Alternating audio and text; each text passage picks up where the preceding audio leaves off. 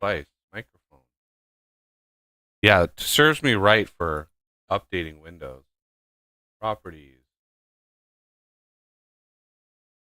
Um,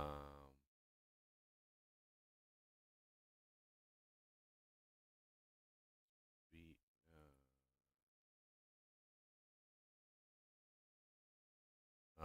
alrighty, let's check the. There it goes. Wow. So everything I just said.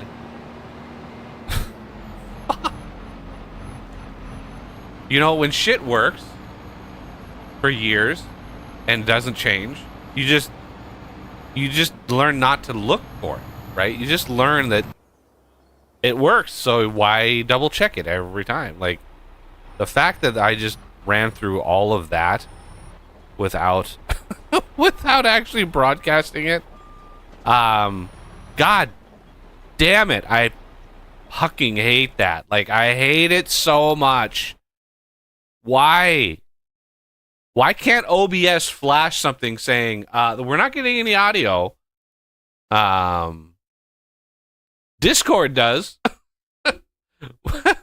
If you're muted in Discord and you're in voice and you talk, Discord actually says, "Hey, you're muted, you know, dumbass, you're muted." Okay, so 31 is going to be right over here. It's going to be a tiny field. There it is right there. Your Discord calls you a dumbass when it does, muted? yeah. Mine calls me a dumbass all the time. So I'll summarize everything I was saying. I did a crap ton of contracts, okay, in between streams. As you saw by the number of contracts, right? It's almost like I pantomimed the first 15 minutes of the stream. So I did a crazy, I did, 50, 60 contracts. Easy. And then I bought these 4 lands here. And I merged these 2. And I've done so many contracts now that I could probably get the rest of these. Although, yeah.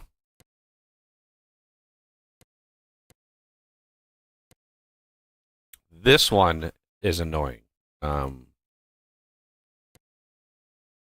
It's such a tiny little piece that it's like, is that even worth using a discount on? I don't even know.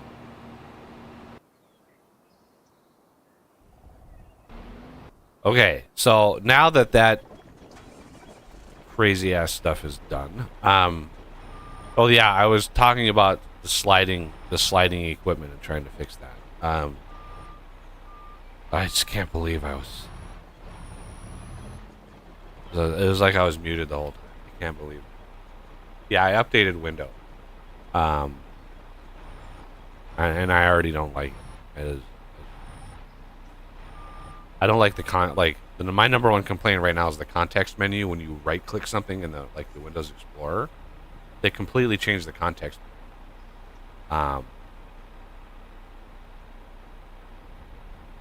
Okay, so one of the things I did, this is another customized mod. This is the Hirschfield Elmer's Super 7 whatever. I don't even know what it is at this point. Oh my god, there we go. What I did to this thing, okay, is I made this not just a weeder, which it was already a weeder, but I also gave it the flag that it's a hoe. So this thing is a hoe. So it can be used both for weeding and for hoeing.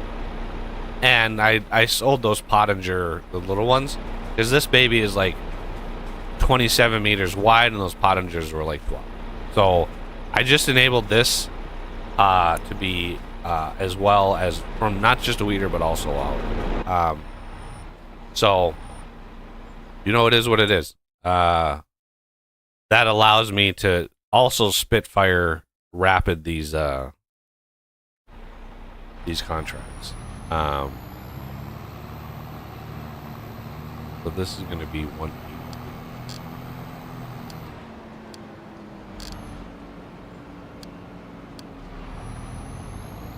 Weeding, stone picking. You need to go to 165. Oh, we are like right next to that.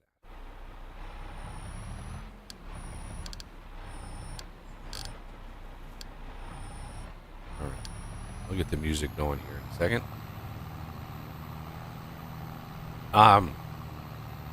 Let's see if it's the right music. Hey, excellent.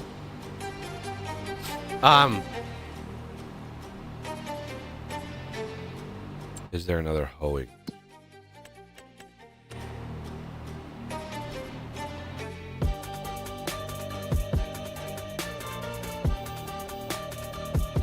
That one's just.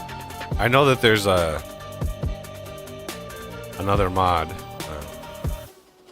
another quad track mod. Something. At least I saw DJ cover it.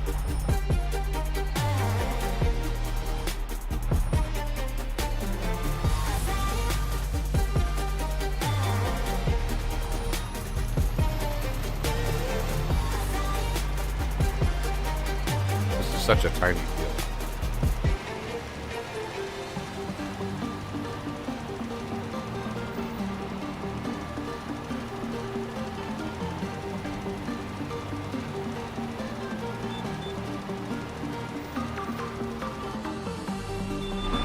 Yeah, if you don't do this liming yourself, it uses so much.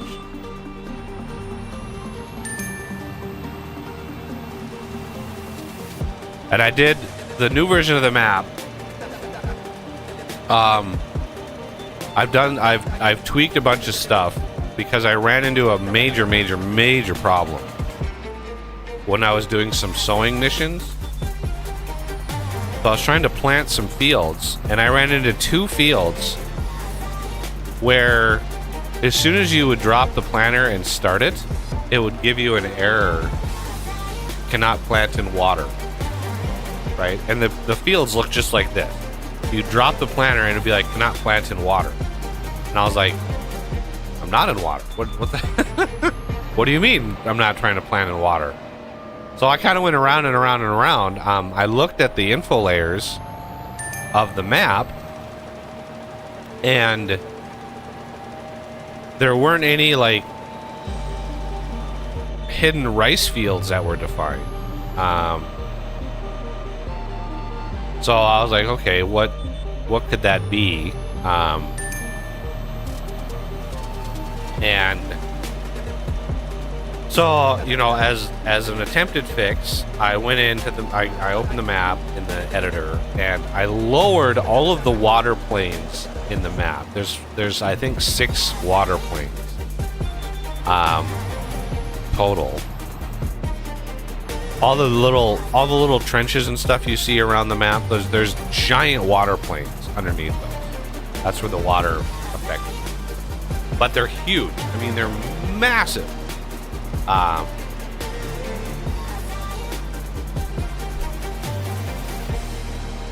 And there we go.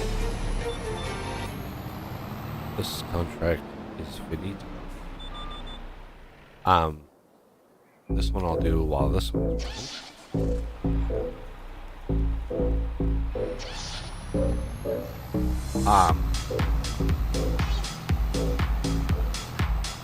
So I'll just give you an example. This river right here, okay, this river right here, as well as this one right here, all the way down to here, okay, there's a water plane that is all of this entire quadrant of the map is this one giant water plane, and that's where that water effect comes from. And 97 was one of the fields that I tried to plant with this error, right? I think 143 was another one. I think it was Was it 143? Yeah, I think it was 143 was another one.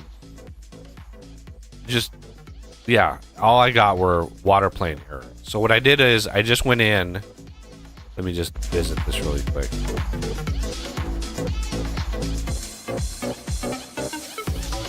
And I lowered, right? Obviously the water before was up to here. And all I did was lower it down to here. So it kind of looks like we're in the middle of a drought or it's middle of summer and the water levels are low. But I lowered just one notch in the editor. I just lowered all of the water planes down, which seems to have fixed the problem. Because I was able to come back in and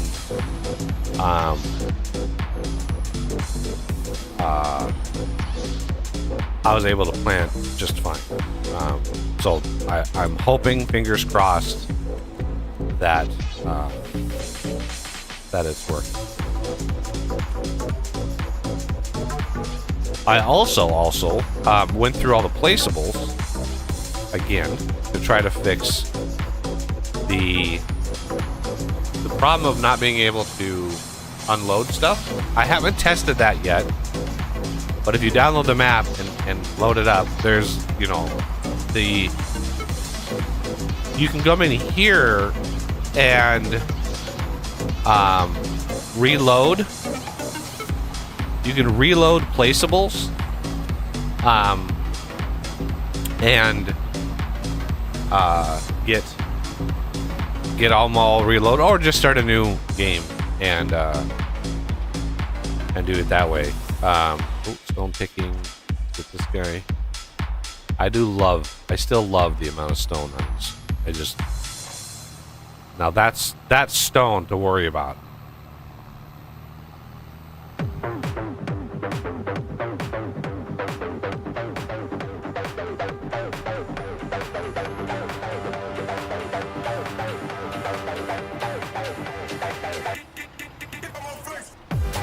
Why are she doing the thing?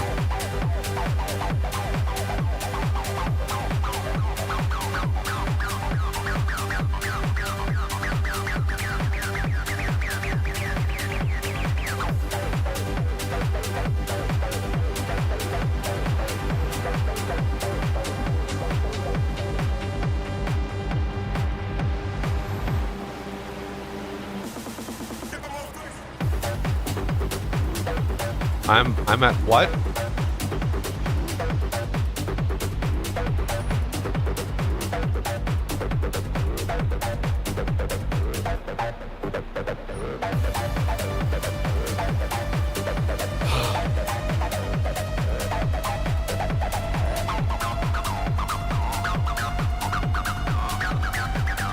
There it goes.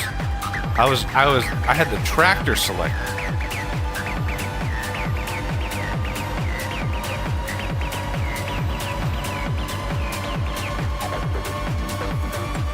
I was like, why is it not working? And it was because the tractor was selected. All of these.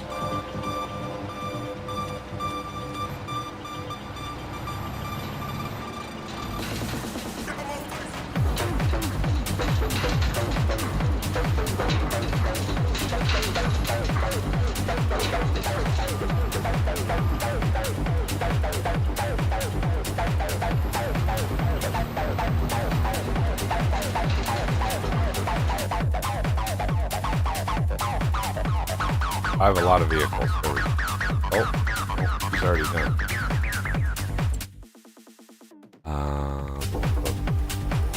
One thing I would change with the auto drive course that I'm just using, somebody made the auto drive course. I would actually change it, or at least add an auto drive option.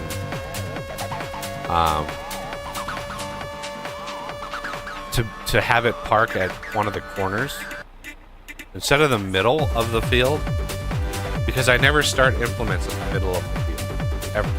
So it's like I only ever go to the corner and start at a corner.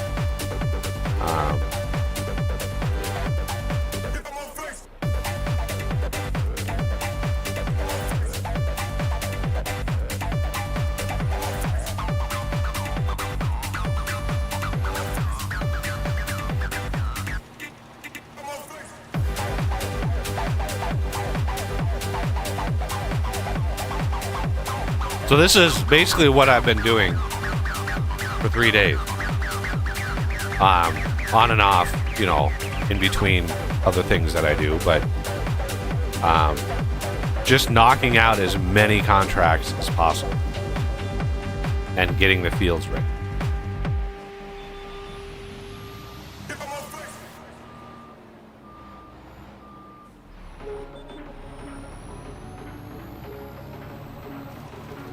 Because I got myself down, all the way down to like, at one point, I think I had about 800,000. Maybe even less than that. But I think 800,000 was about where I got down to. And so all of the contracts that I've been doing, you see what happened to my money. I'm at 3.2 million. Like, it's because after I bought those pieces of land and, you know, I did like one of them, I was able to harvest in like January. It was like corn, which was bizarre because the field actually had corn on it that wasn't all withered and dead. It was, and I got a pretty significant, I got almost 5 million liters of straw.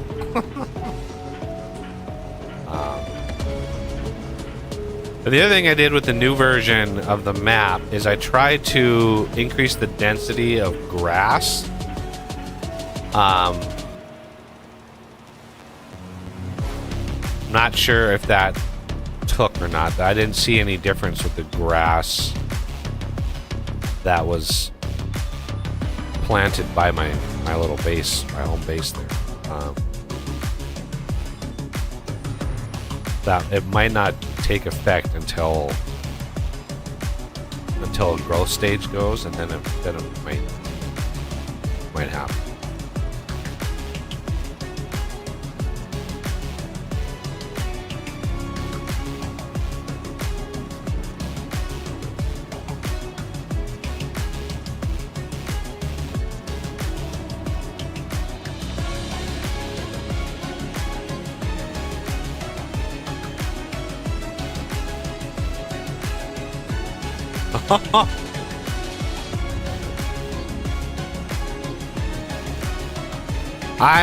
I bought into Star Citizen way a long time ago.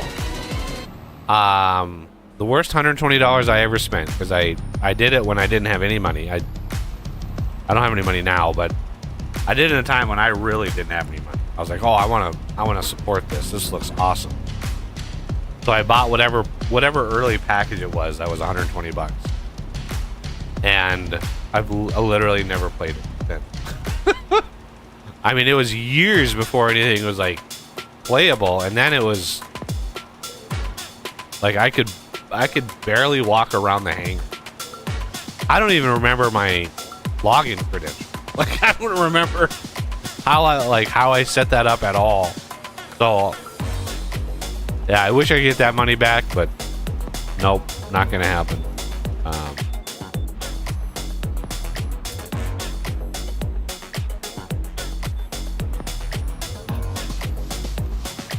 I mean, it'd be nice if they actually finished it.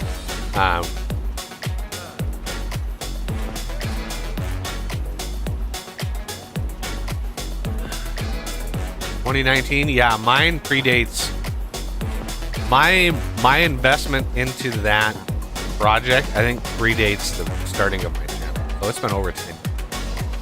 It was a long time ago. Maybe not the channel. Like, I don't know when it was first announced.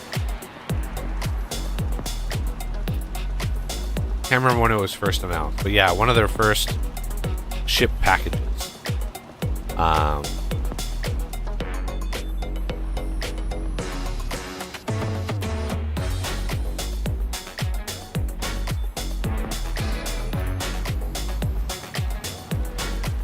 I was more interested in like the single player experience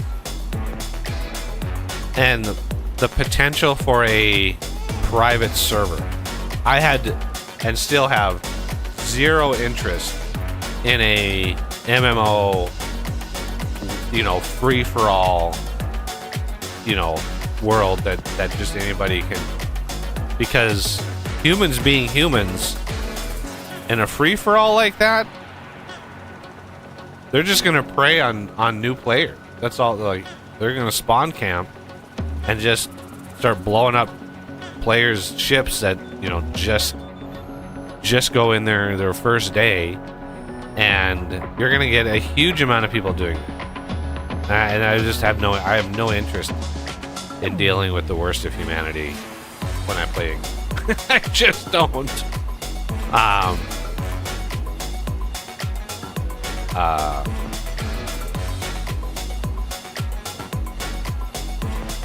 Also, I did reduce a little bit, just slightly, the lime consumption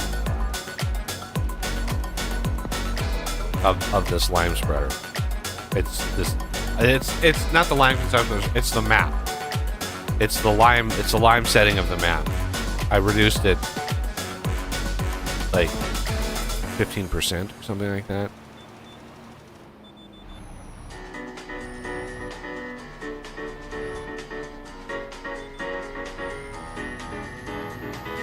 Yeah, I've never been big on MMOs because I just, you know, there are some people that are just assholes. They're just awful people, and I don't want to deal with them. So I don't play MMO. Half the code in an MMO is to try to prevent trolling and censor chat, protect its players, because yeah, people are gonna exploit the shit out of stuff as soon as it comes out.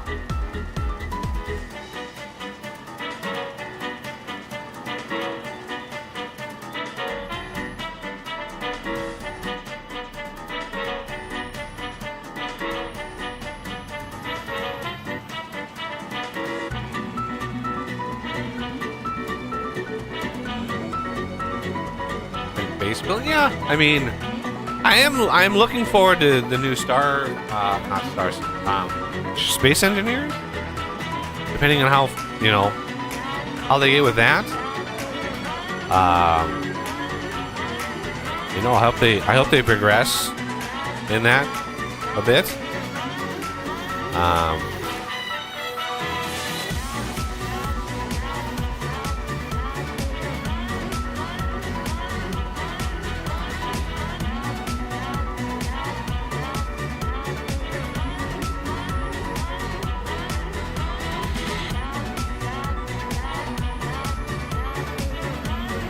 I know I have a couple people, members of the chat or channel that have been playing the first Space Engine,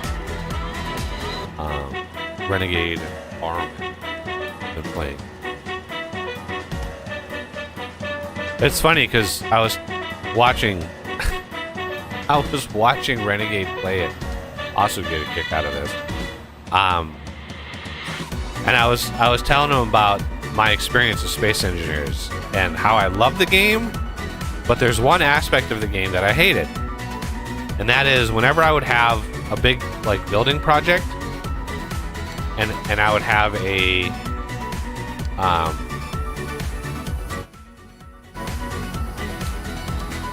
point the right way here.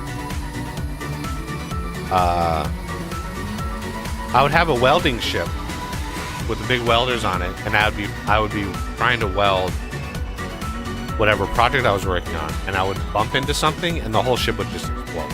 It would just, and I could never keep a welding ship around long enough to actually use it because it would just explode.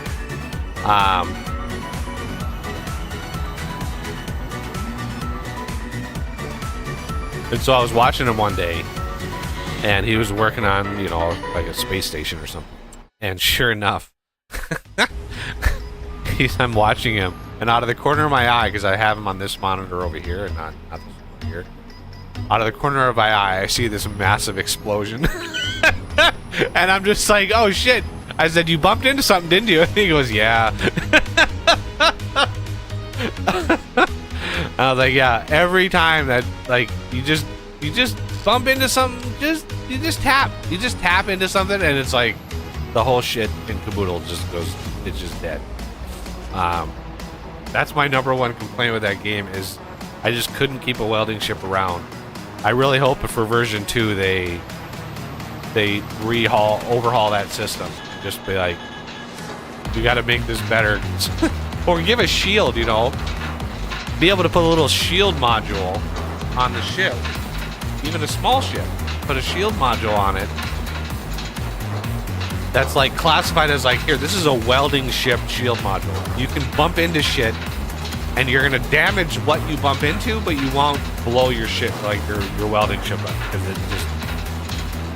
The worst part about blowing the welding ship up was it was, you know, full of components. You blow that up and all those components would either be ejected into space or just out and out voided. That was always fun.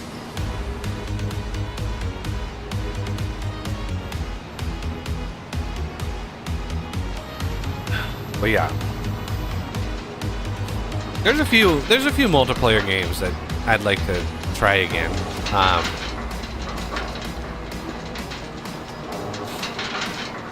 You know, I had hopes for Project Zomboid,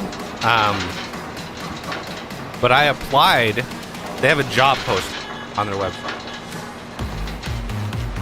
That is the very job that I recommended that they actually do. Like,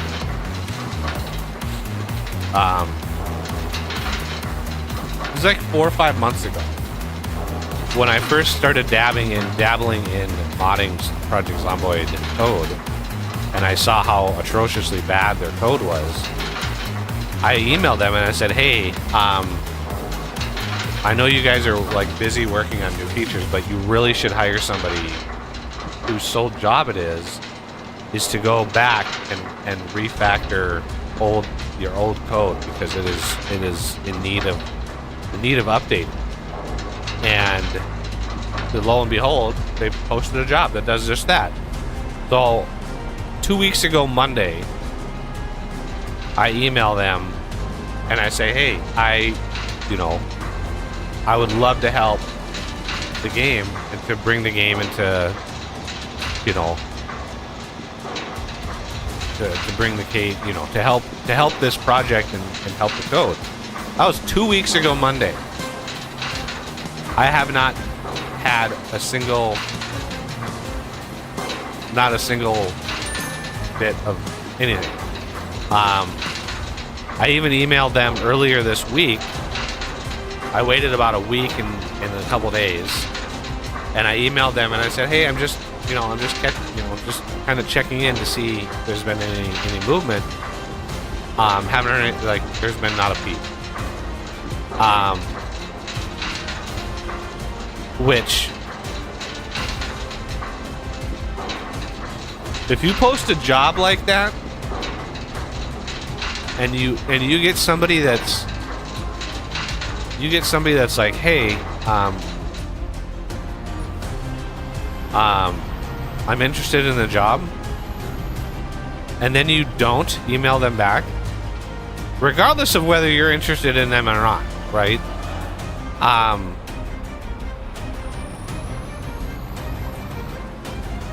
That is so unprofessional that it sort of reinforces the idea that the team is just like barely hanging on. If you can't email somebody back that actually shows an interest in helping you, whether or not they're interested in my help or not, it doesn't matter to me. I'd love to help. I'd love to sit down and see what their goals are and all of that. But the fact that it's been 2 weeks without even a single peep, not even a hey, how you doing? We're busy right now, blah blah blah. Like, I understand if they're busy, but you don't post a job like that and then not doing it. Like, what are you doing?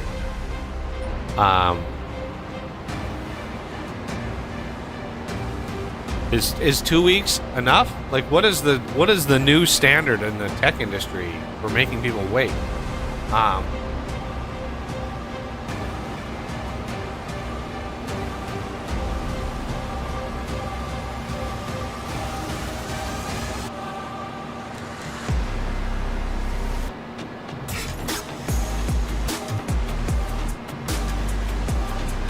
Reforged Eden mod for Imperium.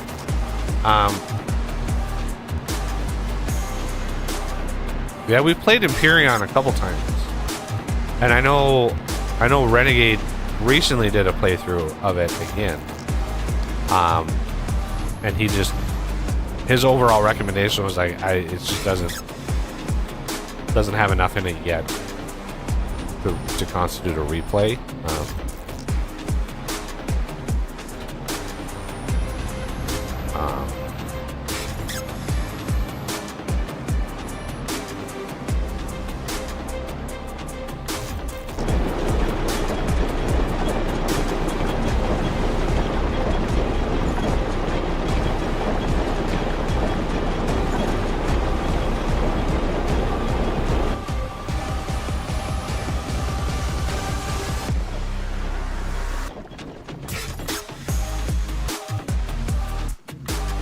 How's this thing go?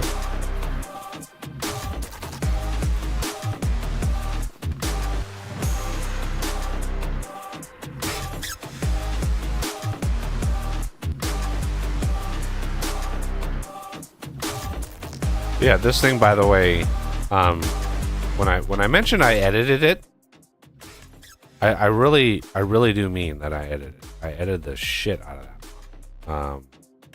So case AFS Connect, that's the original mod, and then mine has the FG in it, right? Instead of AFS, I just made it FG. I'm cheeky like that. But yeah, I added the 2,000 horsepower, 88 mile an hour option. And the crawler track broad I made, this one here has an immense amount of friction. So, and I rebalanced the center of gravity a little bit, and it's all in an effort to try to get it to stop sliding around, because it's very, very front heavy. The way that they have it, the physics, because it's basically based on the base game quad track, right? There's a base game quad track, that has, just basic options. It's very, very front heavy, as you would expect, but that can also impact some things. But as you saw, like 506,000 for the base, and then if you go for the crazy engine, it's another 158,000. So I'm trying to balance it. It's expensive, but I wanted a legit red track for all the redheads.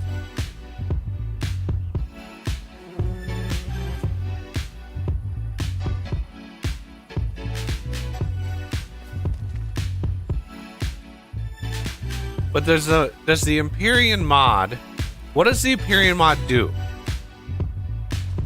Because there's enough nitty gritty picky things for the base game, right?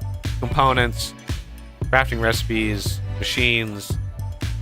The thing that was really needed was late game exploration and a reason to go to all these other planets other than the resources you could mine, right? And I even at this point forgot the name of all those advanced resources we'd have to mine, because it has been literally years since we played it. All right, let's see if I can tab. There it is. Okay, well, we did all of the contracts. Look at all those. Beautiful. Click. Click. Click. Look at that. David's up to 30 contracts. Lords. Walter, I probably could do one more there. Ooh, a Noah. See, look at that. Level number 26. Look how tiny that field is. Yeah, Mr. Noah. See, I only 7 for Noah. Noah contracts are really hard, so you got to jump on them when you can. And I'll do I'll do Walter's liming, just because.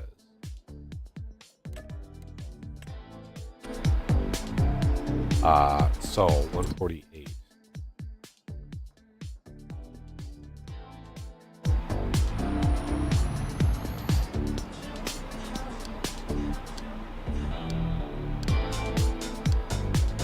I do remember that Empyrean was a nasty bitch to mod, like the universe of, like planets and stuff, because the back end was YAML. So YAML is a nightmare of a back end data format, because a single tab, a single space, a single tab out of place, and you've borked the whole file.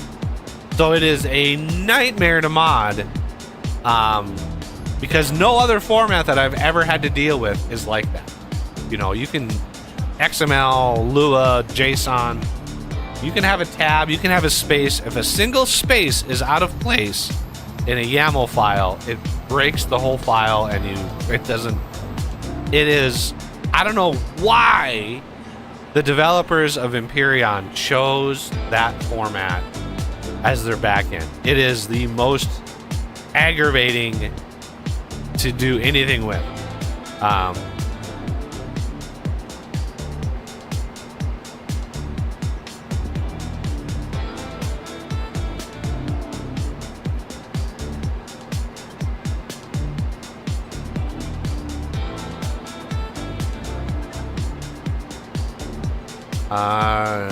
Quality of life mod. DLCs. There's DLCs for Empyrean? Yeah, this is like, I have no idea.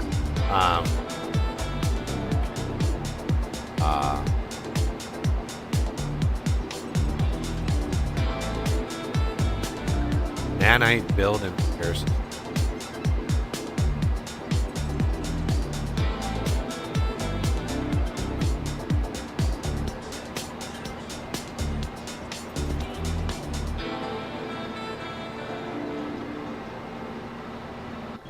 What are we doing? Oh wait. 26.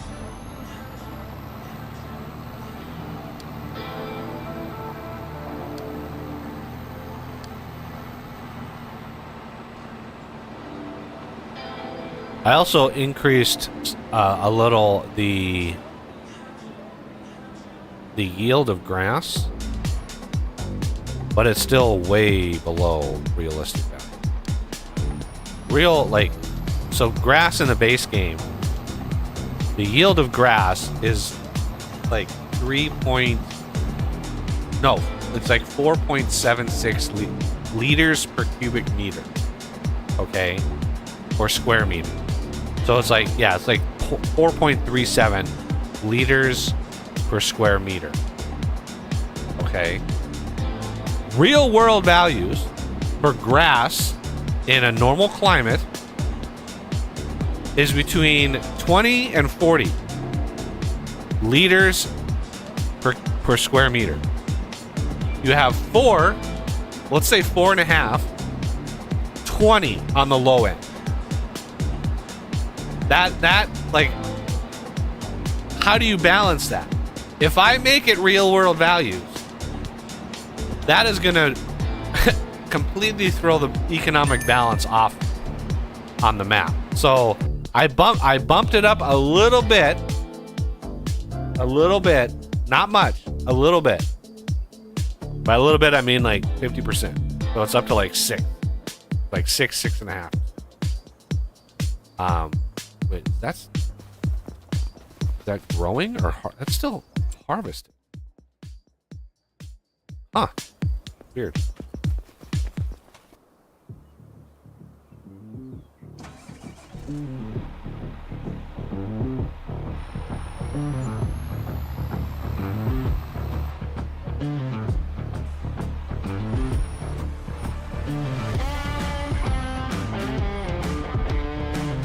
Alright, let's see where's this guy?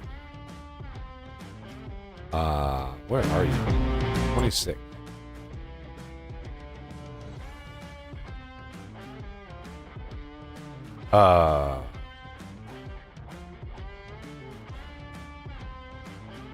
Why are you way over here when you're going up here? Oh my god, you're gonna take longer to get there than it's going to be to finish that field. Dear God, okay.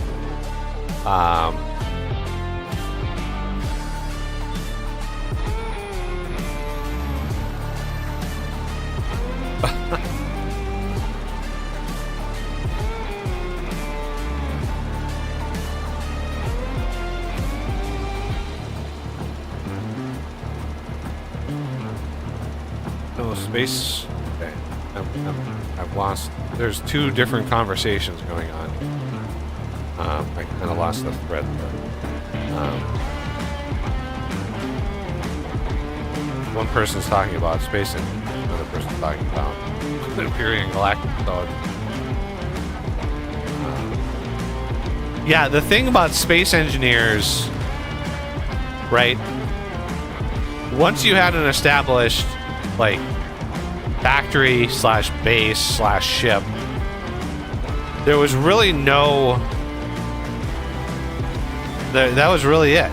Back in the day when I played it, there was really not much to do exploration-wise. I mean, I was playing Space Engineers before they even added planets. It was just space. And you would have once in a while like a ship fly through or something, but they were just like dummy.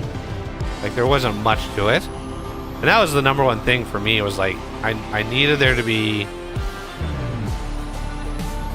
like a reason to have a cool ship, a reason to have like defensive turrets and stuff. And so yeah, the few times that I played, I built like giant factories. And I enjoyed doing that, but there was nothing else. Once I was established, there was nothing else to do. And so Empyrean, what attracted me to Empyrean at the time was it had a lot of the same mechanics. It sort of abstracted out the need for like the welding and shit, which, as I've said before, were a nightmare.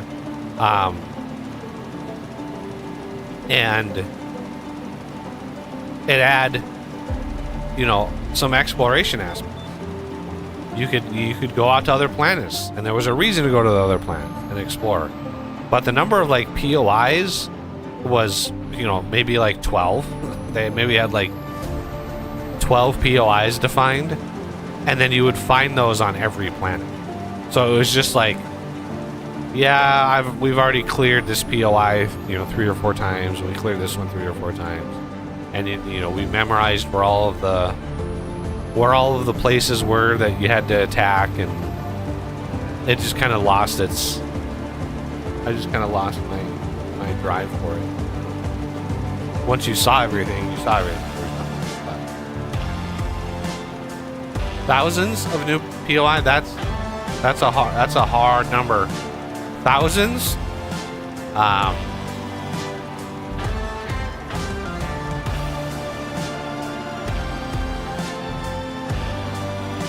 Might be a little hyperbolic. Just the amount of time it would take to build thousands of POIs. Reforged. Is that on the Steam Workshop, that mod?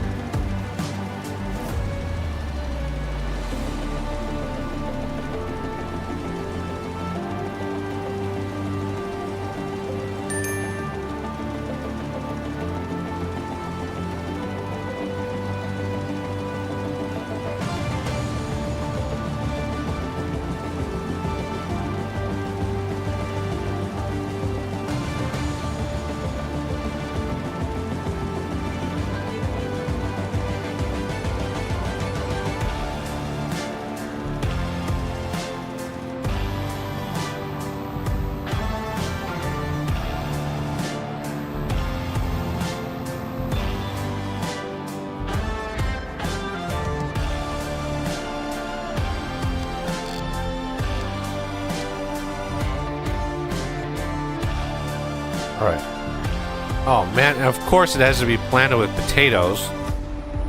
The bumpiest ass crop out there.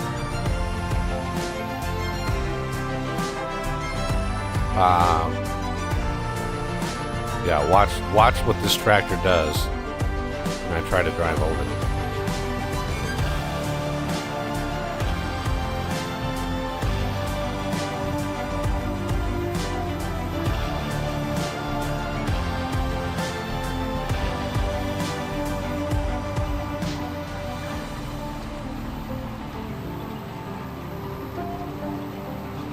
Oh God, this is not getting very far.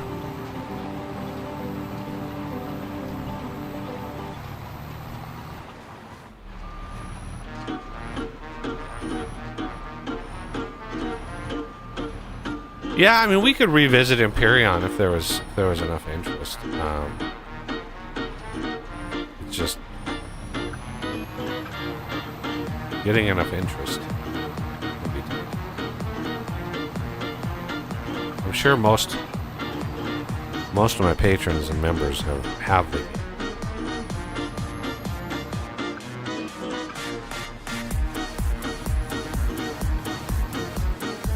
I'm just freeballing this.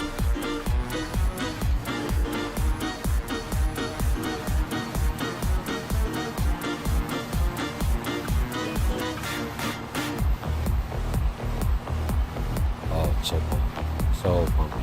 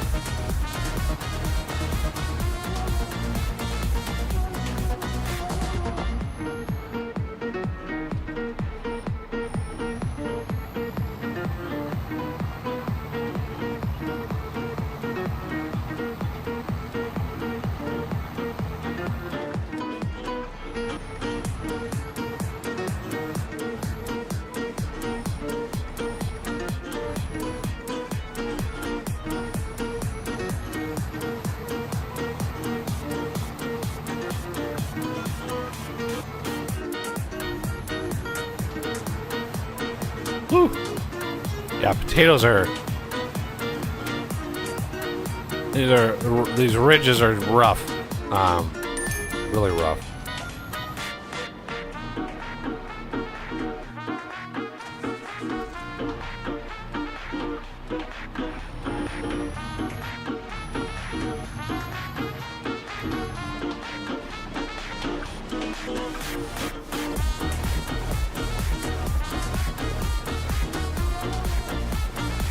I mean, I did pick up Stardew Valley. You know, that's a game that's been, I mean, of course it's been out for quite a while. But it's one that we have never played. And it's not, it's not for everybody, but it's a multiplayer game. You can have up to like 8 people on a game, and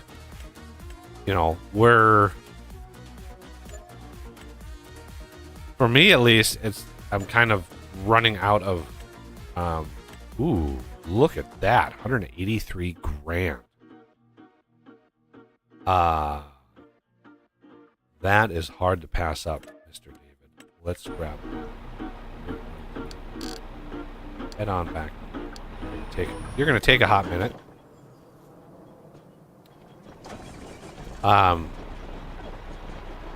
63.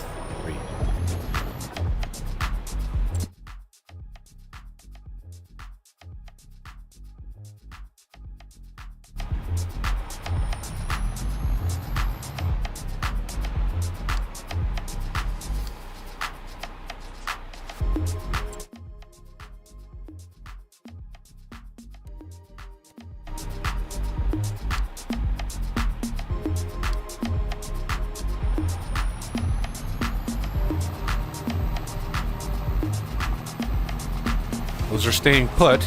That's a good sign. Should probably up the friction of the planter as well. A little squirrely.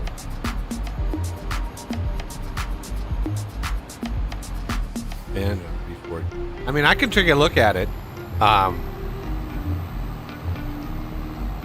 and see, you know, see if it's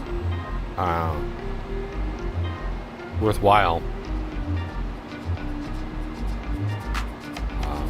Did somebody? I asked, but I don't remember if I saw the answer. Is that mod on the workshop, or is that like on a Nexus mod?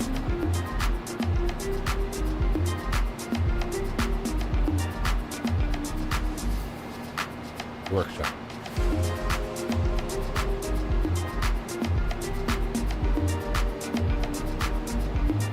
Yeah, big like Omni mods like that. Big mods like that are such a massive time sink. Like massive time sink.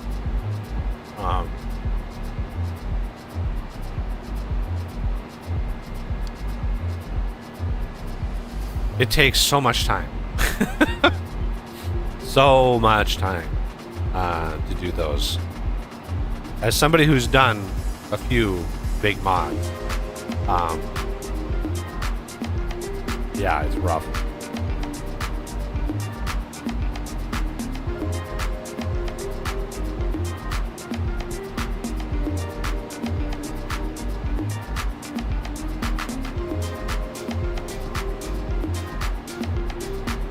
So one of the edits that I did,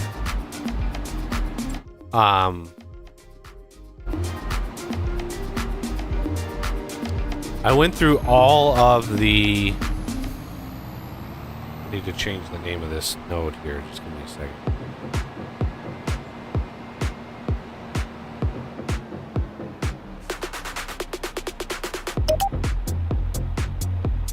Edit.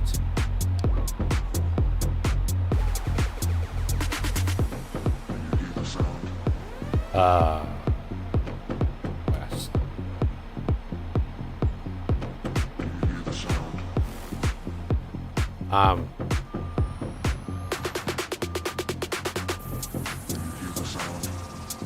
Ooh, this is gonna be a big field, everybody. This is gonna take me a hot minute. That's 100 grand. Like, I'd do this for 100 grand, 180 grand.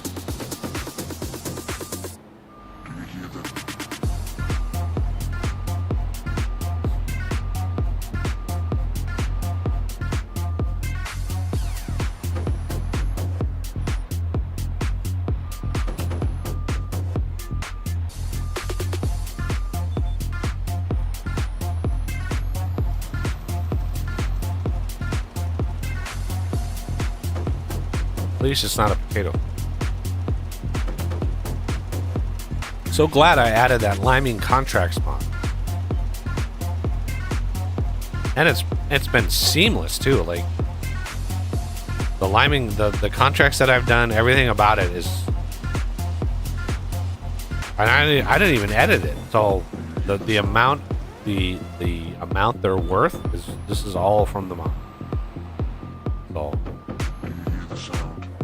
I like it.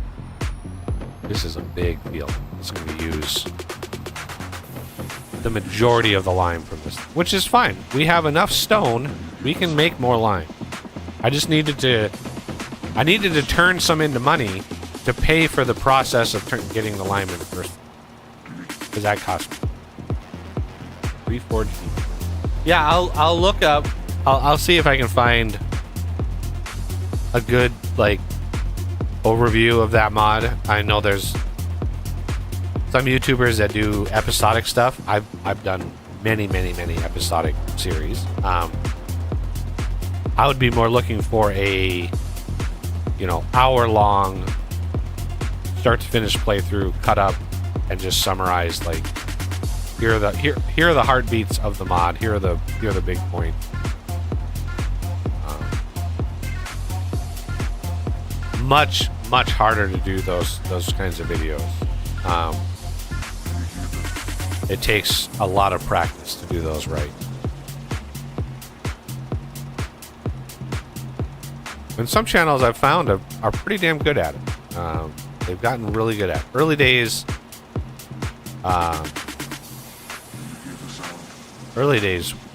the earlier videos, you know, you could tell they were finding their legs a little bit.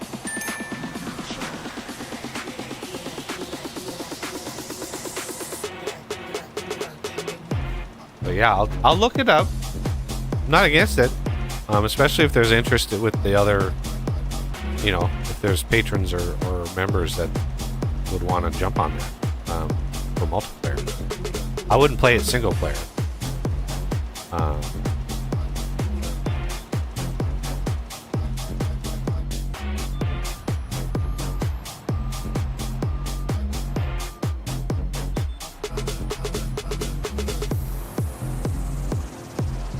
But I'm also planning on doing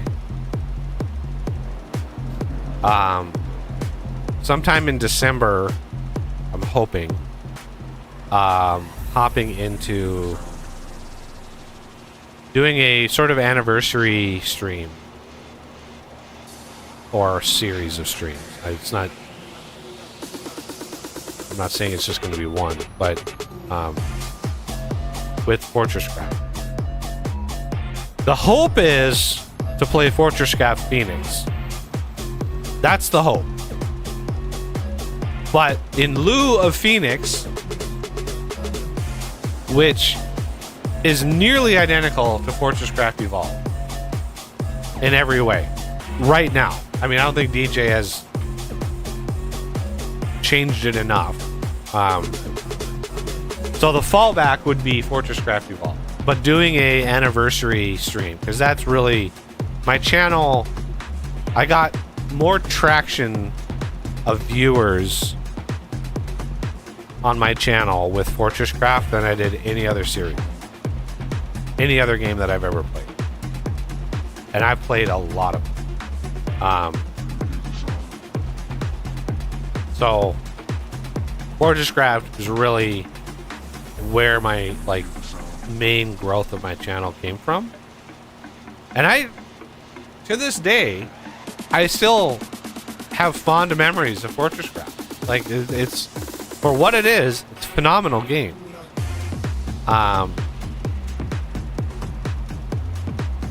It's just, you know, from the perspective of just being one developer.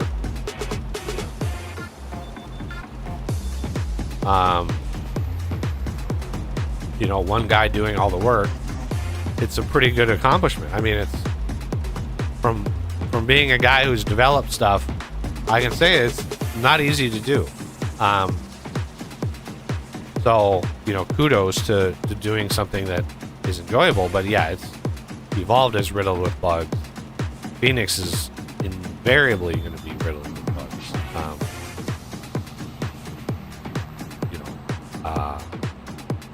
And the multiplayer aspect, none of that code has been updated. I've already talked to DJ about that. The multiplayer code is just, it's all from the original. So that's going to be a hit or miss sort of situation. But I'm hoping to do that sometime in December as an anniversary. Obviously, December is going to be busy with the holidays and family and stuff. There's going to be days where I'm not going to be able to stream at all. But in December, I'll probably do more streams than just the 2 a week. And just stream, if somebody is around and wanting to play, we can stream. I'm not going to be tethered to my 2 days a week sort of situation. Having never tried to do other days, I don't know if there are other days to stream that would have been better. If somebody's like, oh, Tuesday afternoon is the perfect time, I would definitely watch. So I do thoroughly enjoy streaming more than I do recording, editing videos and posting. The video process is just, it's so impersonal.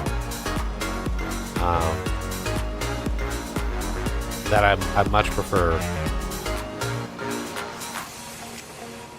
And having chat.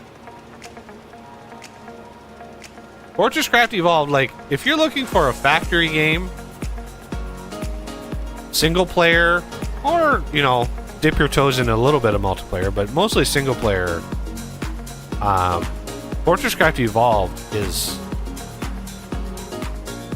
I think it still holds up. I don't know if Oz has that opinion or not. But there are certain aspects of that game that are unique enough that make it stand apart from anything, like literally anything else. That was going to be my exact comment. Is that it has those unique aspects that no other game is really replicating. For me, like, the thing I love about it a lot is the verticality of the factory, rather than like spread out. Like Satisfactory or Factorio, right? You're spreading your factory out across square miles. In Fortresscraft, it's vertical. You're going deep into the ground. You know, like thousands of meters into the ground to find resources and to build factories. It's a great way of doing it because you can add, like, he has different biomes in the different layers. I just thought that was brilliant. And then some of the stuff he added on in the expansion pack, some of the stuff he added in the expansion pack was fantastic. The hives, the fact that you could farm hives, like purposefully grow and harvest the hive, like the resin blocks, and you'd have to figure out like how to get in there and how to do it efficiently and stuff. That was really fun, just figuring those things out, finding the hive that you could do, like you could harvest and stuff. I love that.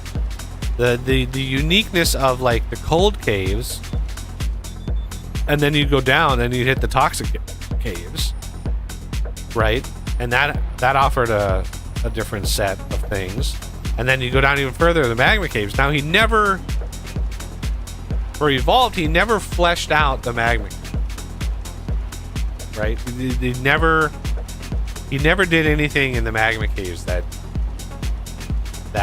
really you needed to do. He did use them with the geothermals, but he didn't. There are like resources in the magma caves that you're not even able to mine. So I don't know what he was doing there. But then the expansion pack adds the two new ores.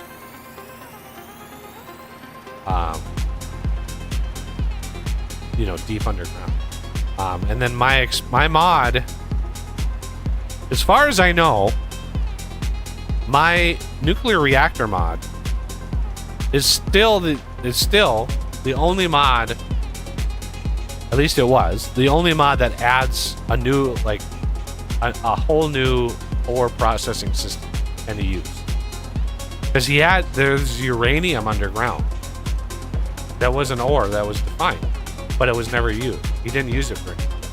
So my mod fleshes that out. It adds ore values to uranium. You can mine it, but you have to have the expansion, the DLC. What is the Frozen Factory? I think was the DLC. Frozen Factory is awesome. The only aspect of it is the cryo. There are 4 too many cryos. If I were to mod that game today, if I were to do a mod for that game today, I would eliminate the cryos on the corners. In addition, I'd also add altered mechanics after the first one. I don't know exactly how, but change the challenge a little bit so after you beat the first cryo, the second one or the other three do something new. Yep. And do that for each one so that there's a new layer of challenge. don't necessarily make it more, like extremely difficult, but do something that requires more thought than copy paste. Well, a simple, my knee-jerk reaction to that idea is, after you defeat, for every one you defeat, the rest become faster. Right? It's like they sense the attack, so they start producing cryo faster, which you would have to massively increase the cryo processing on the other one in order to keep up, because it would be near impossible to keep up. That's one thing you could do. I don't know what else you could do other than how fast they go. I've looked at all the code for all of that. I've looked at all of that code over the years. You could easily augment the code that runs all. Yeah.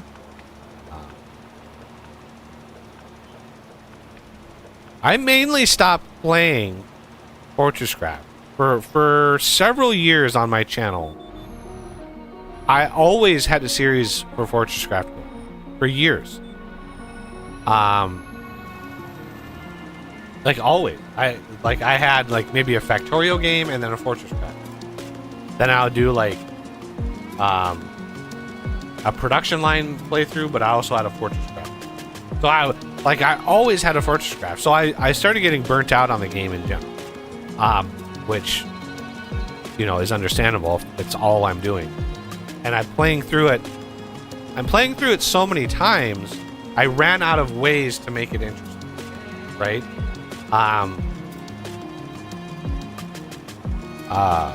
So it's just one of those annoying sort of things. But what really burned me after covering every aspect of that game in minute detail, tutorial wise, doing mods, I did some major mods for that game, very, very popular. Modding tutorials.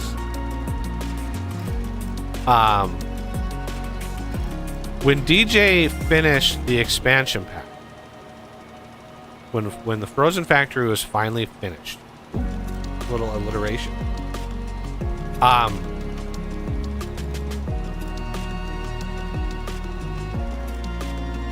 In his efforts to promote, he paid a YouTuber who had about 600,000 subscribers $3,000 to do 3 episodes on the game. Okay, on the expansion. I forgot what YouTuber it was. Total Biscuit or something. I forgot who it was. $3,000 for 3 episodes. And the episodes they produced were utter shit. They were so bad.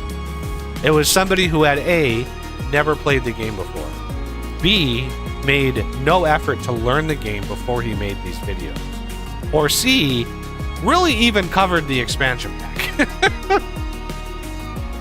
And so the 3 videos were just utter dog shit videos. And the guy got $3,000 for it. And I had just produced 200 videos covering every minute facet of the game. I knew that game better than any other game. And in all of his press releases and all of his Steam posts and all of that stuff, not one mention of my channel. Not one. Not one shout out. Not one post. Not one tweet. Not one thing saying, hey, if you want help with the game, check this channel out. He's covered everything. Not a single goddamn mention. And at that point, I said, that's it. I can't do it anymore. You're not going to even acknowledge somebody who has spent this much time covering the game and and promoting the game, and you're not even gonna throw a dime. Like, he gave me access to the Patreon. That cost him $0. I wasn't a patron, but he gave me the patron code that he would give any patron. Even if somebody gave him $10 in 1 month, they would get a code, then they would be able to cancel. He gave me that, but not like. So I was just like, okay, you're obviously, and I understood, like, looking for bigger YouTubers. He already had Direwolf cover the game, which is why the expansion pack exists in the first place. Direwolf 20 covered the game and immediately sold many thousands of copies of the game because of that. But from then on, it's like, I understand. At the time, my channel was even smaller than it is now. 1,000 to 3,000 subscribers. He needed somebody with several 100,000 subscribers to cover the game. But why you don't say, hey, I'm going to give you this money? You better know the fucking game, right? You better do a good job if I'm going to pay you this money. Right? And that was at a time before, like, sponsored ad reads really hit YouTube hard. Now everybody does it. It's really hard to find channels, like bigger channels, that don't do ad reads in the middle of the channel. There's even channels that are maybe not so big that are doing it. So it's like, I saw one the other day. I was like, somebody was doing War Thunder, and I was like, oh man, how many goddamn channels have I seen do War Thunder? Like, who in the world doesn't know about War Thunder at this point? And I even saw the Raid Shadow Legends, the most stereotypical one of them all.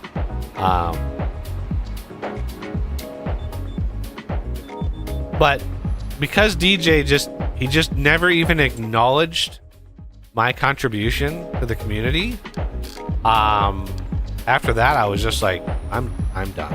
I just can't. All the work that I put into there, yeah, it grew my channel a little bit. It brought me the people that I have today, and I'm very thankful for that. But the game, even at the time of the expansion pack, the game was already pretty. So it was just like,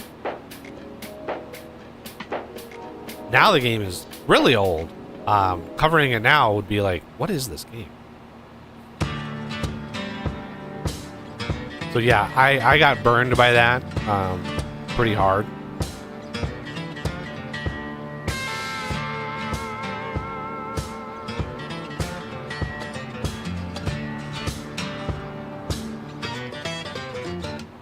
So yeah, my return to it in December is going to be a pure nostalgia, like hoeing. Oh, I hate this. I hate this field. Oh, I hate this field so bad. Number 6 is just annoying.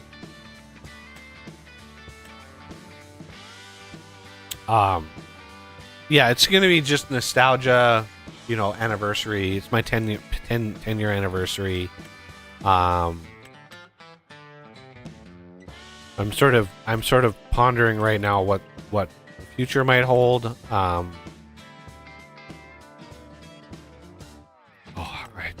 think I have to do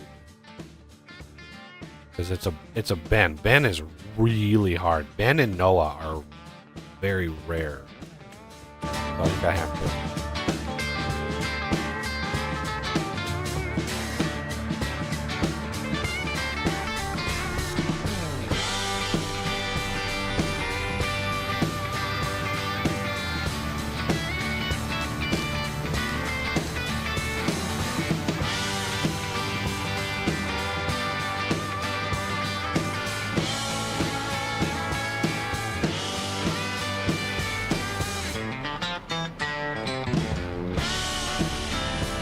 Okay, the other thing I want to do, come down here, we're going to visit, make sure this is ready to go, and we're going to buy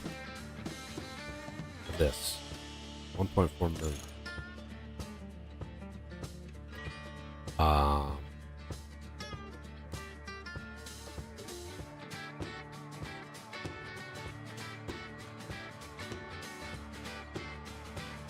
Walter.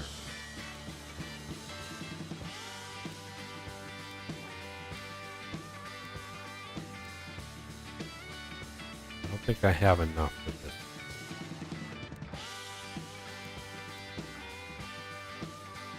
For all of them. I don't think I have.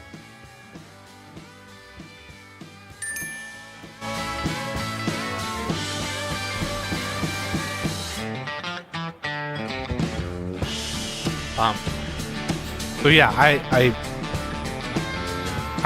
do still have fond memories of Fortress. It's not the game that is the reason why I basically have played. It's just the way I was treated. And I just didn't feel appreciated by the developer. So I was like, why am I promoting this game if the developer just doesn't give a shit about what I do? Like, it just doesn't care. You know.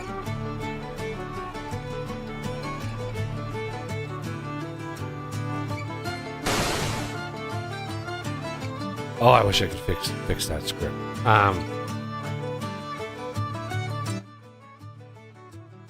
I need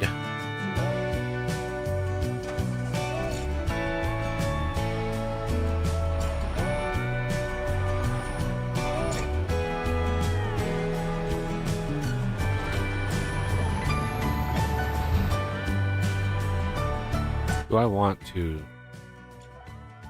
separate all of these?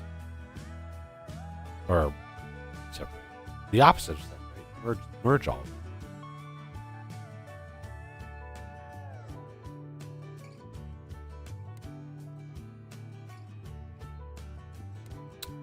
The 159 has got the Duvalaki in it. We can buy this. Let's visit it first. Okay, buy it.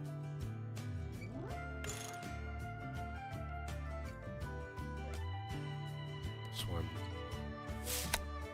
We bought 500 grand.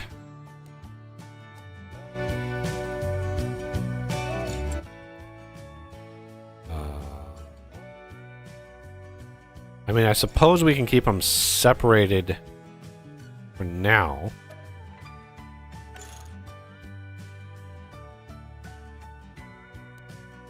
That's going to be 600,000. That's going to be about 8. I mean, we're close. We're close. A couple more giant contracts and we'd be able to nail it, but I don't know. Obviously, I could sell all of these right now because I got discounts with them all. I could sell all of these and then just buy this one. Right? I'm pretty sure we would have enough if I sold all of these because that would be 2, 3, 4, 5.5. 7,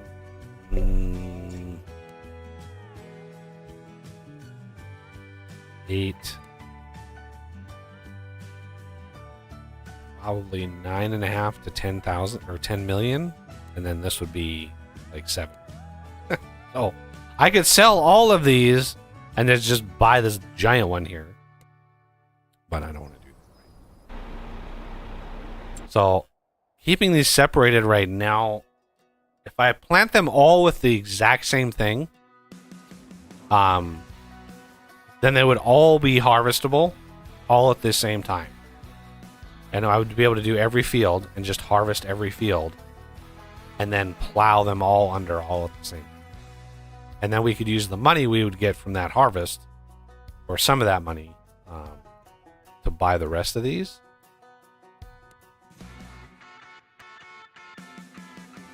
See, Banner's right now is only 32%.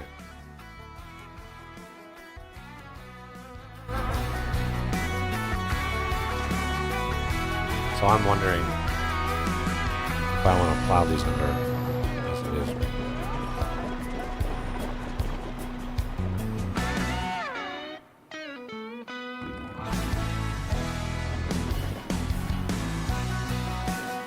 Oh, and it has to be potatoes. God damn it.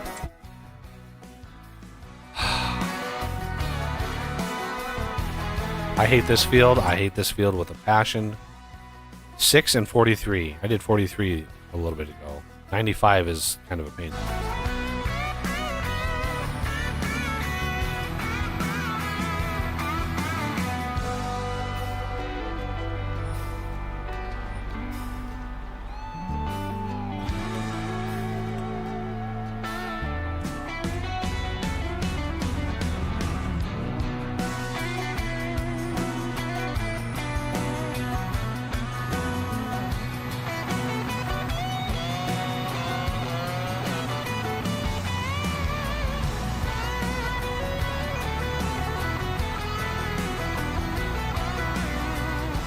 But in the meantime, you know, I do enjoy farming sim. It's kind of lonely being alone, having nobody to join. But this map especially would be hard. Like Z was having some problems with the 4X version, or 4X map and connectivity. The game is not the best when it comes to multiplayer performance, at least peer-to-peer. If we had a mutual server or something, then that might have helped. And Coffee did offer to get a server, but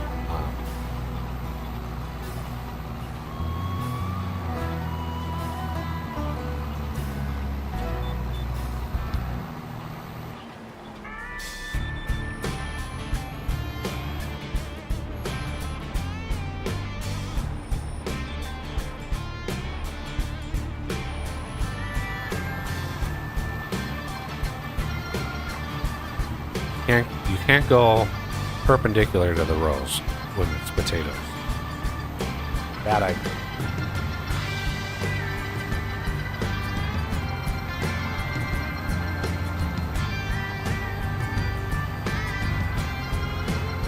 You said you could make a line.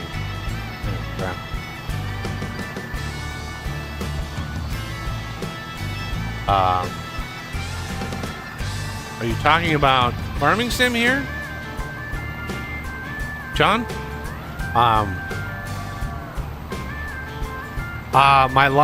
That factory back at the base is the lime production. Right here, lime factory. You put stones in and you get lime out.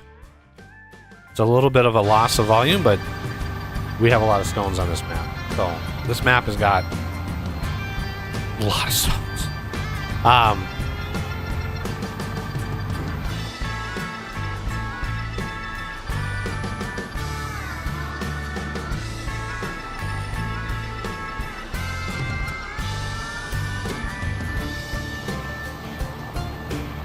Well, yeah, it's pretty common.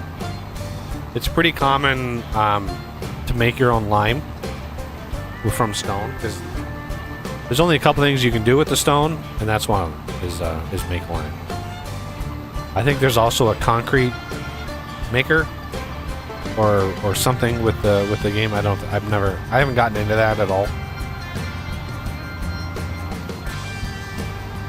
So you can, oh yeah, you can 100% put down factories.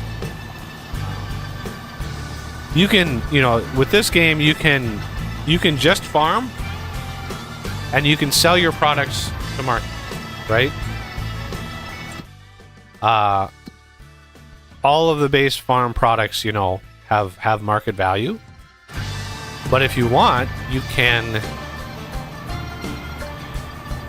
utilize factories. You can buy factories or place them. But if they're pre-placed on the map, then you have to buy them. Let me do this really quick. So like this factory here is a sugar mill. I could buy this sugar mill, and now I have a sugar mill. Now I can drop all of my sugar beet cut or sugar cane, and I can make actual like pallets of sugar. And then I can use that sugar in another factory. I just manage like where do you click? So there's so many factories. Carpenter. I mean, there's so many things. Greens, there's a factory. Oil plant. So oil plant is for like canola oil and shit like that. Sugar mill, there's sugar mill. We got full circle. Great processing. Yeah, there's a bunch of different places you can take stuff. So some places are just sell points, and some places with this factory looking icon is, you know, a factory, bakery. There you go. You can take the sugar. You can take the, you can find a flour mill. There's the flour mill. Take sugar and flour, move it into the bakery, and then make bread with that, and then sell that to market, right? So you can do as much of that as you want. So these are the ones that I own. These are the productions. These are the ones that are available on this map. Remember, this is a massively customized map. I tried to customize this map, and I massively rebalanced the economics. So everything is profitable, but the more profitable stuff, the more valuable stuff costs more money to make up front, right? So a good example of that is the bakery here, right? Bread, this is $60,000 a month to run this bread production. $60,000. You're going to get 2,400 cycles, and a cycle is one of these recipes, right? Just one iteration of this recipe is a cycle, and you're going to run 2,400 of these a month. So 2,400 times 60. If you look at the value of this, there's a spreadsheet in the map file. But 2,400 times 60, this is going to produce 144,000 liters of bread. Everything is in liters in this game. It's really annoying, but it is. 144,000 liters of bread. Well, bread is worth, at its peak, $1,900. And that value there is every 1,000 liters. So that 144,000, it's just 144 times, at its peak, 1,954. So that bread production that costs $60,000 to run, if you run it and you sell it at market peak, will be worth $281,000. Okay? So again, I made sure they were all profitable, which it is, but the more valuable stuff that exists, the more expensive it is to run. And if you look at cake, right? Cake is way more valuable than bread. But this costs $134,000 to run this production. Crazy amount of money, but again, you're going to get an incredible amount of money out of the back. A factory is a very long-term investment. It costs so much goddamn money. Because your income is not realized. It could be months or years, right? It could be months or years before it's realized.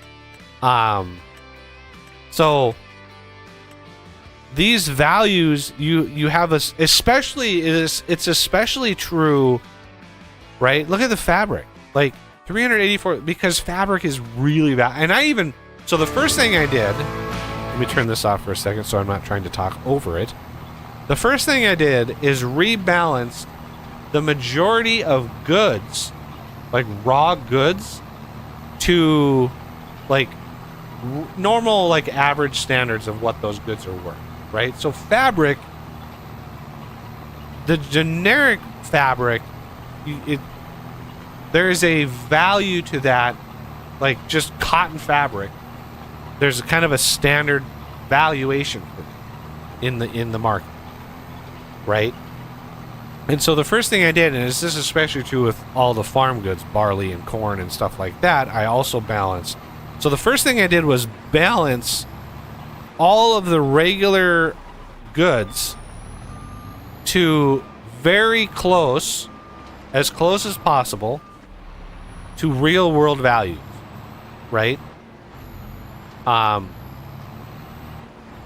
then after I had the majority of them rebalanced to real world values, and some of them were not really possible, like furniture. How do you balance furniture?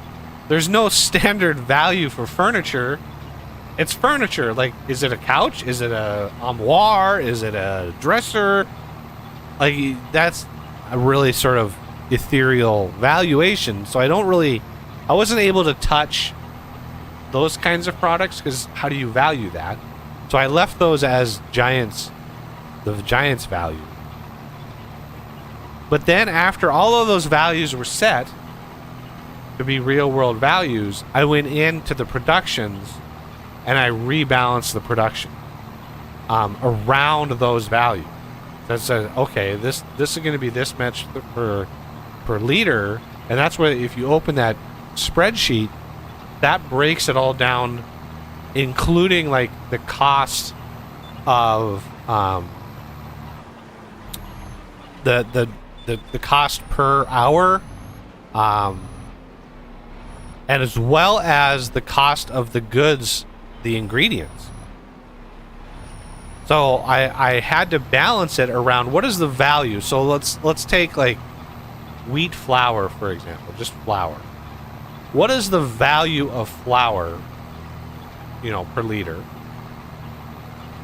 And then how much flour does the recipe output? And I have, the spreadsheet has all of that stuff in it. And I basically say, okay, you take all of the raw goods, and the value of all of the raw goods is X. So let's say the wheat that you put in there is worth $1,000. Well, the flour that you get out of that, there has to be a little bit of an incentive to get that. So the baseline is like a 10% profit. So I made sure that all of those were rebalanced to ensure that there was a profit, and that some products are more profitable than others. There are some products that are just inherently more profitable.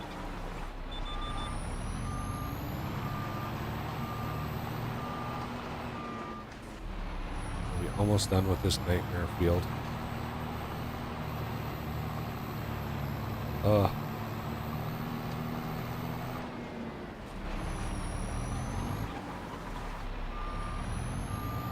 Almost. Oh my god. Boy, it goes way the hell back.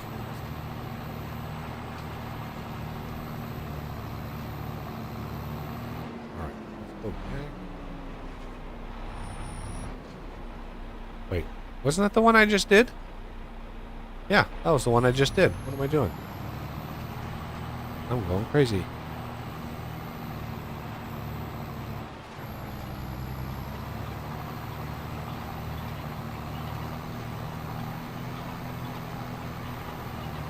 Come on, give me my next line. There it is. I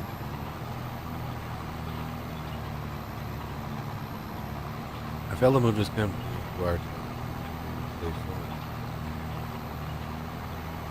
Yeah, there are definitely states that are business friendly, and some states that are 100% anti-business. Because for some reason the perception is like if a business is successful, it somehow hurts people. I chalk it up to a failure of our education system, and the ideologically driven like message that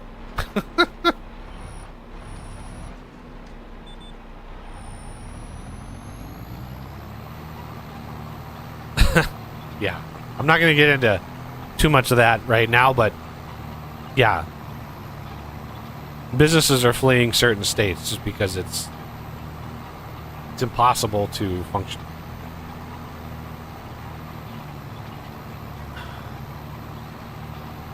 Oh, give me. Oh, I'm almost. Oh, 98%. God dang it. Do one more work.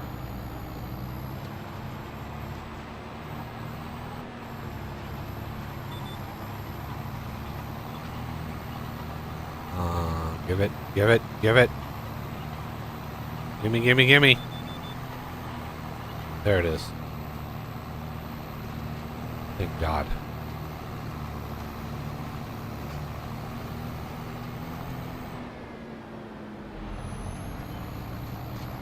So yeah, when I rebalanced everything, I made sure that the product that you get with the formula of the craft, the product you get is worth more than the sum of the input materials plus the cost per hour to run. Now you could play this map. The links are in the description if you wanted to try any of my mods, any of my custom mods or my maps. So they're all available.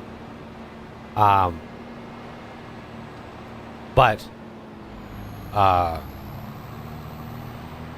really tried to make sure that it was a more realistic thing. But you could destroy all of that work by just adding a mod from the mod hub. Just download our average factory mod, because I can guarantee you the vast majority of those factory mods are not balanced very well. They're just not.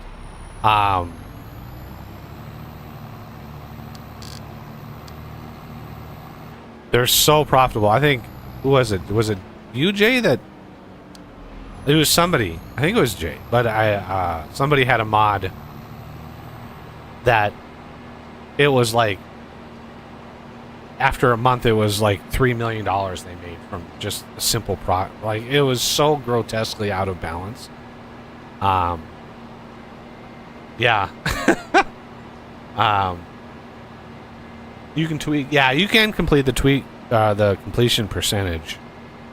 I don't mind, like, what the percentage is that I have already. I'm fine with. I have no problem with it.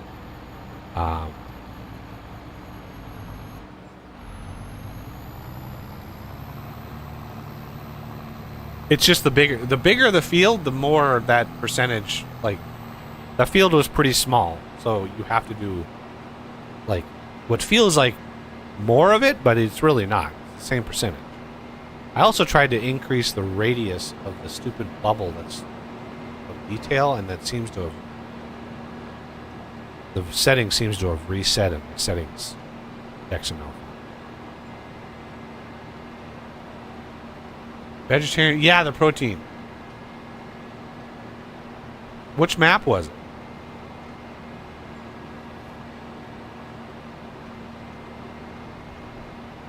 I once saw a documentary about some guy. Yeah, California it's such a horrible state for business, and depending on how things go in New York, it's going to be the same in New York.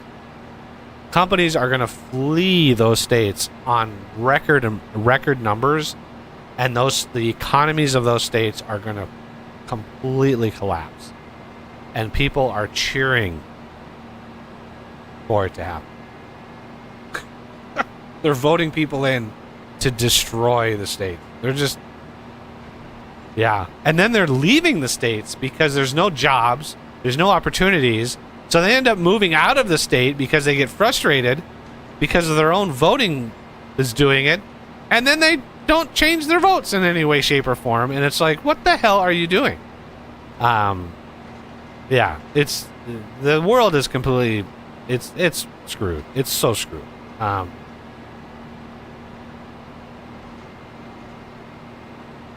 We got a good maybe 5 years, maybe 10, maybe 10.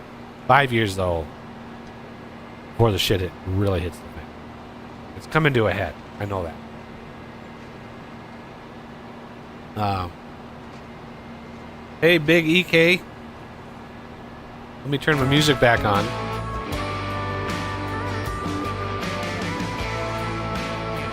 I don't know what's like. Nobody really gives me a lot of feedback on the music. Like, is the EDM stuff better? Is the country stuff better? Personally, I'm not a big fan of country, which is why the songs I pick are like country rock. So it's like dance style country.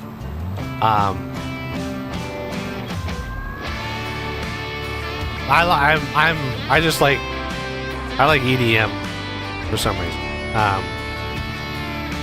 It's like, it hits me in like a primitive spot.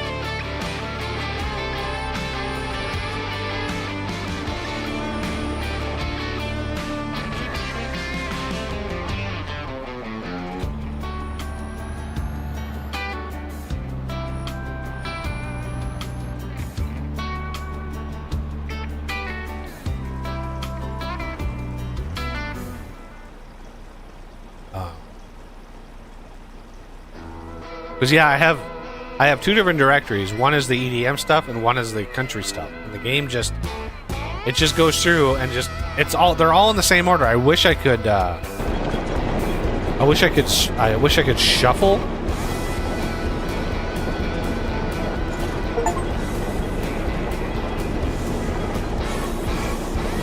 I can't repaint them.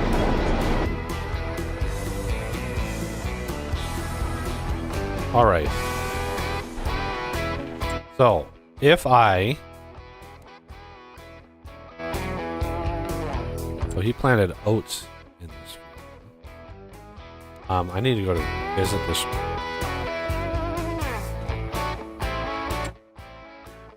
We're going to open up the construction menu.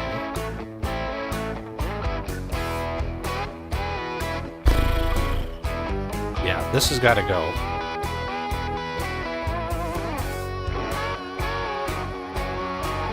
Don't own that one. So you can see this is where I merged those two fields right here.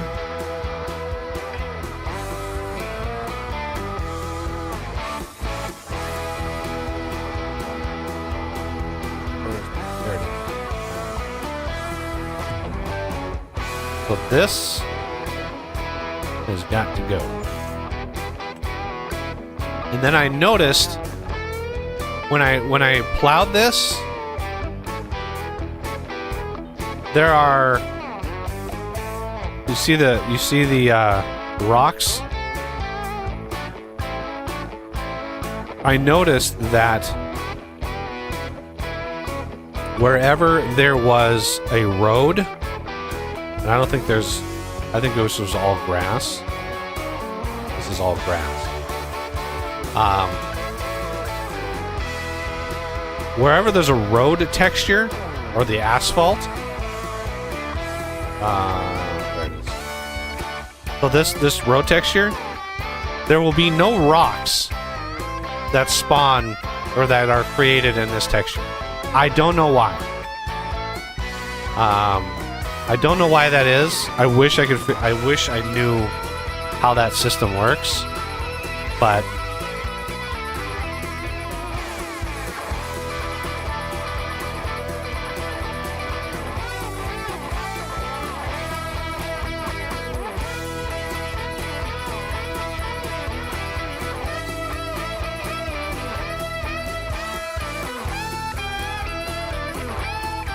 But yeah, there'll be no rocks. When I come through and plow this, There will be no rocks here at all.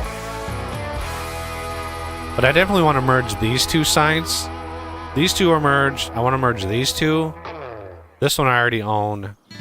These up here are the last two. I don't think did I buy? Oh, I did buy this one. Sweet.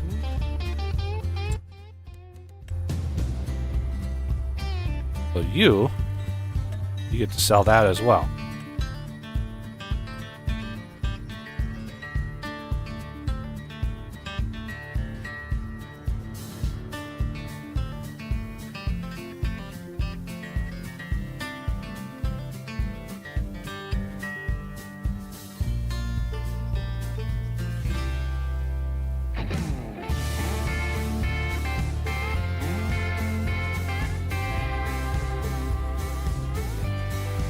I do want to test and I think I've officially fixed the damn bridges.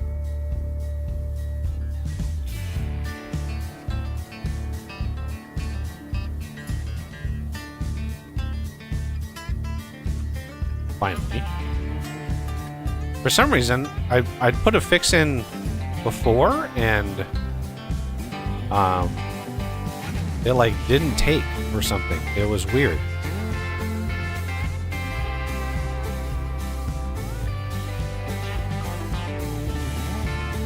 Okay.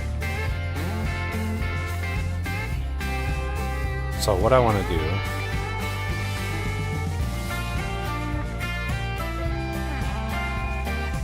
I will buy this, but I don't want to buy it and use up a bunch of my discount cards, right?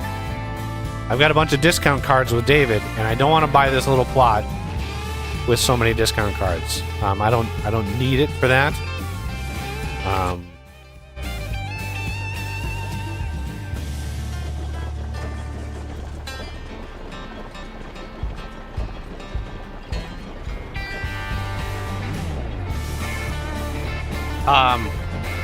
From what I have experienced, John, the rocks will never be there. They will never reappear. So the way that the game manages the fields and the ground is all based on bitmap, right? Imagine there's a bitmap that represents the entire map of stone. And each pixel on that bitmap is a square on the map. That's how the game actually manages everything in the game. Right. It deals with bitmaps, and the same is true with crops. The crop is again a bitmap. And the bits are encoded with A, what crop is it, and B, what growth cycle is it. They're all just bit flat. So what I suspect is happening with the painting of the asphalt, or maybe it's I don't know. Maybe Jay would know this. Is it the act of painting the grass that does it? Because I don't think I've ever not painted the grass back over it. Well, you'll see here in a second when I get these things squared away. Again, I was going to merge these two.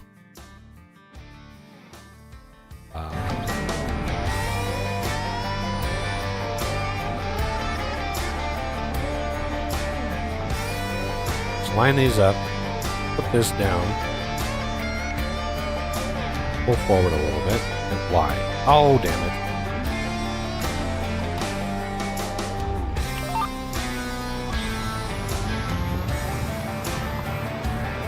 So the road will happen up here as soon as we get to this little thing. So you can see the rocks. Rocks. Rocks.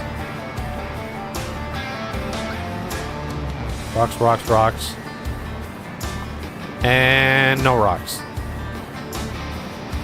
You can see where are the rocks.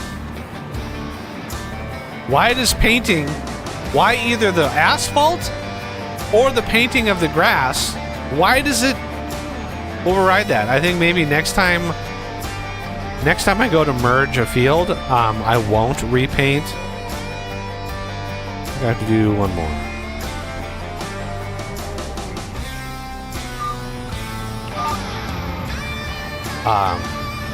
Maybe I won't repaint the asphalt and I'll just plow it and see if that does it. Because it's either the fact that it was like asphalt, or it's the fact that I repaint it with grass. I don't know which one of those it is.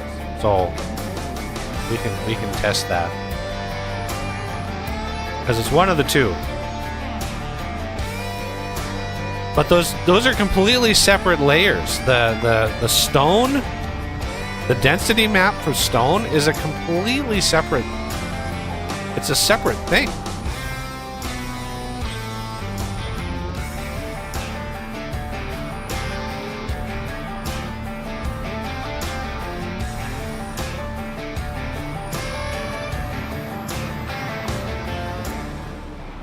There. These fields are now merged. Now I gotta come up here.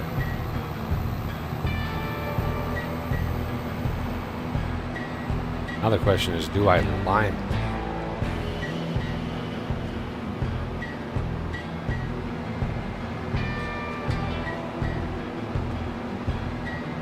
Should I merge these two?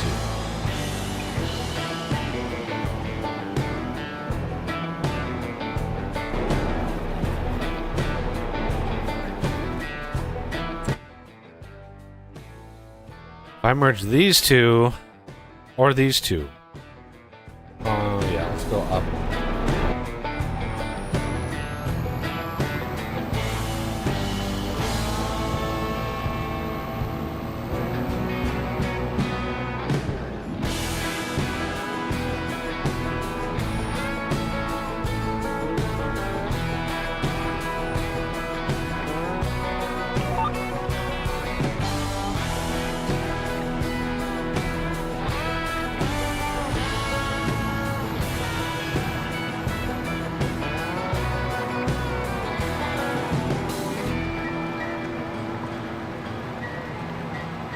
Painting or something. Well, the grass you can replant. I mean, you can put the meadow back.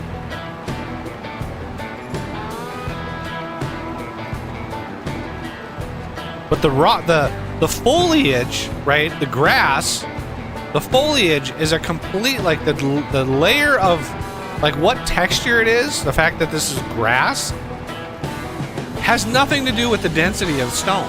Like the two are different. Like, why is the stone? Why is where the stone appears has anything to do with what texture the land is? It shouldn't have anything to do with that. Those are very, very different systems. How much of this do I own? I own a tiny sliver.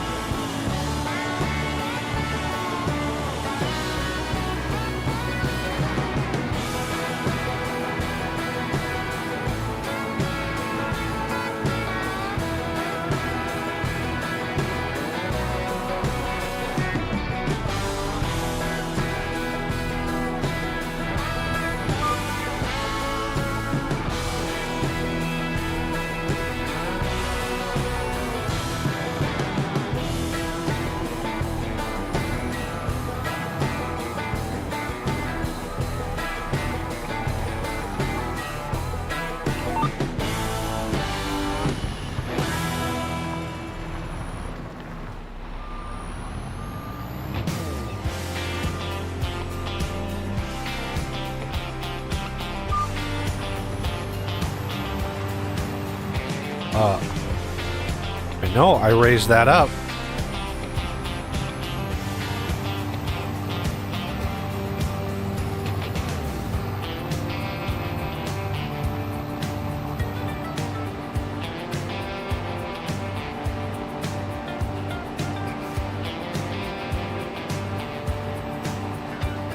All right.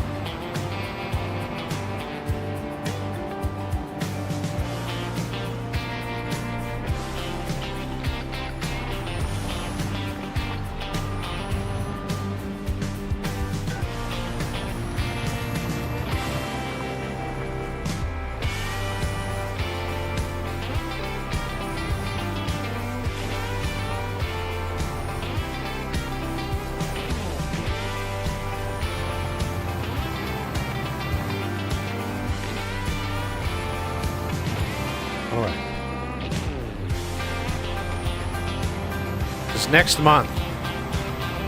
next month it's planting time. We're going to be planting all this stuff.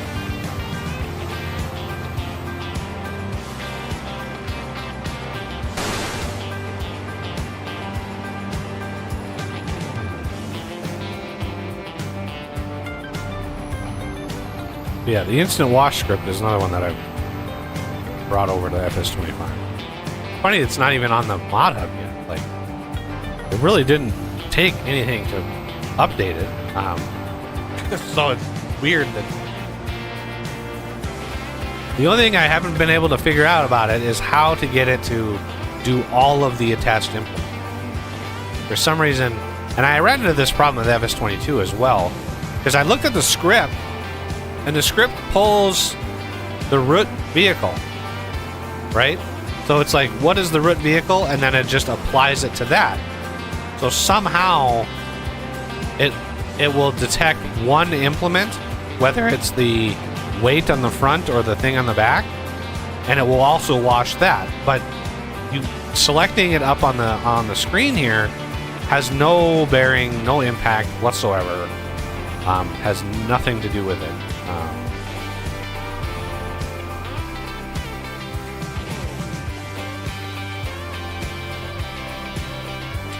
So we come over here.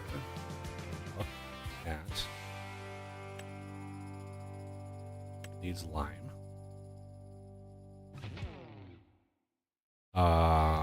Stones. Stone. Okay. So a little lime is needed here, here. Interesting, not all of it. How about fertilizer?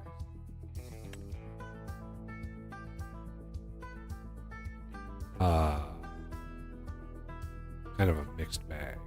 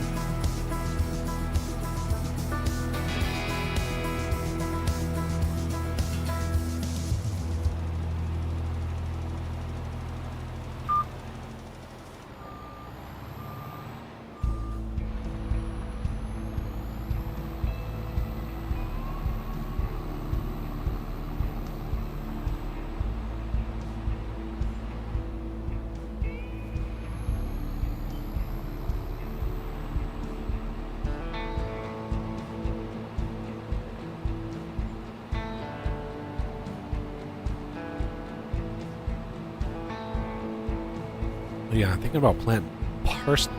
These- Never eaten a parsnip myself. No idea what they do. No idea even how you cook.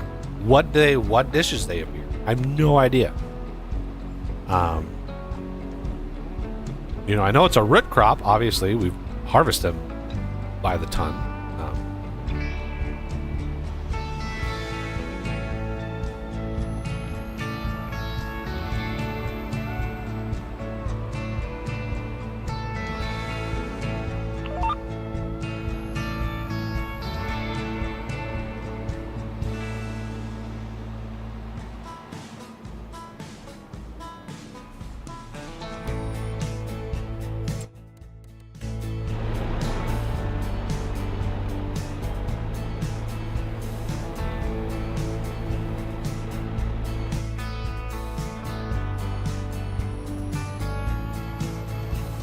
Ah. How did that reset?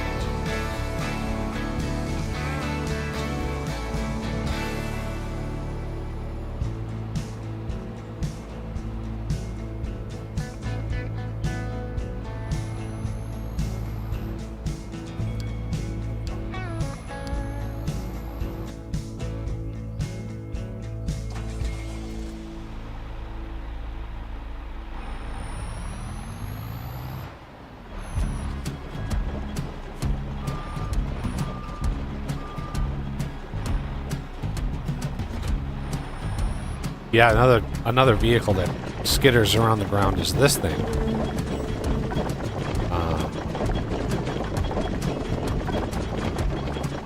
Well, that's gonna be.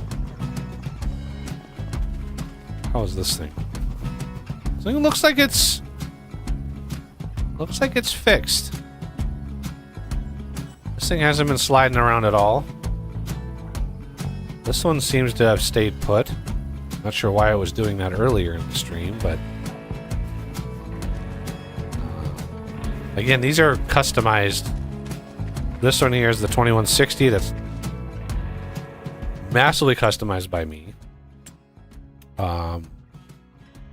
You know, props to the guy who made it, because it's so much work. You have no idea. So much work. So the early riser, the FG early riser, obviously this thing, you know, I can do this thing at 25 miles an hour. And then I have the high capacity, although it looks like there's a what? I think pretty this I know I added this in configuration. Huh. It's the unrealistic, right? So you can see 195,000. That's split between the two of these. Fertilizer is higher. It uses more fertilizer in general.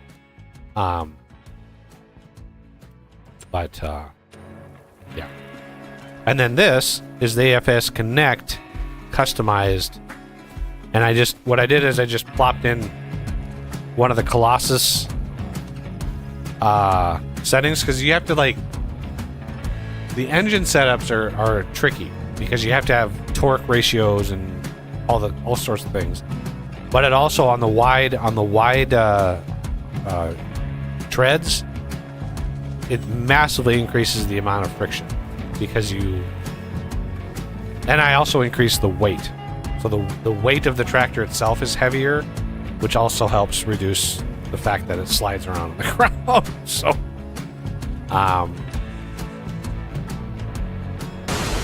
yeah, see that one didn't actually do the tractor.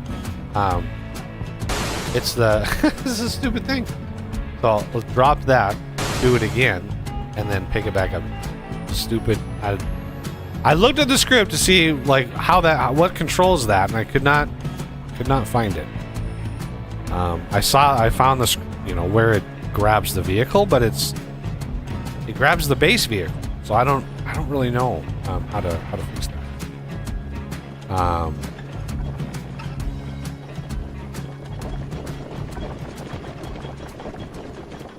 Yeah, I can already tell this one's sliding around. See, the fact that it's at an angle.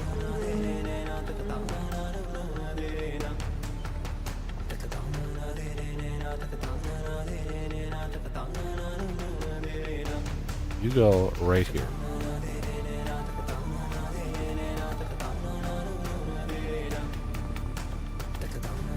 Okay.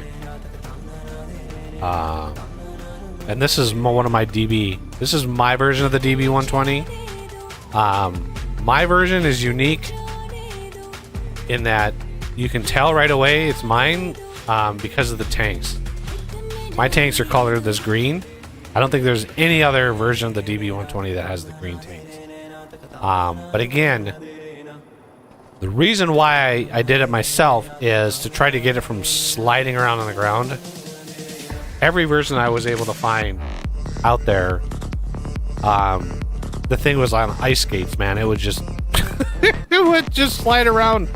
So I converted the one I had from FS25 and tweaked it. So yeah, it works great. I've used it several times on this one. But I think we're ready to progress time finally. Let's collect that. Oh, there's a stone picking Noah. I usually always try to grab Noah contract. Let's do this really quick. I know it says 5 hours here, but we can do it really.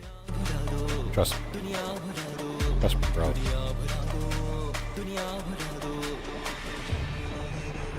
Oh, the other thing I did with that tractor, that one there, one of the reasons I'm edited it. Watch, I'm gonna get in the tractor. I have a hotkey on my mouse that starts the engine. So I'm gonna very rapidly get in, start the engine, and hit W for forward, and you'll see how long it takes to start moving. Right. So in, start, forward, and there it goes. Okay, that delay, right? That delay. Now watch when I get in this one. I'm gonna do the same thing. In, start, forward. In, start, forward. That is one of the things I do because it's like I don't want to deal with the shenanigans. I just don't.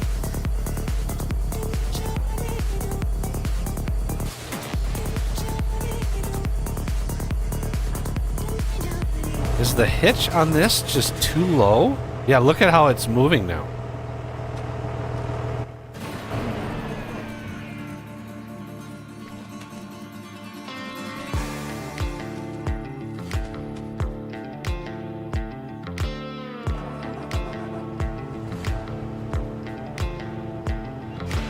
Now watch when I undo it. Watch what happens with the implement. Boink.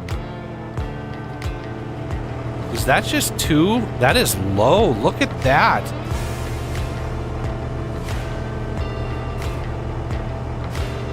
Oh, and it's starting to slide again.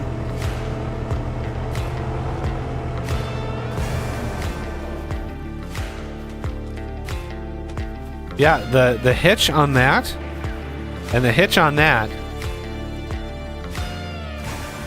means this thing is pushing. One of the reasons why it's sliding is when this is hitched to this thing is being pushed into the ground. The front end of this thing is physically being pushed, and so the physics are hitting the ground, and it's not. So whoever did this mod did not test it with this, because this is the base game model, as far as I know. The model itself isn't that much different.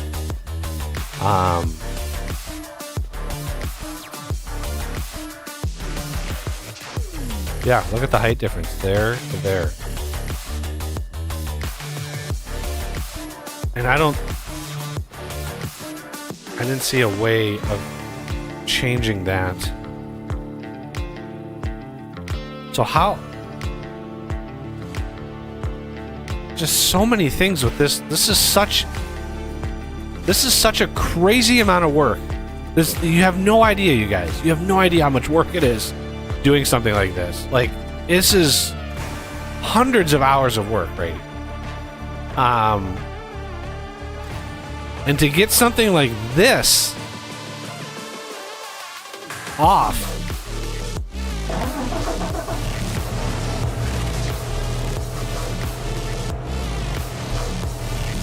right?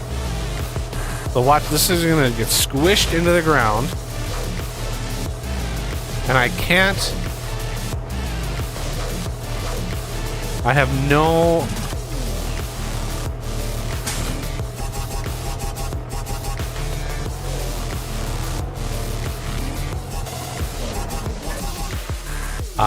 let's grab one of the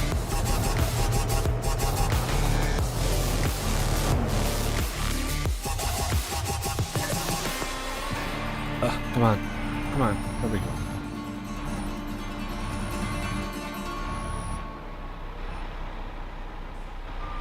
Well, where's the hitch on this?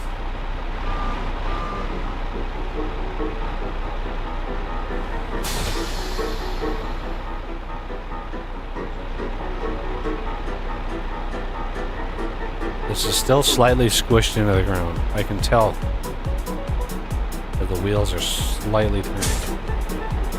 Yep. So this one also squishes it into the ground. Is there a tractor this is supposed to work with? Like,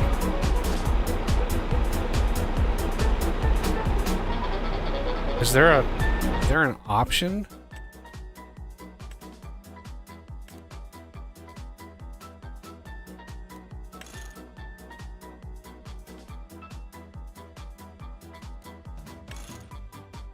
No, there's no. I mean, there's a wheel setup that changes these to tracks.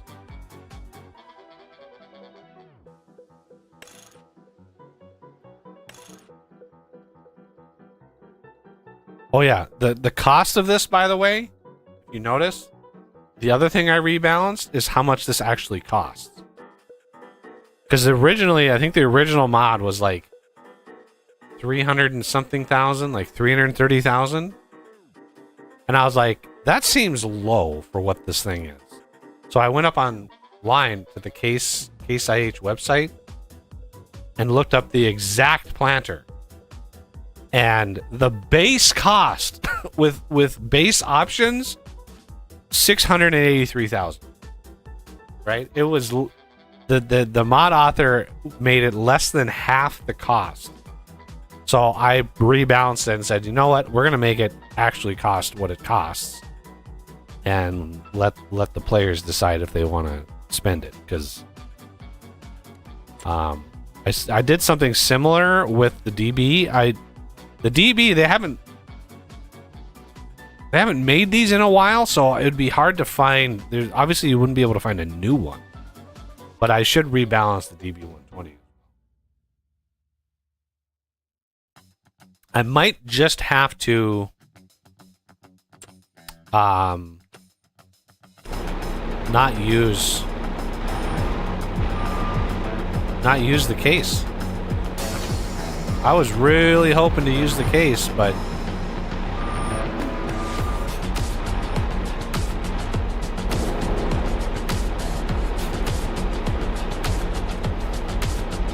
I mean, it's not sliding around with this tractor, I think the wheels are not quite right. This, I wish we could extend that a little bit more.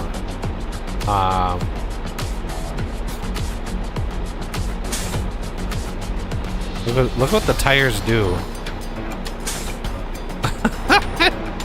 Yeah. As cool as this mod is, you need a tractor with a higher hitch on it. Now I think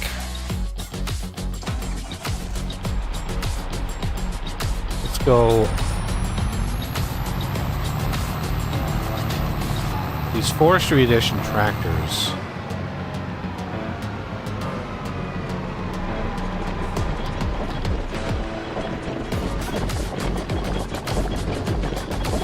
Well, let's repair.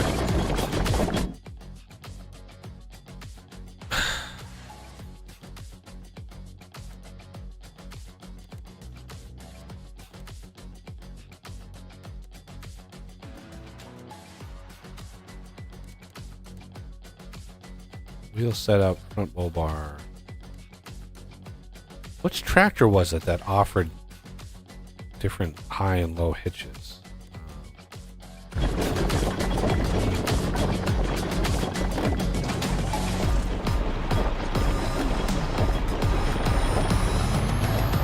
Should start the stone pick.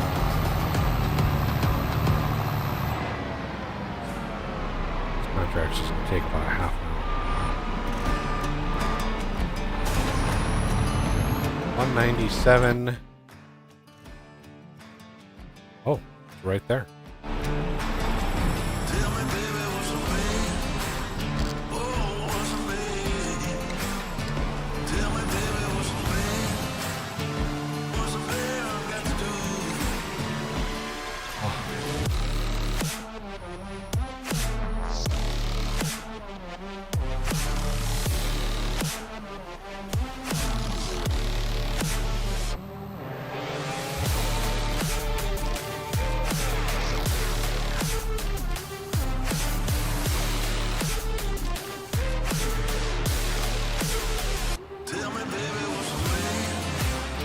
So the other thing about the rocks is whenever you plow the ground, John is still here. Whenever you plow the ground, the rocks have 3 stages. Well, technically 4. Obviously the first stage is no rocks at all, which means you just pick them up. As soon as you plow, that you bring in the first stage, or you do any sort of cultivation. Cultivating brings the rock level up without actually showing you the rock. So if you cultivate a field twice and then you plow, you're going to immediately get like level 3 rock that you're going to have to pick up. And the rocks, the reason why you want to deal with the rocks is fieldstone increases the wear on implements that you use in the field, right? So let's say you're planting a field with no stone at all. That's your baseline, right? You're going to have a little bit of wear, a little bit of the little wrench icon down in the corner of my screen. That's your wear. Both your tractor and all your implements, that's just all your wear. So using a planter in a field is going to cause wear.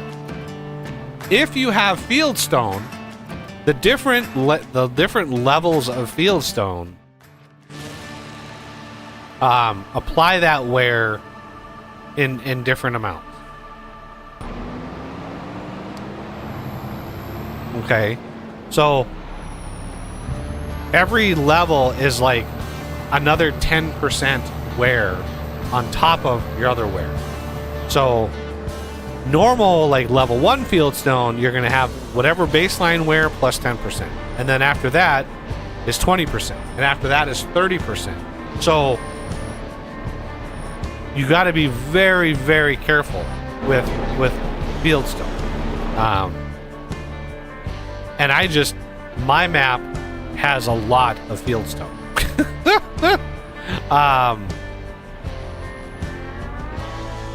Because I put a change in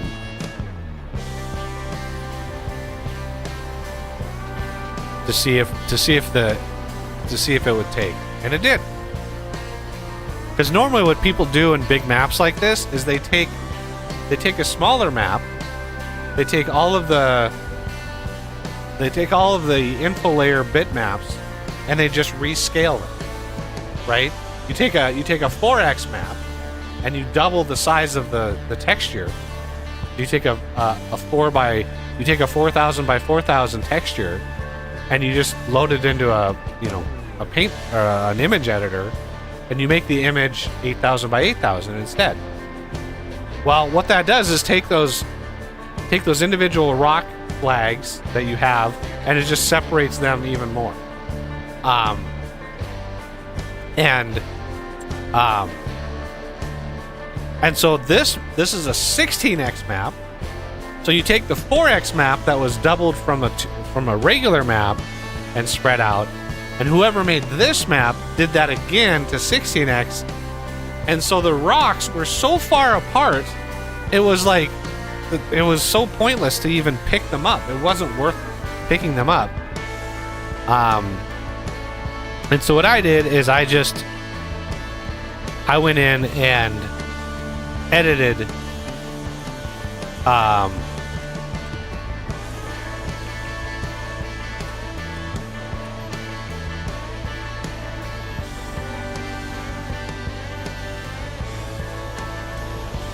alright, this is left.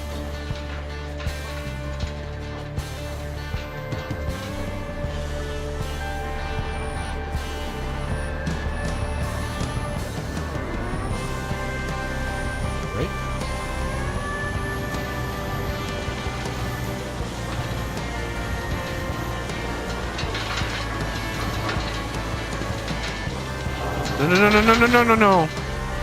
Don't you dare do that shit. Nearest waypoint, my ass. Okay. I'm using Courseplay, by the way, which is a mod. It's the only way to get multiple tools in a field reliably.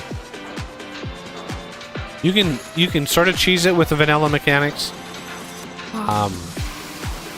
By manually spacing out the tools, but there's no auto detection of like what part of a field is already done.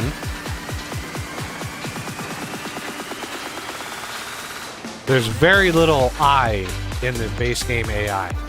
It's really basic, like very, very generic. There's no like awareness of the field or anything. It's just very, very, very basic.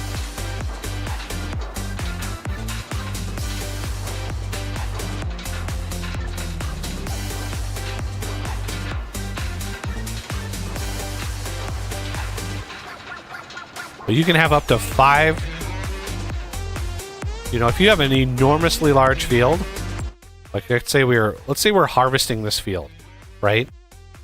This is an enormous field. This is even a relatively big field by real world standards. But this field here is the size of a base game map. This is how big a base game map is. To give you a little perspective. This is the size of a base game map. This one field. Roughly 640 acres. It's a section. As we have divided land in the US. It's literally like a square mile. 640 acres is a square mile. So that's the size of a base game map. If you are harvesting that with a combine, or God forbid, a vegetable harvester at 6 meters wide, it would take 20 hours, right, of real time to harvest something. It would take so long.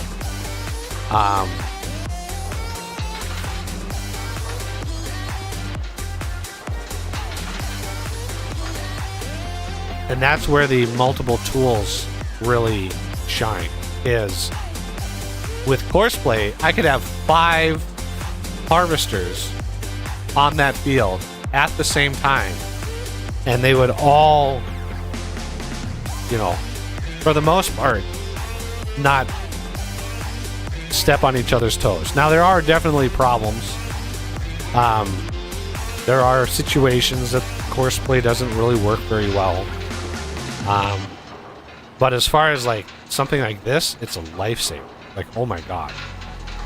Doing this with a base game with this big island in the middle here is just, it's really annoying. But yeah, everybody loves Courseplay that plays the PC version. It can't be on console. Consoles, you cannot have mods on consoles that have scripts. Custom scripts, you can't do that on console. The base game has a bunch of scripts, but you can't, as a mod, introduce more scripts. They don't allow it. Probably for security reasons.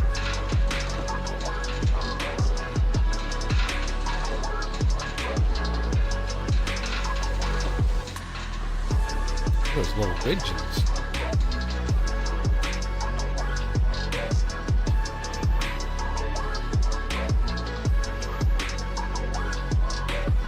Yeah, if you wanted to be a millionaire in today's world, invent a rock picker that's this big.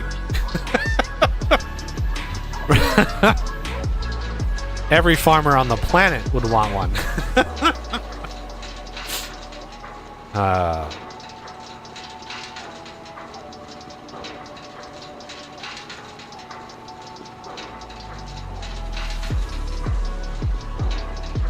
I think there would be a way to do it. You could do it. You could do a pretty decently sized rock picker. Oh.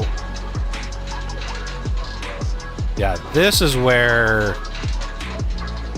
Courseplay can...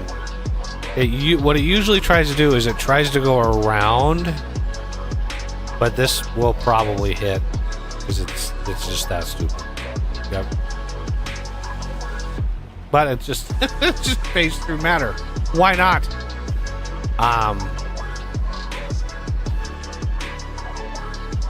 So this one is going right to that point there. And then this one is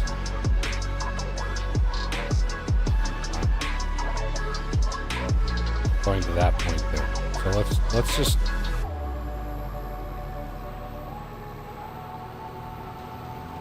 get out of the way of that.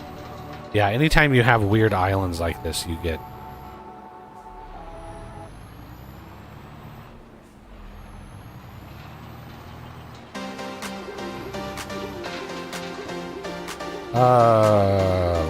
yes. There we go.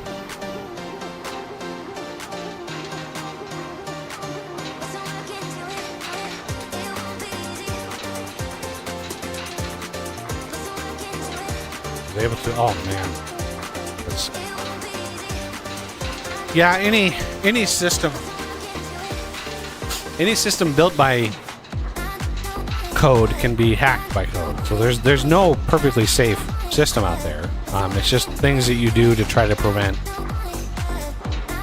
You want to prevent it from being easy.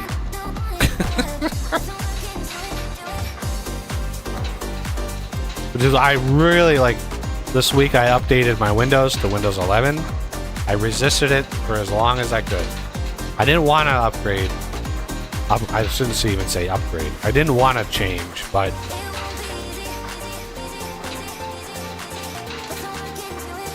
I don't like what Microsoft is doing with Windows.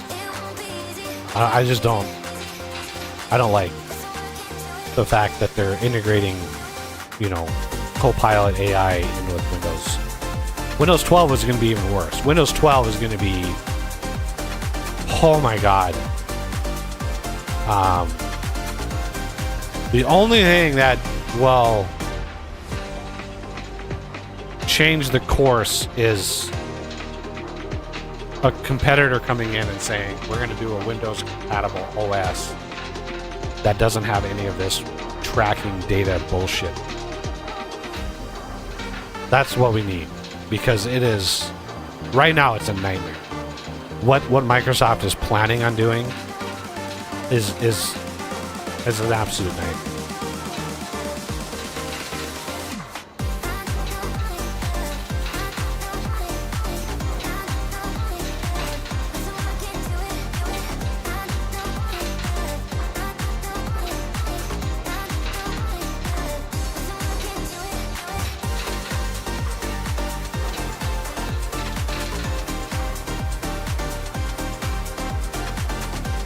I mean, for the fact that I'm running the channel and stuff, I have to keep it updated and, you know, at least secure. So I can't just opt out of all updates, because there are definitely security vulnerabilities. It's hard to have an OS that doesn't. I mean, Apple OS has security vulnerabilities, Linux has security, but those platforms are not used by enough people, right, that they're constantly being targeted. The problem with Windows, because it's so ubiquitous, it's easily targeted, right? If you have over 1 billion installations of an OS, people are going to try to hack that shit. Like, it's just inevitable. So, you know, people are trying to find vulnerabilities at it constantly. So yeah, like there's no platform that's safe. Discord, one of Discord's vendors was just hacked. Not Discord proper, one of their vendors. They actually hire out to a vendor, which is the most insane thing, all of the content moderation stuff. So Discord, they log everything, right? And they have vendors that manage that. So they're passing off all of that data to vendors outside the company, and one of them was hacked, and all of the people's information. But it only was around users that were like reported for content, blah blah blah blah blah. So if you've never had to deal with that, then you know you never were in their systems. But the fact that these vendors, like, I just can't believe it. So yeah, it's you just got to assume that you're not anonymous online. You just have to assume that. Unless you go to great lengths. Because the very OS now is tracked. So it's not just the browser. It's not your ISP, right? Those are all tracking you. So yeah, you can use, like, you know, you can use a specific browser to not do it. You can use a VPN to try to do that, get more privacy that way. But if the operating system is actually monitoring you as well, how do you get around that shit? Well, you have to. it's just an unending fight, and I'm getting like computer security fatigue,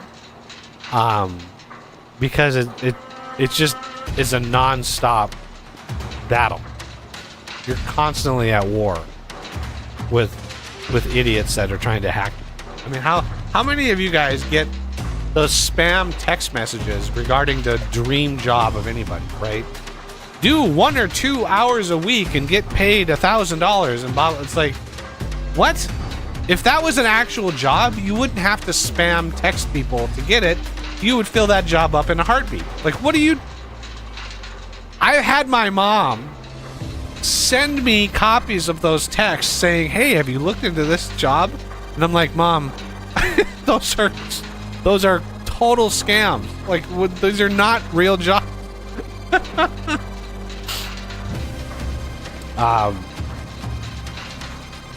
It's like, yeah, if those jobs really did exist, like, yeah, I'd love to do that shit. Work 1 or 2 hours a week and get paid $1,000. I'd do that in a heartbeat. I'd make more money doing that than I would being on my channel. Well, it's my favorite song.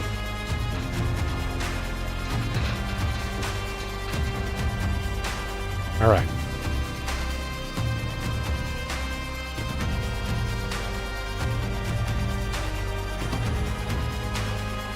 Oh, I love it. People still haven't told me what horn that is. Is that a... It's not a trumpet, I don't...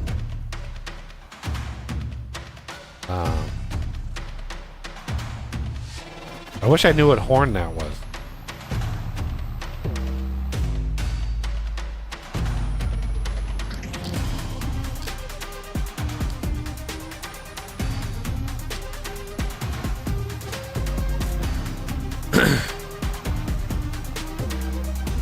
All right.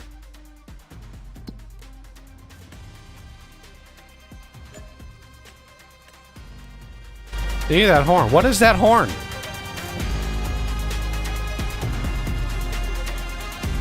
I love that. It's just a haunting sound. It's just such a haunting sound. So it's like really sad sound.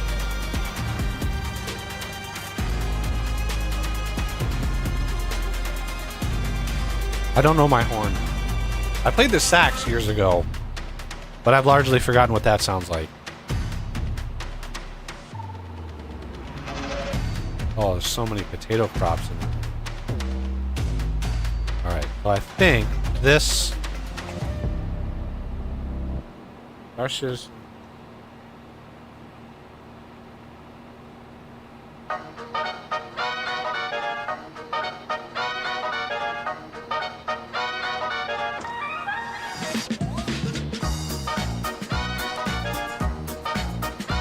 Yeah, like, I was hoping that Star Citizen would allow you to have a private server. Because I would love to have a private server that wasn't completely packed full of assholes. Because that's what's gonna, I mean, their MMO is gonna be absolutely filled with people just, yeah.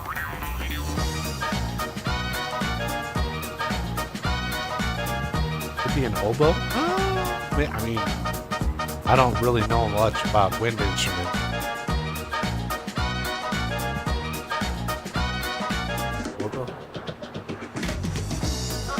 All I know is it's just such a haunting sound.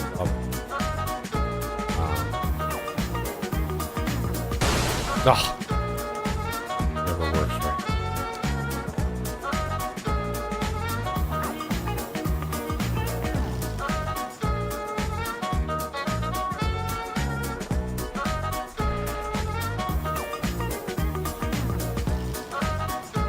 I do love the mod that you click on the vehicle you want to join. I've been loving that mod ever since I added it.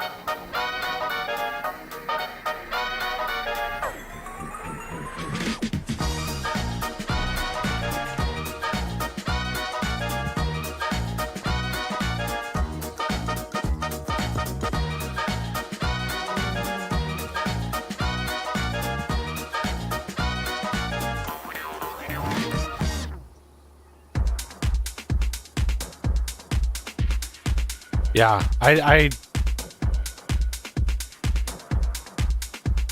as far as stars, like, I don't like the thought of just a free-for-all. Granted, it's more realistic, but if it was realistic, there would be police forces. There would be some, like, protection. Right now, you buy a ship, you hop in the ship, you fly to a system, you could get bombarded by pirates, you get killed, your ship gets looted, now you're fucked. Like, what do you do? Right? And so I think that the game it's got potential, but not if there's a free-for-all. Not even close.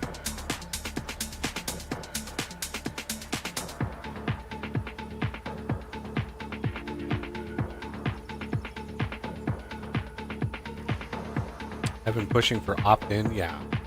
Like, my interest in Star Citizen, right? My interest in it would be to, like, create a little company, like a little mining refining company, right?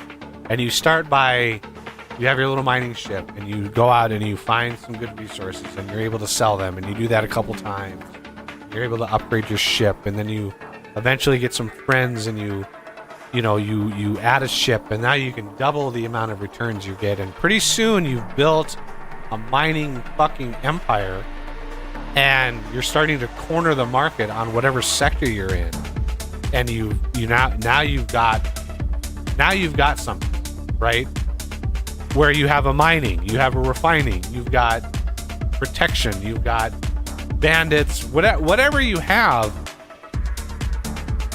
You can get into that, but for a new player, they're going to have certain interests, and while there are definitely going to be players that would want to hunt down bandits, what percent want to be bandits, or what percent want to fight bandits, right? Or pirates, or whatever you want to call them. Does that balance itself out? Is the number of bandits balanced by the number of enforcers? I don't know. All right, I think we are gonna sleep. Remember, when we get up,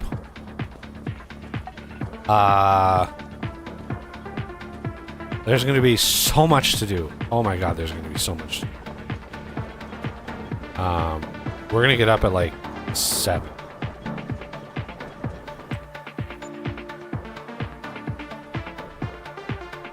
Which is why I'm more excited for Space Engineers 2, because it's more geared towards sort of relaxing, casual, chilled stuff, right? I'm just kind of, that's more interesting to me.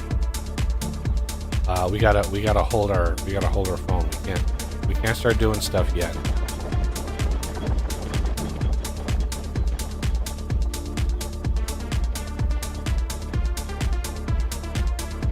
Gonna hit any moment.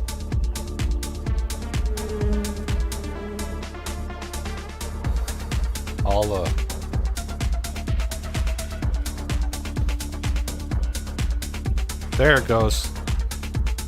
You see the grass just grow? This grass should be grown.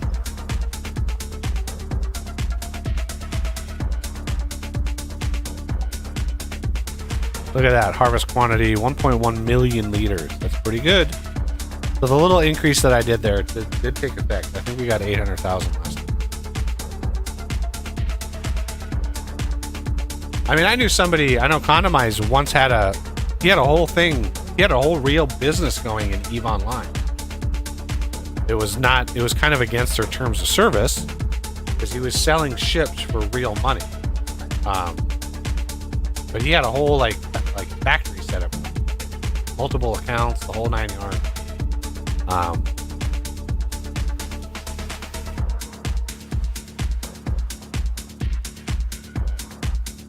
Yeah, I love. Ooh, there goes my FPS. Yep. Oh shit. Yeah, the game is updating. It's bitmaps. It's updating bitmaps, everybody. Ooh.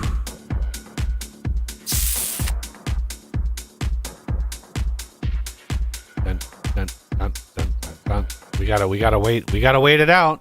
This is a side effect of a 16x map. I really should turn DLSS off. I really hate frame generator.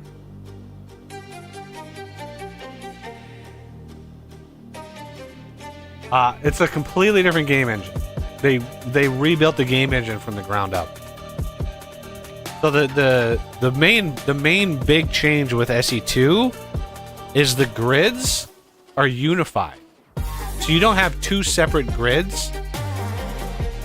obviously in SE1 you had a big grid, like for space stations and stuff, and big ship, and then you had a small grid for small ship. SE2, those grid systems are going to be the same. They're going to have the same grid, so you're going to be able to put small components on a big grid, right, and vice versa. So, that's one of the big changes. The engine has been completely rebuilt. There's, I don't know what it's going to look like in its final form, but there's supposed to be like a dynamic water system in the game. So like planets could have like actual rivers and like actual, like you could dam up water and create like lakes. All right, are we getting close to being updated? I still have not triggered a contract for that big field.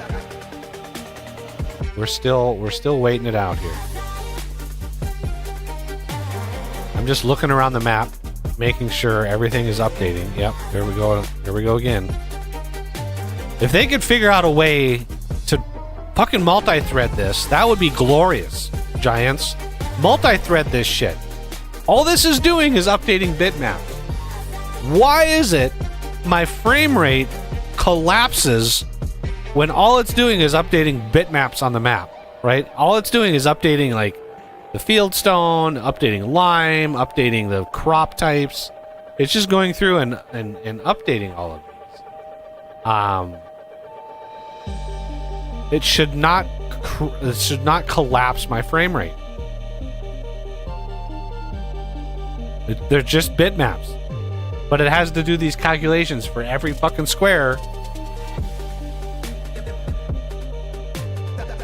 You'd think after like 101 versions of this game they would have this, you know, optimized. But no, they just keep kicking the can down the road, making this an impossible task.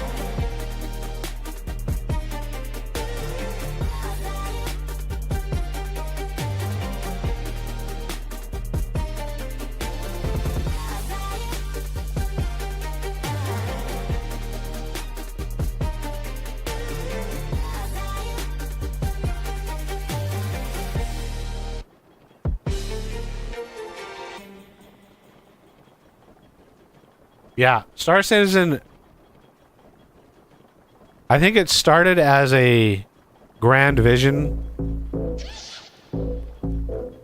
but the more money it took in, I think psychologically, the more greedy they became, which is where you get those $48,000 real money digital packages, which is... that's obscene to me. That is obscene.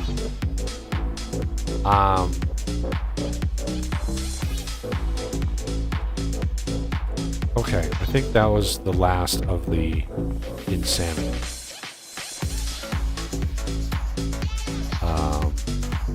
Yeah, it planted a bunch of... one of the things that it did is it auto-planted a bunch of fields. So I didn't plant the fields via contracts, but the game simulates the fields being planted. So that's one of the reasons why the update is so bad, or the new month.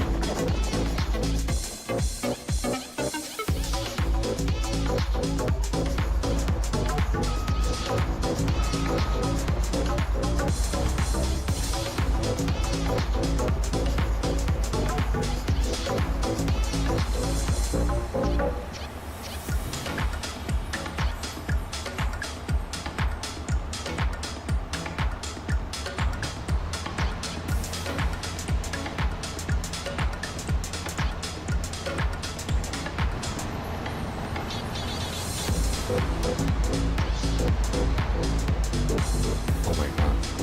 Very squirrely.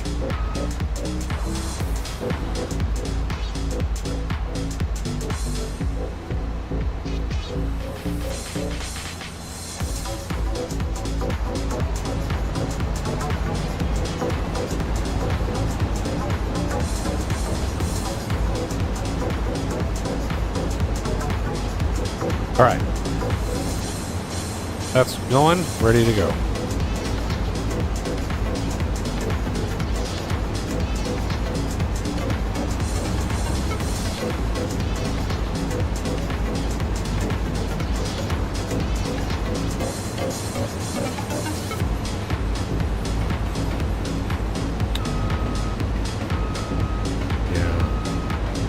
I'm going to probably have to come by and manually pick up the rest of that.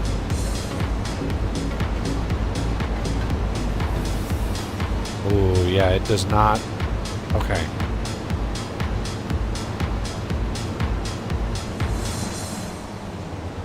It does not like that at all.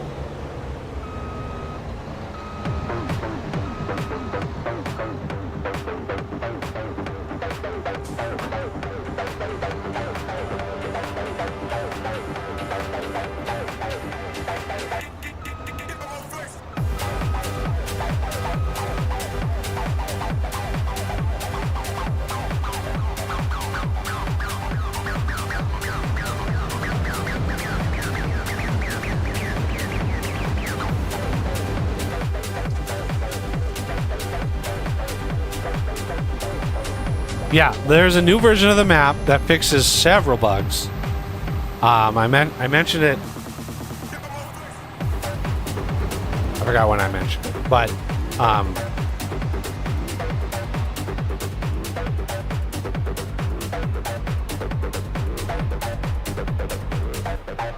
so one of the bugs that I fixed, at least I tried to fix it yet again, is, let's see if it took. So the bridges.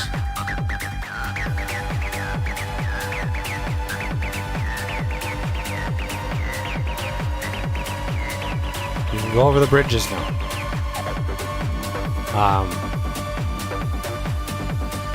The other thing I did is I lowered the water planes across the map. This one, did I miss this one? Did I miss this one?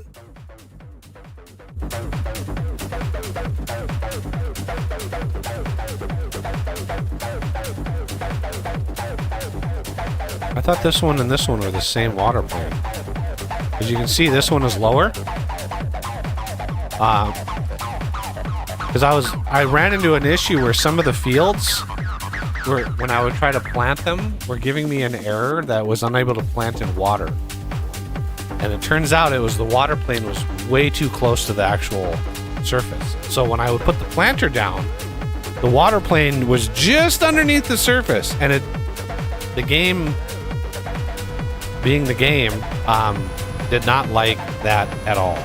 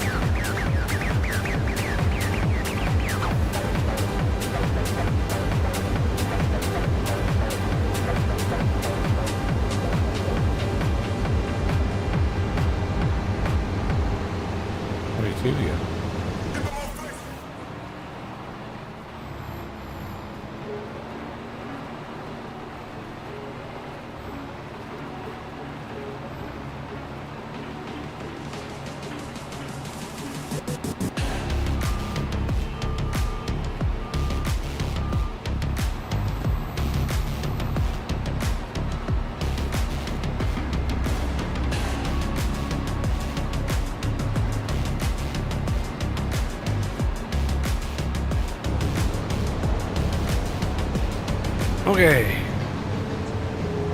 Now.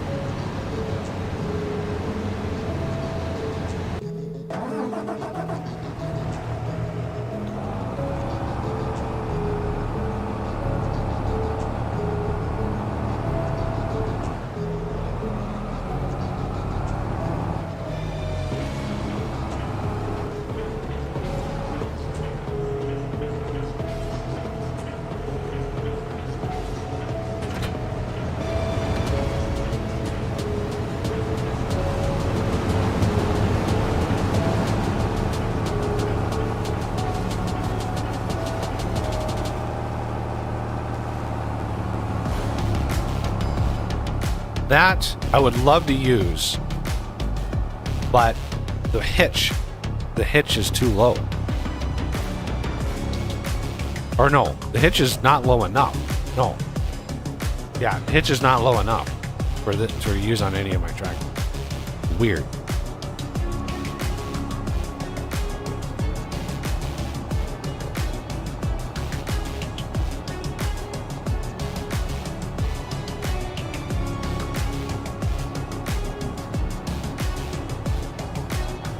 Okay.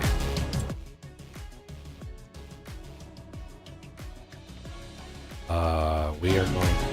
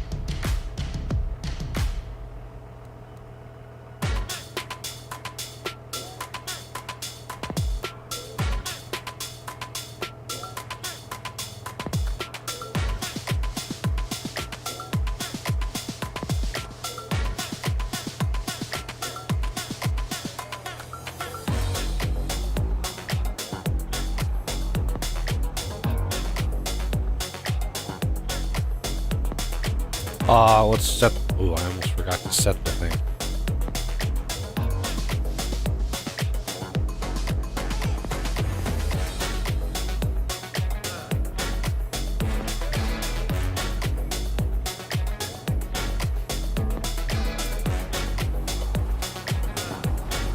And away we go. I probably want to buy another one of these.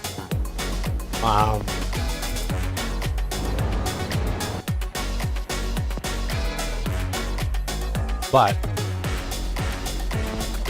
because these tractors are a little less derpy on this planter.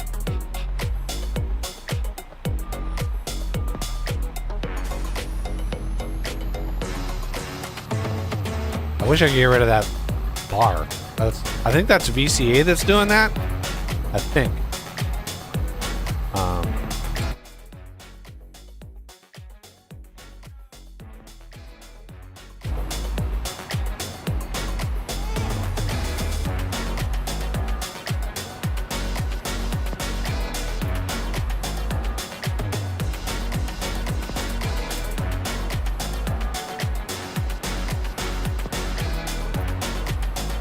You are welcome, sir. Glad you're enjoying it. Yeah, I did it. Like, there's been a couple updates since the last one. But yeah, this if you use it on a regular, if you're not restarting it, there is a way. If you have the dev controls, if you go to production point placeables. You can reload placeables, which essentially like reloads them on the map. All the placeables on the map, it basically just reloads them all. Because I did go through every single placeable again before I updated. I went through every single placeable and revalidated the triggers. Because there was one possible thing on the trigger that wasn't quite right. And so I redid that.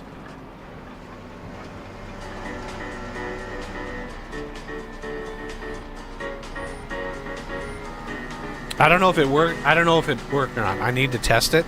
I could probably test it as soon as this is all running. I could probably test it.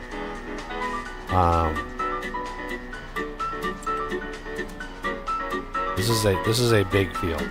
As you can see, we are encompassing that lower one. So that makes it even bigger. We're gonna shrink it down by a 1/10 of a meter.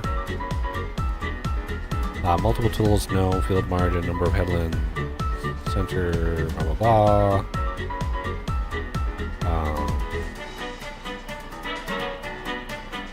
We're not going to sharpen headland corners. It, like, radically increases how long it takes to do this process. We gotta keep an eye on our fertilizer and stuff.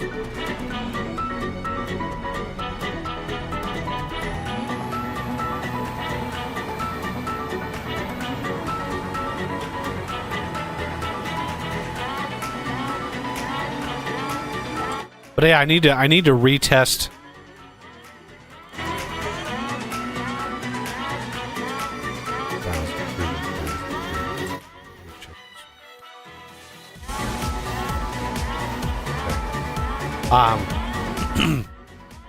So what I could do to test, just grab a tractor of some flavor.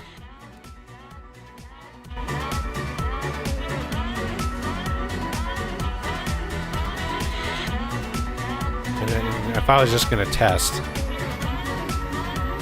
just grab a trailer.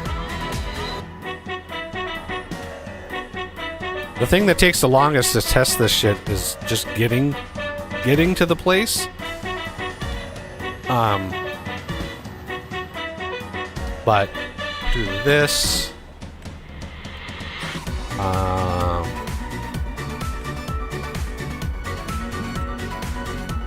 Like parsnips set to 2,000. I don't need to fill it. It needs to have something in it though. But then I want to go to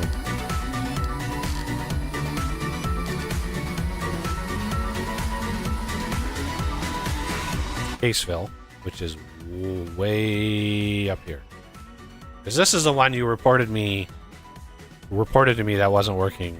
Because a lot of the farm's goods they wanted to sell at case fill. And that's the one that wasn't working. So we're gonna send this guy up. It's gonna take a while. You know, it's gonna take him a hot minute. Wow, how did the we can have you speed up a little bit, sir.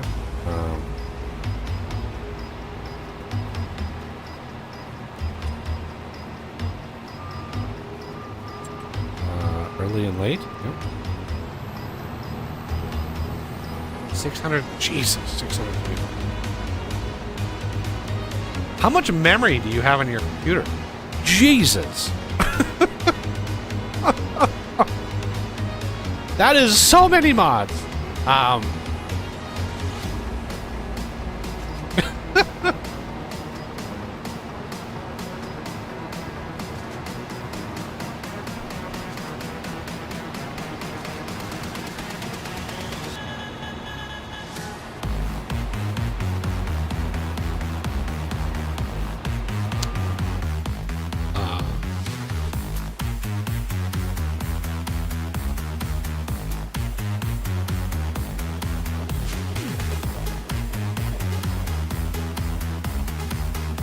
Probably a bunch of contracts.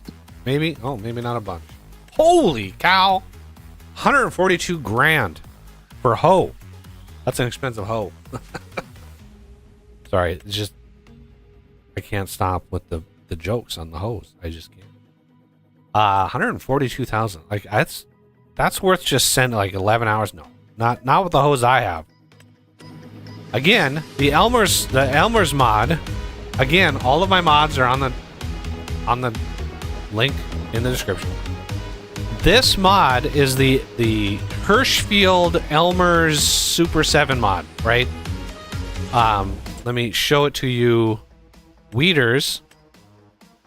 So Mario Hirschfield, this here, the Super 7 Hirschfield edition. I edited. There's a new edit. There's a new upload on it. I added the hoe feature. Because the only hoe in the game is this thing. Right? Hoes pull out small and medium weeds. All of these other ones are just weeders. None of them were actually hoes. So I was like, I went on the mod hub to try to find some more. They were all like small or shady. And then another one, the FS25, even a shadier site, it was nearly impossible to narrow down, like, I just want ones that are hosed. So what I did is I already had this mod, and I already had this mod edited. So I just was like, why don't I just add the hoe feature to this one? And that's what I did. Then I renamed this one. Remember, this one was like the Super 7 Hirschfield edition, and this one had MW. This was just MW edition, and I was like, what is MW? And MW stood for mulcher weeder. It has mulching capacity, right? So it weeds, but it's also a mulcher. It's a custom type, which is why it's got like a custom amount of horsepower. But this one is just the weeder, and I added the hoe, the ability to hoe. So that's what we have here is hoe contracts. You can use these again, and plus they, you can go fast and all of my usual. Sir, why did you stop?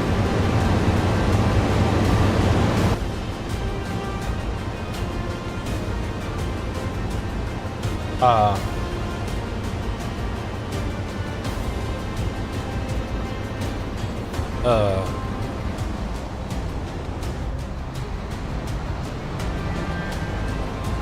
was weird. First time we've ever seen it just stop. Were you confused about which node to go to or something? I wonder if the other one is going to do that.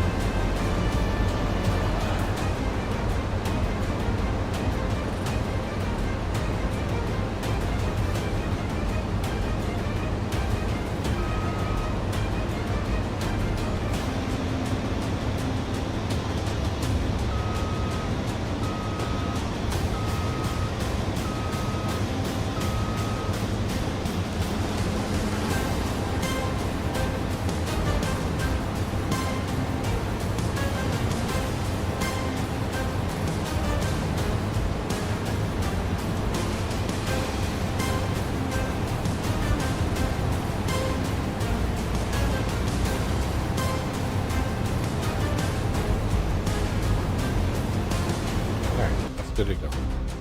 What was I doing? Hoeing. That's right.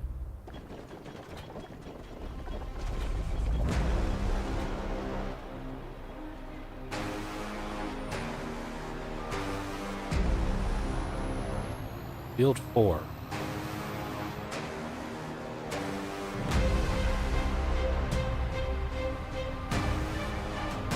How big is Field 4? I think it's pretty big.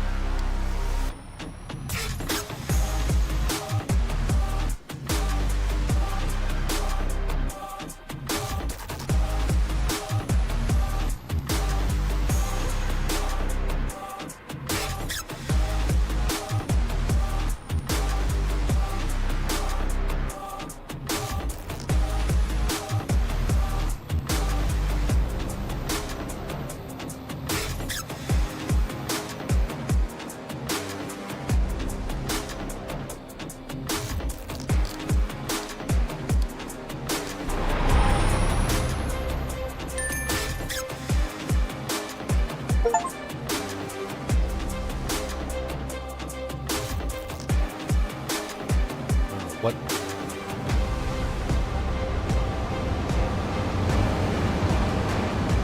Whoa. Just zipped around.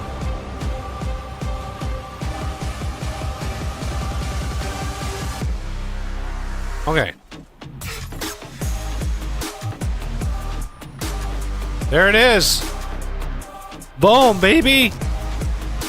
Dump the parsnips. Oh, glorious. Bug fixed.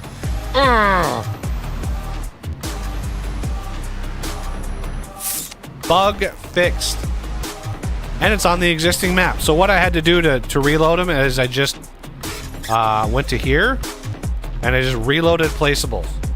You know, I updated the map, put the new zip in, loaded up the game, hit that, and there's like 110 placeables. Or right around 100, something like that. Because it just goes through everything. And like every single production I went on the map to make sure that the trigger for the unload trigger was had the right setting.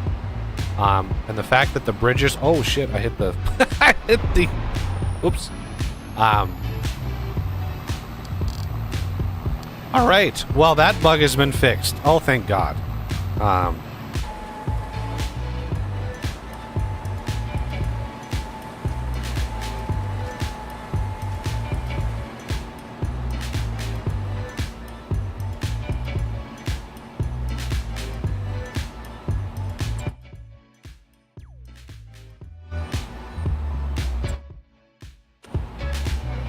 Oh, I hate when it misses. Oh, I hate when it misses shit like that.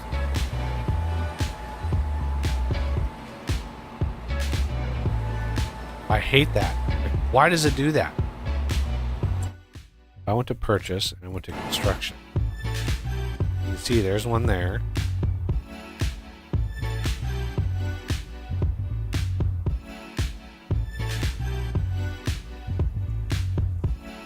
Look at all the little strips that it misses. Does this other one do that too?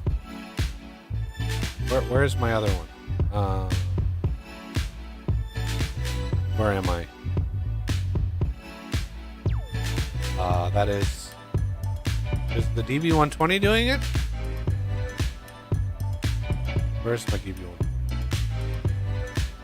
That's hard to tell. Yeah, that's hard to tell.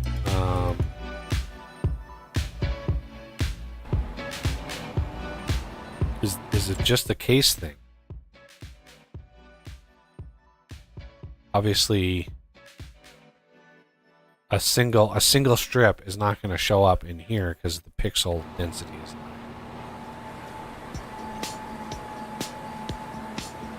The hotkey for the thing, yeah, it's F12.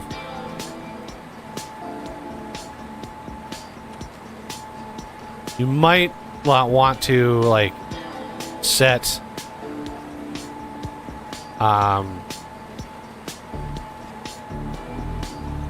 yeah, Steam take a screenshot is also F12.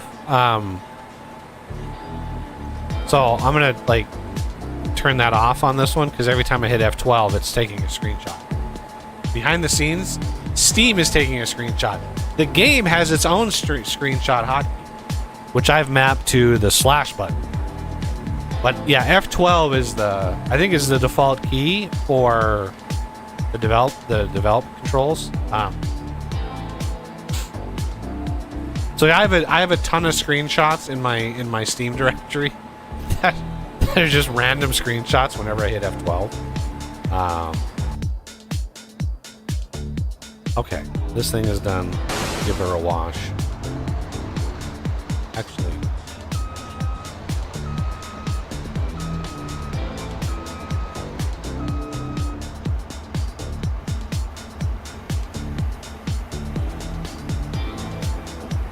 oh, did that? Oh no, it's still going.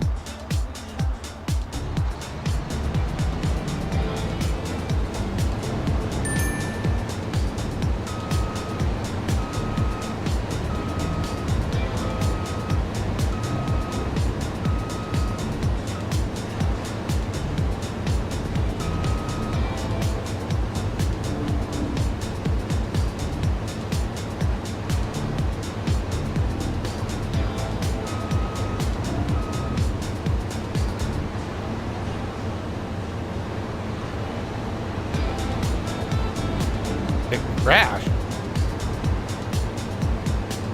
When you hit F12, it crashed.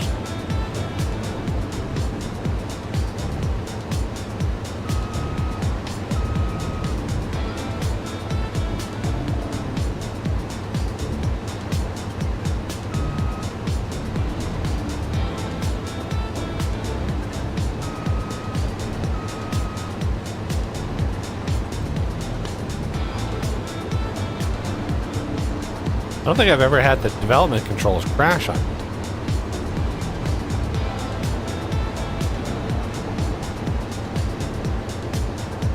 Whoa, Jesus, this thing is screwed.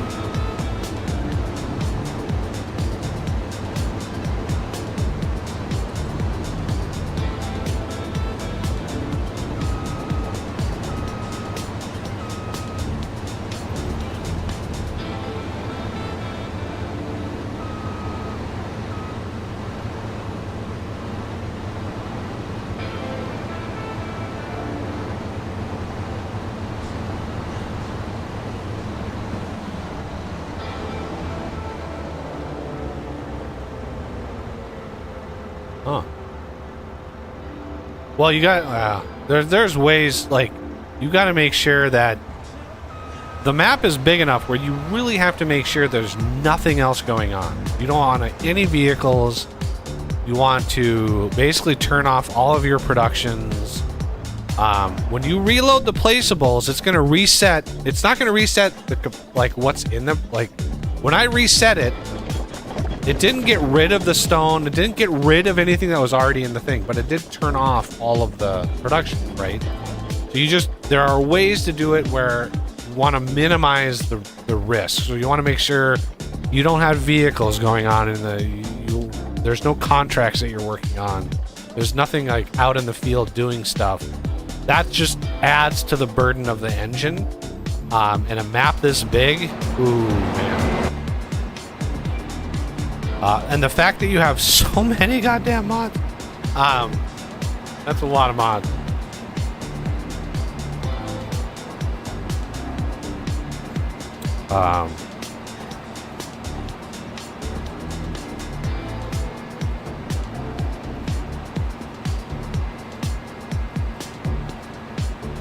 This is going around it.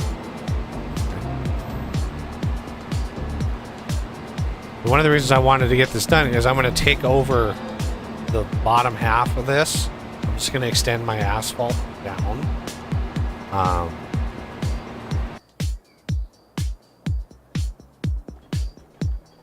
So I'm going to clear this. Move this out of the way. Whoa! Rear wheel steering. I'm not used to it.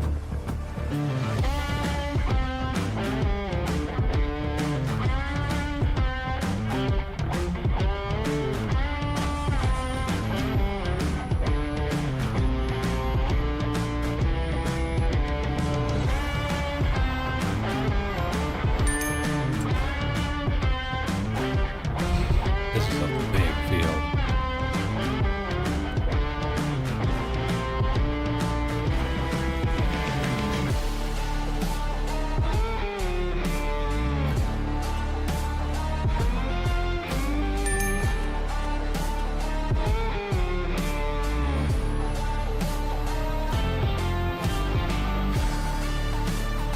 Wow, those two finished at the exact same time.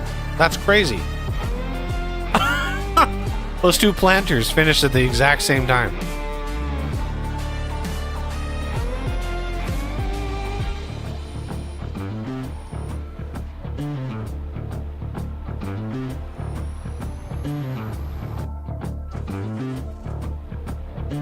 Come on, push forward. There we go.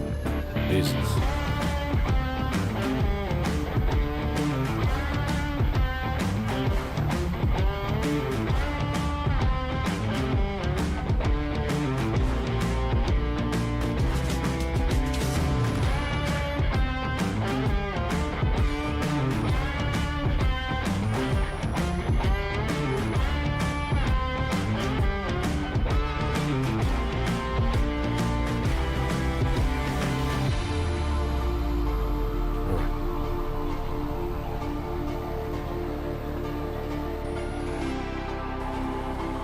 Oh, what's this finished for?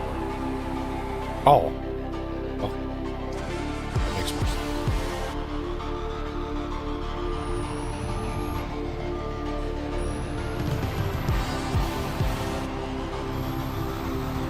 Any other little bit that I have to pick up? Well, we only got 940,000 liters. It was supposed to be like 1.1 million. So what are we missing here? Obviously there's no way that I missed 600, 700,000 just off the corners. I don't see any really that I missed. So that estimation was dead wrong. But I'm not gonna, 940,000 liters, fine by me. That's gonna be a lot of TMR.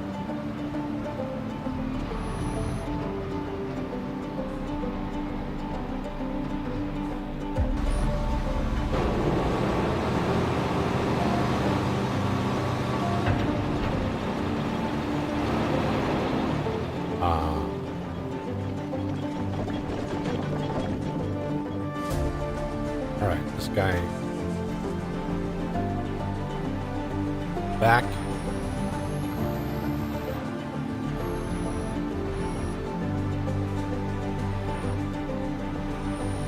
Oh my god. Never do this.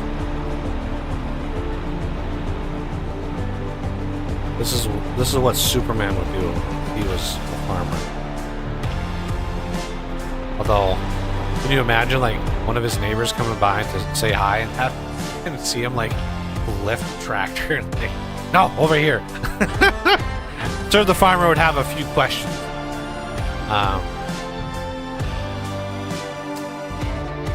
What is this?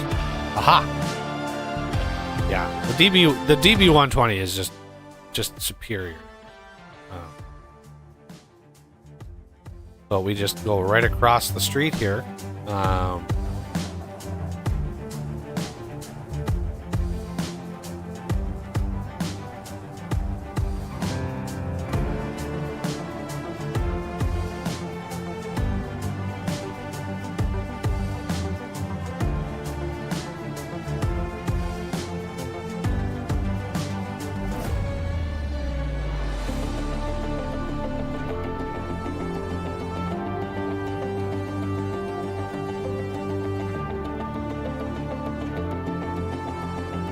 Pretty sure this is gonna be big blocks. We gotta flip a 180 on this.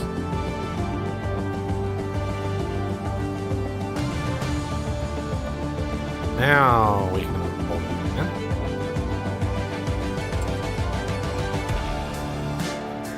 There we go.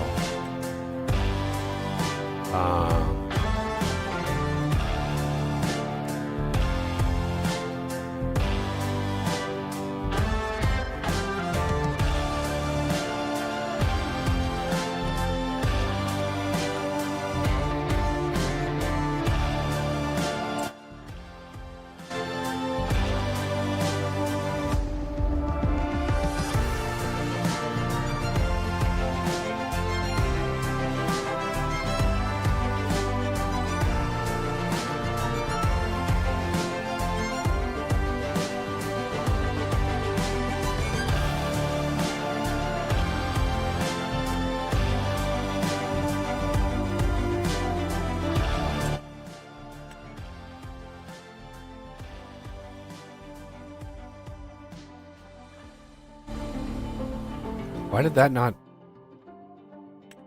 take a second layer of fertilizer? What? Did I just flat miss fertilizing this field? Did I miss that completely? Because it should have done this, right? It should have fertilized the field coming in. I wish it would stop resetting that.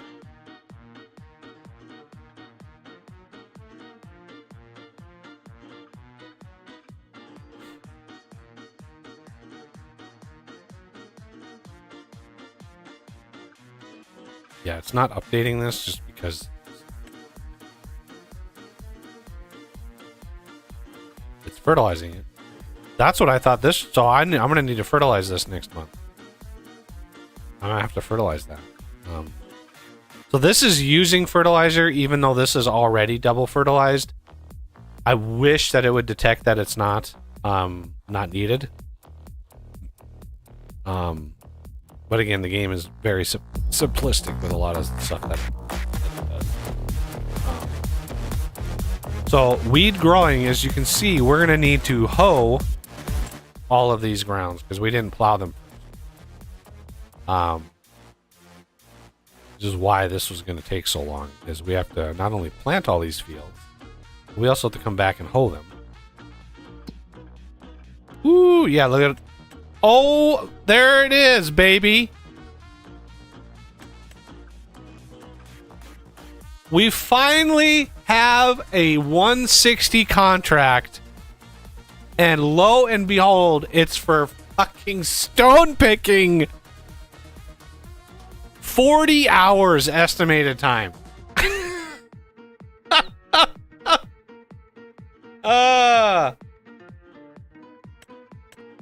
How much stone are we gonna get off of one sit? I have to do this contract. 100% have to do it.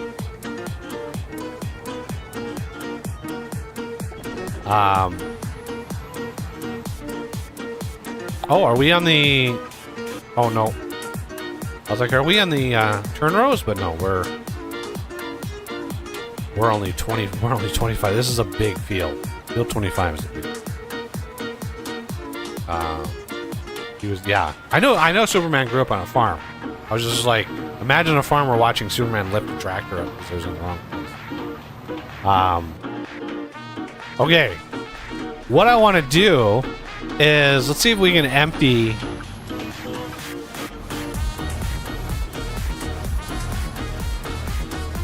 Oh.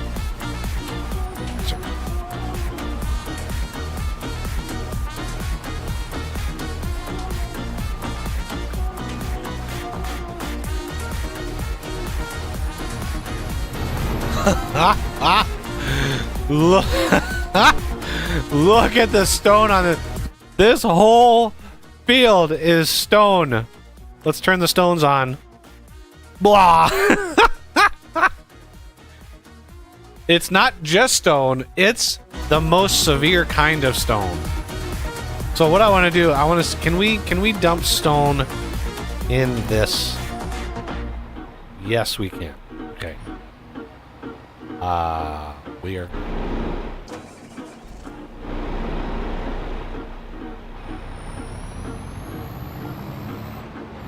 This is... This is going to be a crazy amount of money. Or a crazy amount of stone, I should say. I want to empty these so I have an accurate...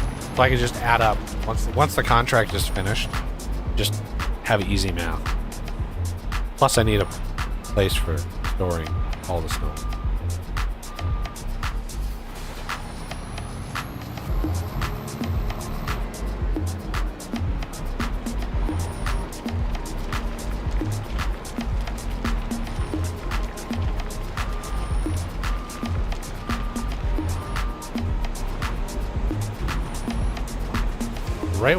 Right when it gets done. It's trying to double dump.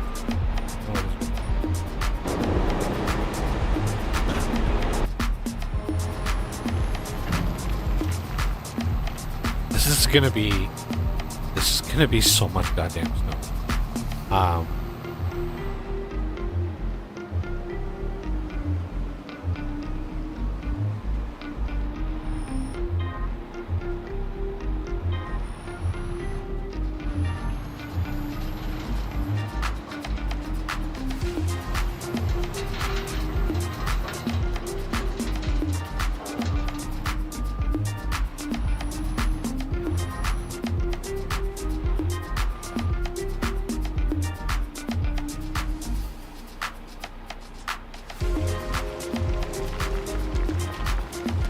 This is also an edited. It's a mod that I edited. That I saw. This is a mod of a mod, but the discharge rate on this thing. So I added. I had to mod this when I first started this. The second episode and this wasn't even a stream, it was like the second episode. I modded it because of the stone. The actual edit to the stone. Because I tried to do this edit in FS22 and it didn't do anything. So the fact that this is now working means I had to edit this mod. Because this mod originally maxed out at 100,000 liters. Which, not even close to enough. So I edited it, but I also edited the discharge rate. So it's like a 200,000 liter per second discharge rate. Because the max capacity is 100 million liters. So just in case. I'm gonna turn the music off. Because when I do this, it's gonna be brutal. 2 activated, blah blah blah. Everything is there. Okay. This might take a hot minute. Even though this is a nice big square field, there's no weird islands in it. It's so big. It's a lot of nodes, right? It's a lot of nodes. Actually, that didn't take as long as I thought it was going to take. It's actually pretty damn good. Okay. Excellent. We are going to copy this.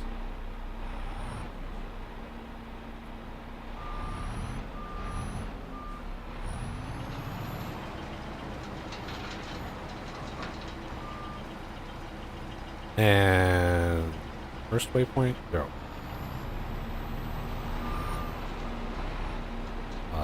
Close, paste, right.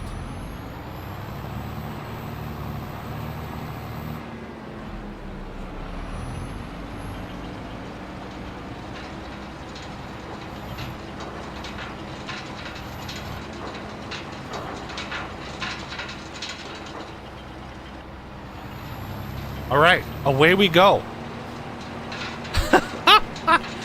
I can't believe this. Of all of the possible contracts that this field would have sparked, it was stone.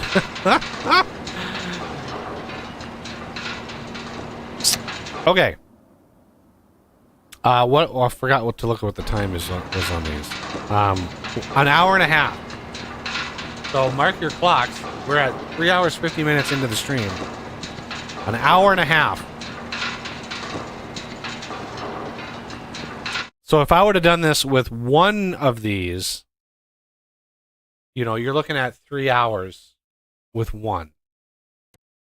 Now I could have added 3 more, which would have really cut down, but you if you do a lot, if you have a lot of these contracts going all at the same time, your game performance can get a little hurt.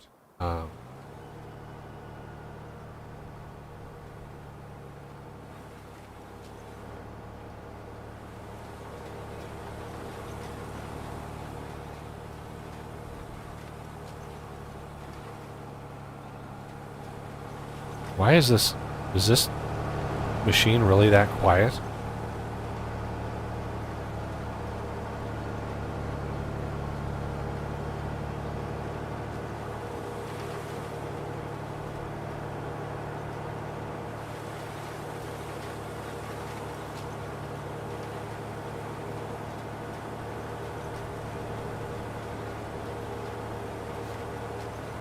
Fertilizer.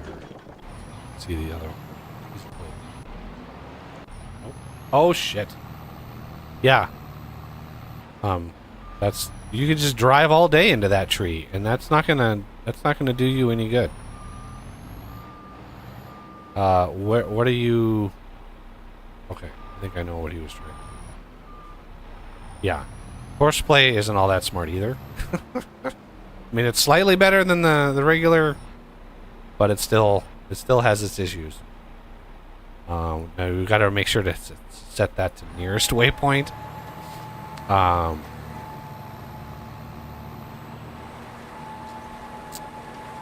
Liquid for all. Is there? Well, what I need to do right now is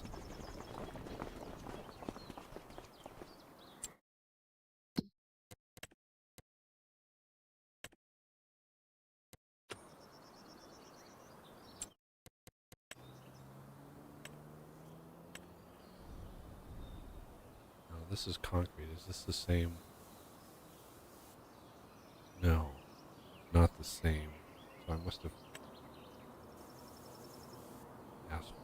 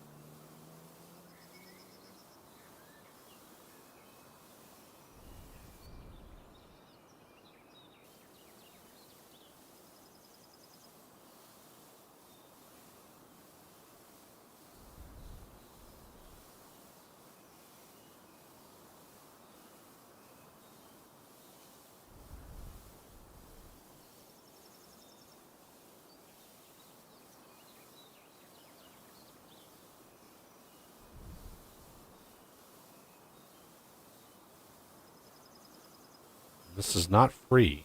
You guys gotta. I don't have the mod that makes this free. I don't even know. Is that mod even updated? I don't remember ever seeing.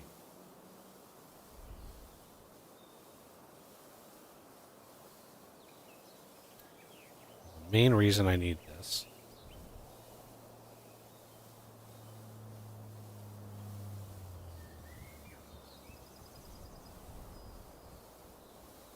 Okay.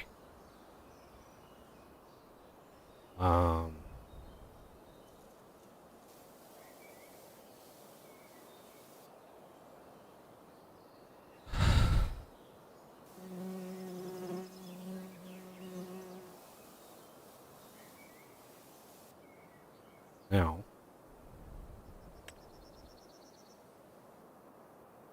And all of my fertilizer all of my productions, the fertilizer plant FG edition, the lime factory FG edition, and the liquid fertilizer FG edition, as well as the carpenter, better sawmill, I should say, yeah, better sawmill FG edition, they've all been rebalanced to meet the standards of this map.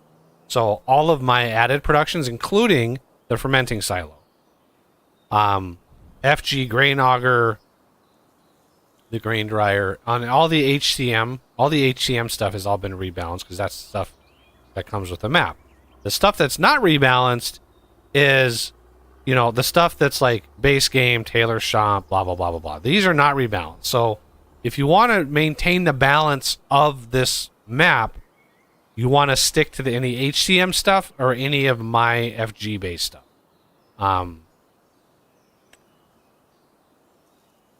So we have the fertilizer plant here.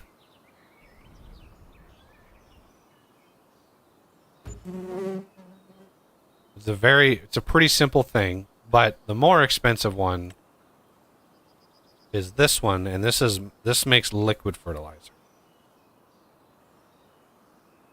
So we're gonna put this one like right here.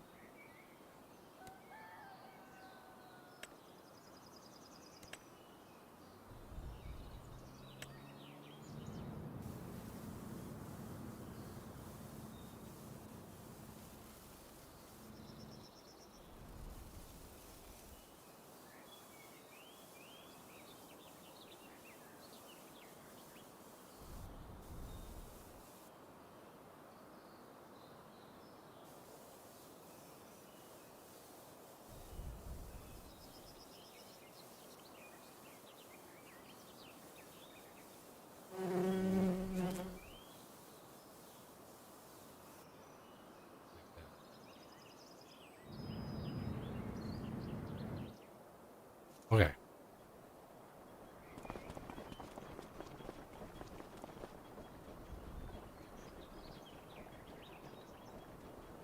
Well, it sounded like that vegan protein factory was out of balance for any map. It sounds like that was way too profitable. Way too profitable.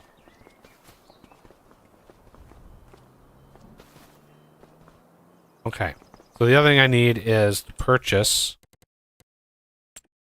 We need to go to barrels.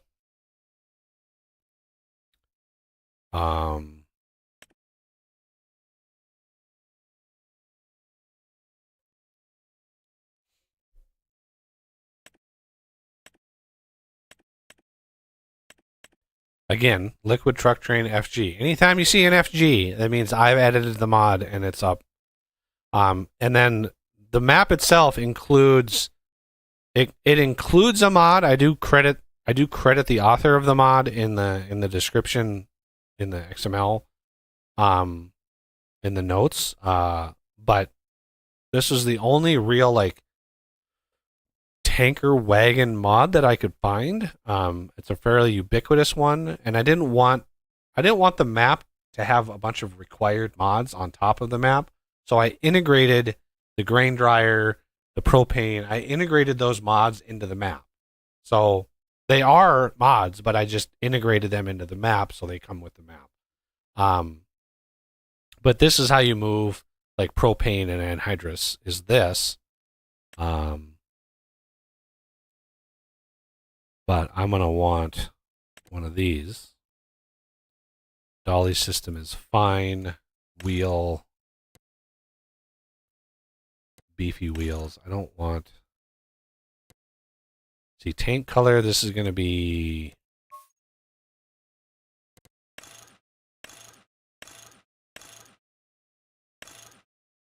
Tank color.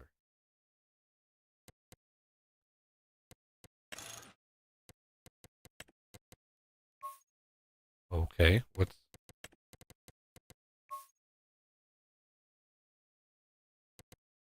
What?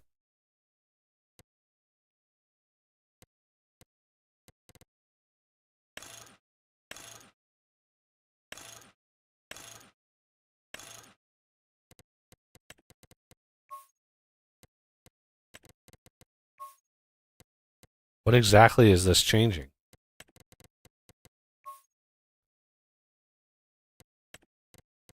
I thought you could change the tank color on this.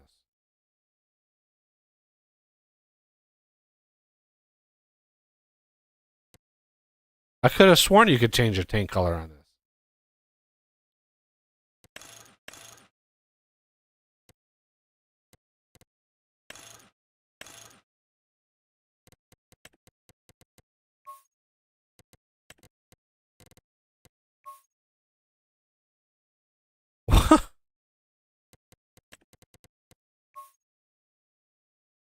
What?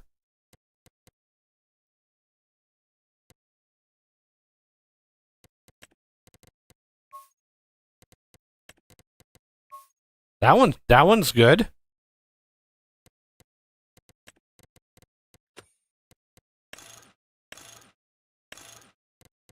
Plastic. Tank color. What? All right. Well, I guess we're going to have to change the chassis color. And then the rim color just to black. I don't understand why. I could have sworn that that worked.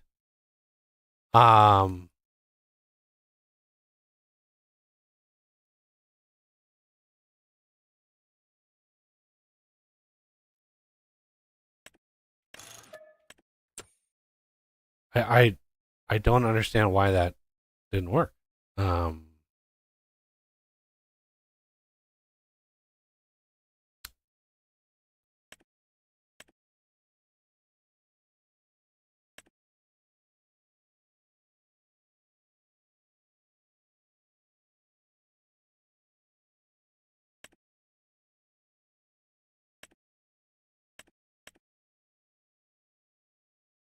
Colossus? Uh,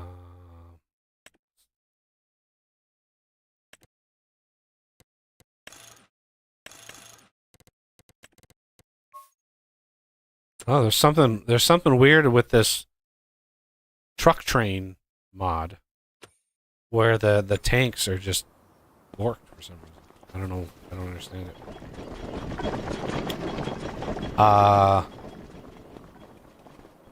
Do I not? I don't know. I don't think I have any tractors left.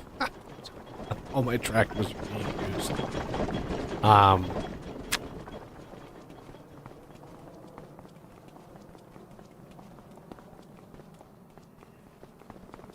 But this is one of those productions that you do not want to just set on and just leave it on.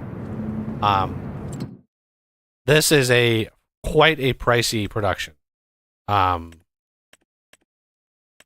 So you've got fertilizer and water, and this is the normal one. This is the one you would enable if you're not in a hurry. This is the one you enable if you need it right now. So that's 28 grand per month to run this. And then the fertilizer plant, depending on what the input is, it can be more or less expensive, right? The most expensive one is manure because you get a lot. Versus like digestate 500 to you're cutting this down by 20%. You're only getting you're only getting 20% from the input to the output. Manure, you're getting a little over 10%. But manure is so cheap, so cheap that you would be able to buy millions of liters of manure, right? It's so cheap, which is why I had to rebalance. The original version of this recipe was 1,500 out, and that was so damn valuable.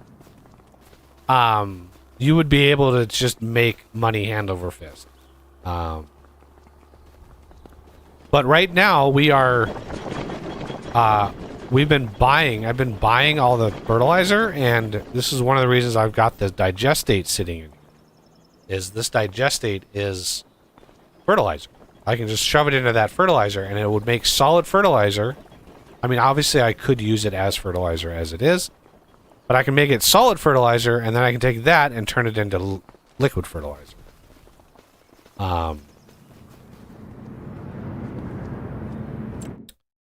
So, yeah, this digestate is going to be, yeah. So those 2 million digestate is going to be,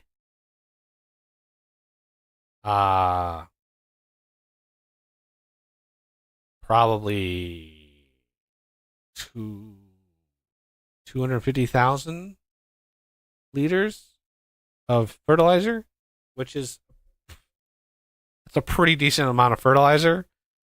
And then the liquid version it's basically just doubles. So 250,000 liters of solid become 500,000 liquid, which is fine by me. Blocked by Og. Oh, Jesus. Did it again, didn't you? Can't leave well enough alone. Oh my god, I'm just not able to line this up. Let's go here. Twist it around. Ooh, look at how much liquid fertilizer he has.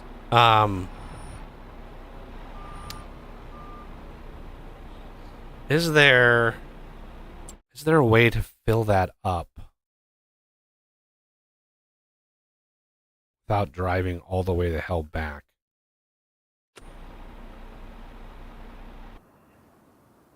Okay, these guys are good to go. I always love how they end, and they're the farthest away from any road. They always end in the wrong.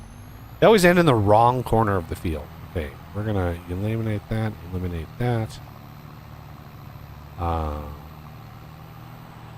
I need this one to go to 157.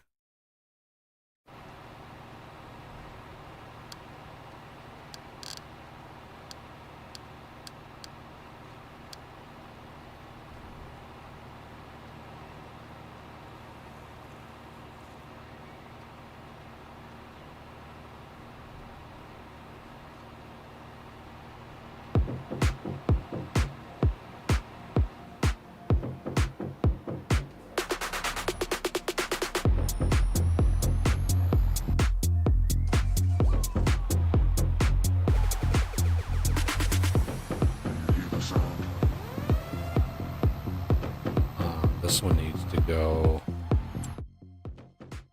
to 152.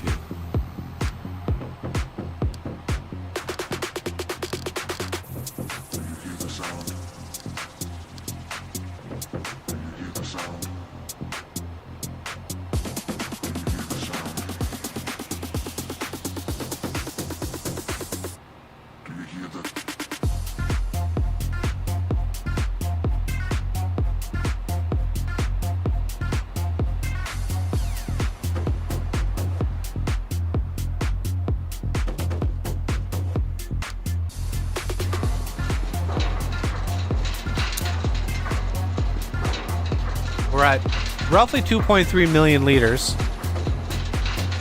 And we're 20% done. There's going to be so much stone coming off this field. Oh my god, it's going to be so much stone. Okay. Blah,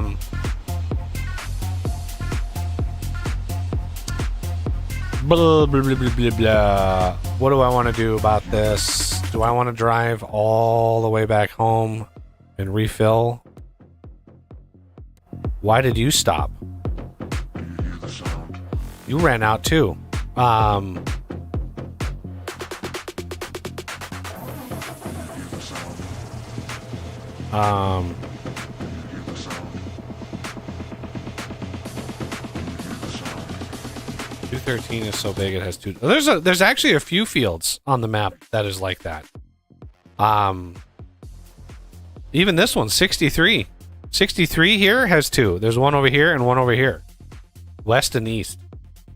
Yeah, there's a few fields that I found. Here's another one, 182. Up here there's a north and then there's a south. This one as well, 209. There's one down here and one up here. This one, 213, is another one. This one and this one.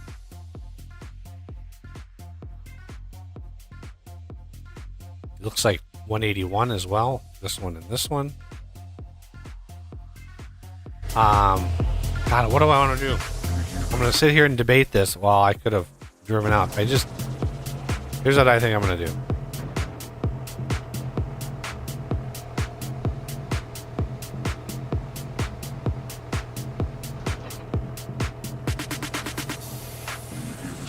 Well, the other thing I did with this particular tractor is I made it. You can zoom way out.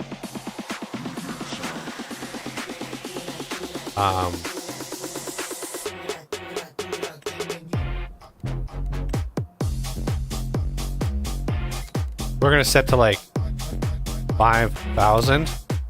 Nah, let's do 15,000.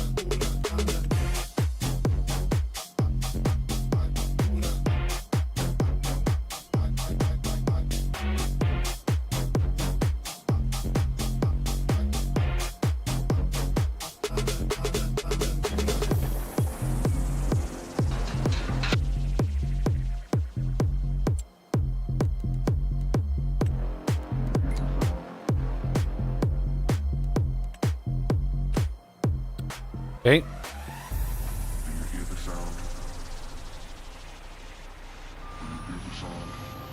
I don't know if that's enough to get this thing done, but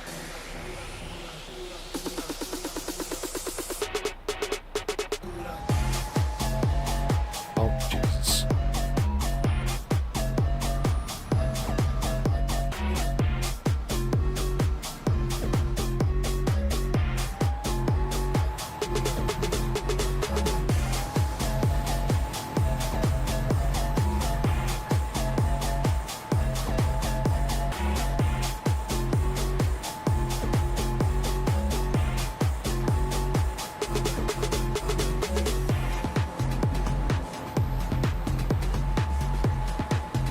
And then we can go here.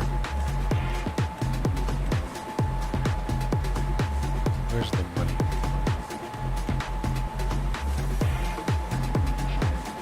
Remove. Well, 30,000 liquid fertilizer. Current valuation is buy 427. So 30 times 427. 12 grand. 12.8. So we're gonna take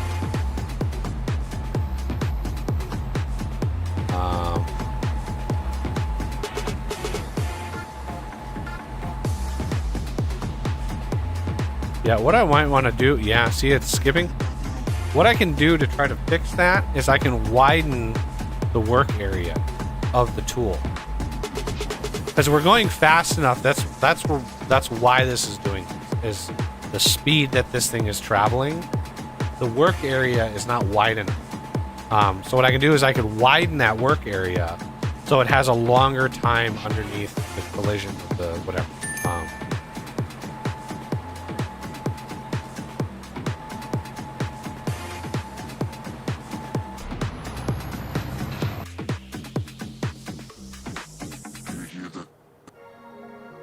Okay, what I was doing was remove 13,000.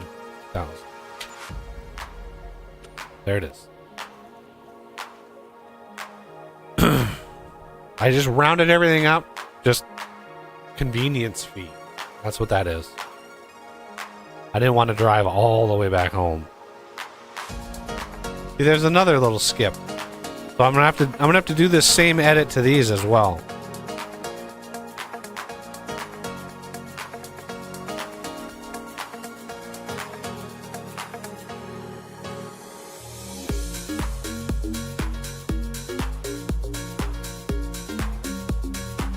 I wish more people were interested in actually like the modding process, because I do love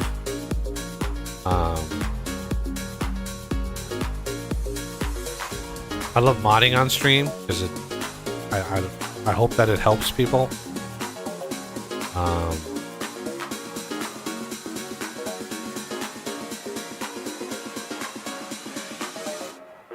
right, you will.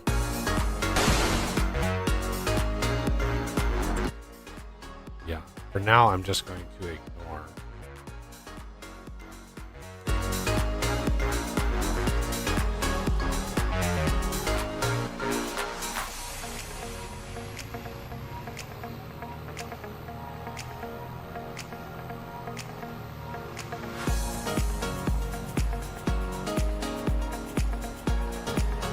I'm going to ignore the little missed gaps in the field.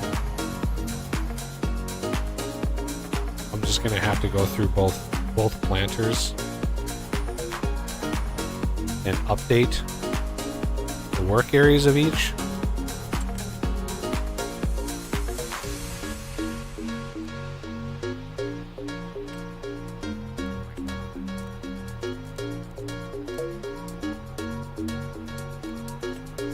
There we go.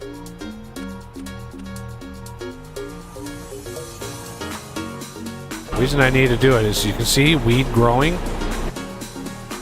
It's not good. If we let that sit, next month the weeds would be medium.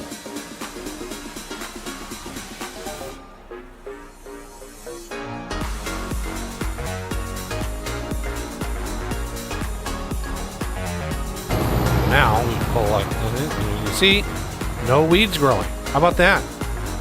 Now we are going to need to fertilize this again. Unfortunately.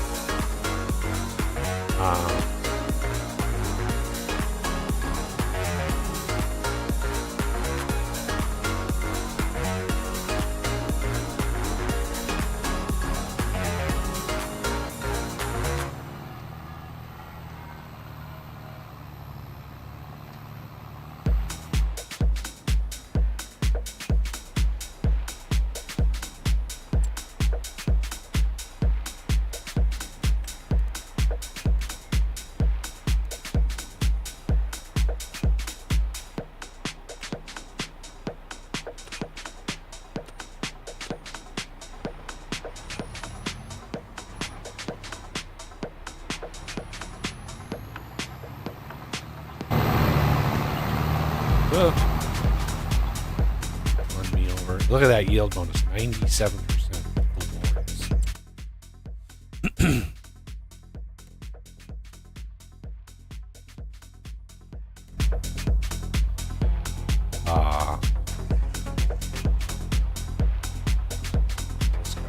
field.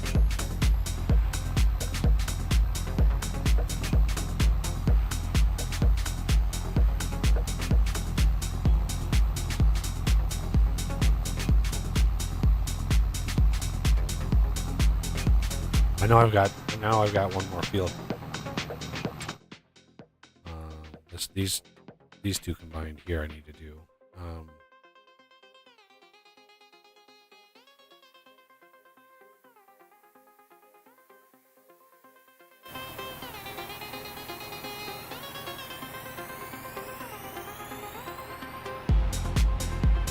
But I need to fill these back up with fertilizer.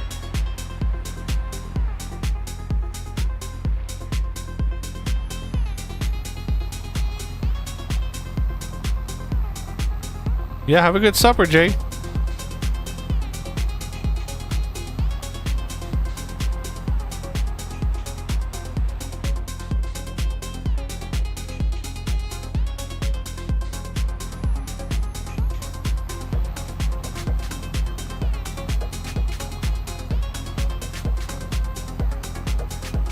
Still stone picking.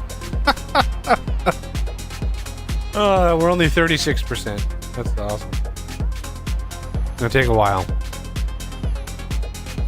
Jay's not gonna see how many stone we're gonna get total if he doesn't come back. We still got, man, another hour and change. Oh, the other thing I fixed with this case is the one you download off the Mod Hub has a major problem. It has a major problem. The little wings, these little winglets here, you can see the collisions, those little wedge shapes, right? You can see the little wedge shapes. Those collide with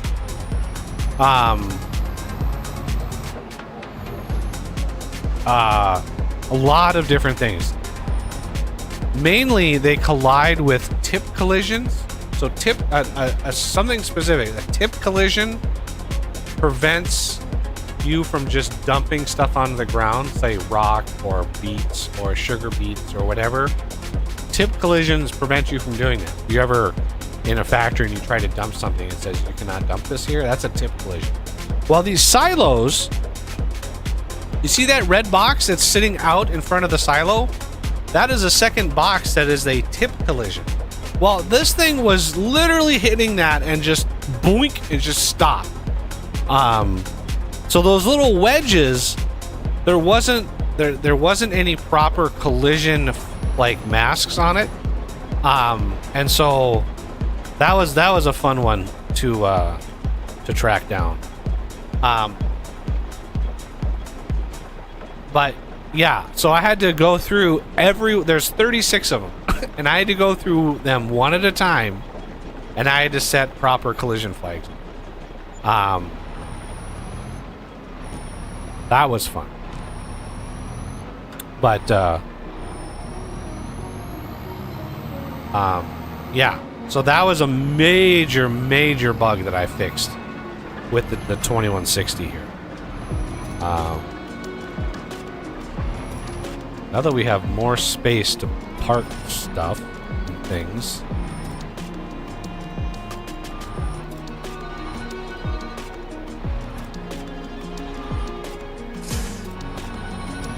That away.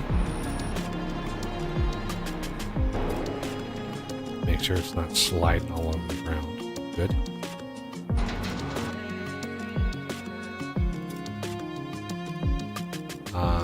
Where am I?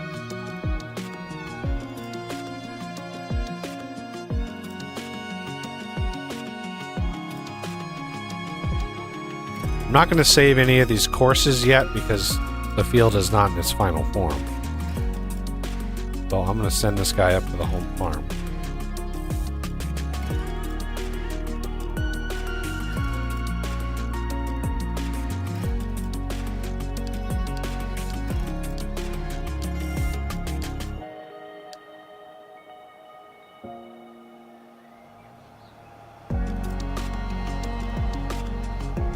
shadow's derping out a little bit.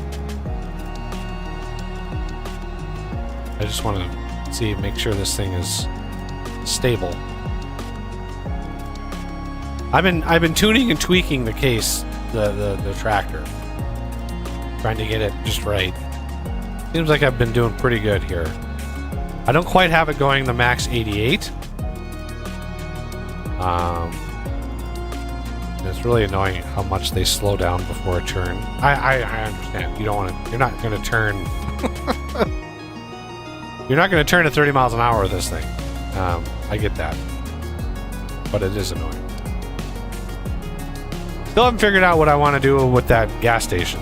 There's no triggers in that gas station at all. So, yeah.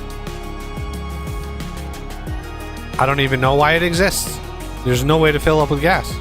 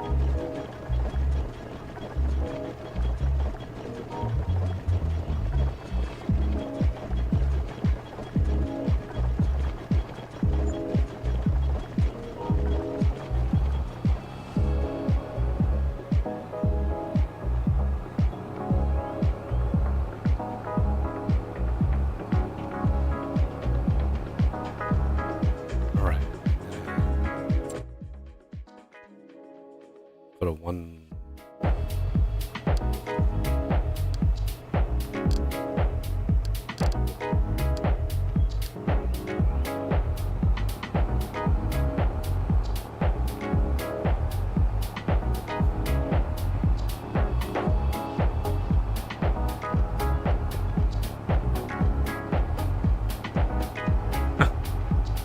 Red Rock, is that a reference to Fallout? It sounds like a reference to Fallout. I'm not 100% sure. Yeah, okay.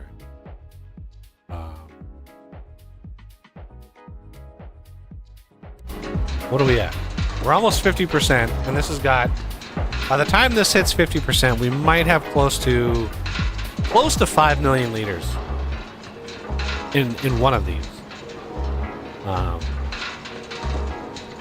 So we could theoretically get 20 million liters of stone off this one field. That's enough lime to satisfy most things. Ooh, I almost forgot about this. Okay, let's first grab the tractor.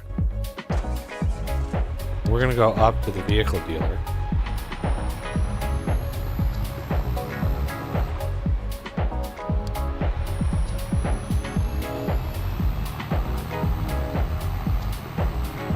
We need to go pick up that tank. Wow, they put parsnips in this field too, and this field? Jesus. There's carrots there.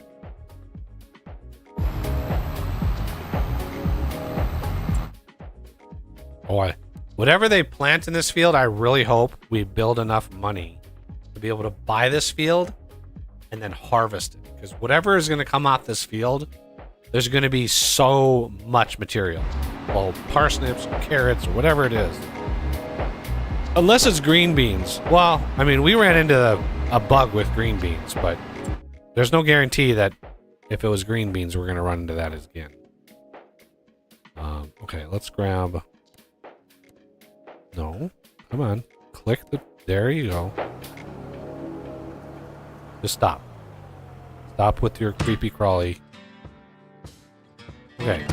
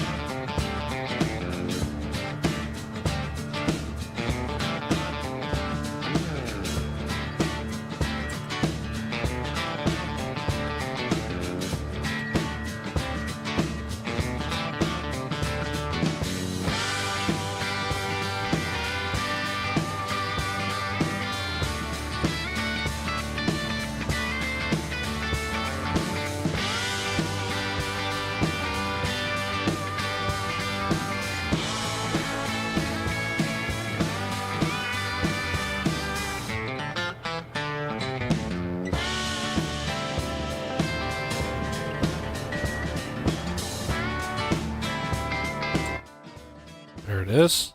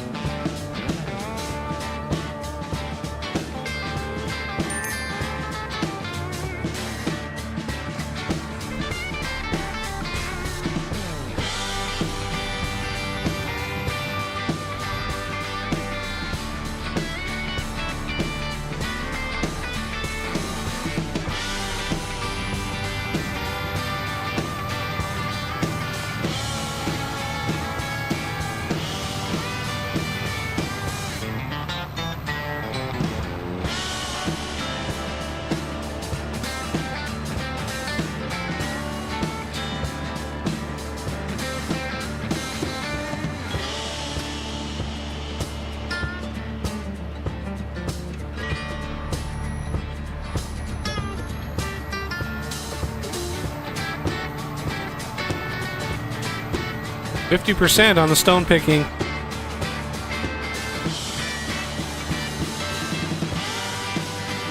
And remember, that field is going or that contract alone is almost $800,000.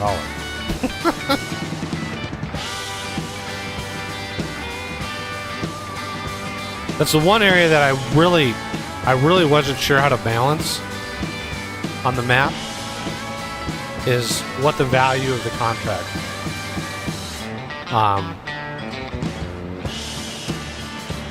Like, custom harvesting is definitely, you know, a thing, but I don't know, like, I don't know how much of a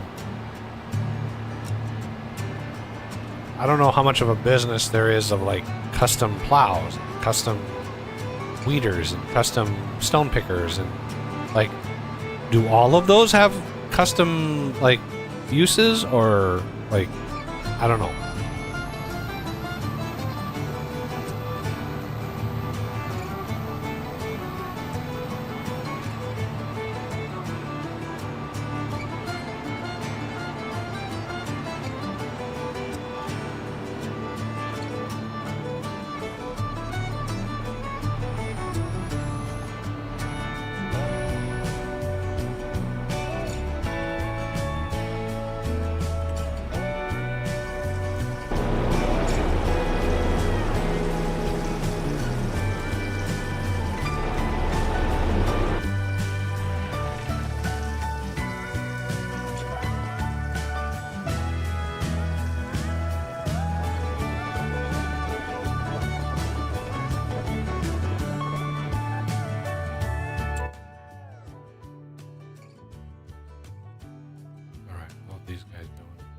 We're at about 50%. Let's see.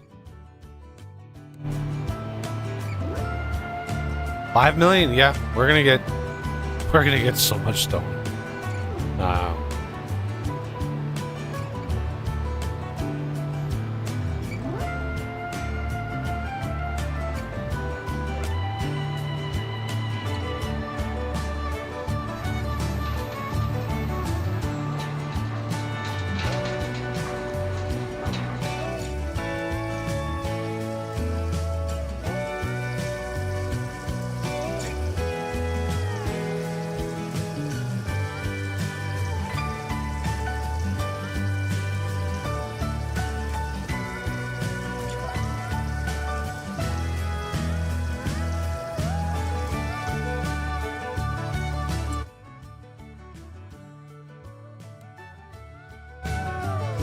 Oh, it's already mowed.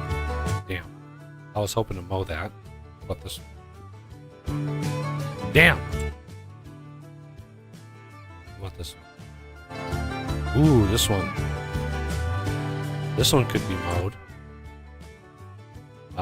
Is there a mow job? Damn. 1.7 million. I don't know about that. What other grass? 64, I doubt. Nope, it's not ready yet. We just mowed ours. I mean, TMR, to be fair, is not a big money maker, but it's basically like passive income. I mean, really.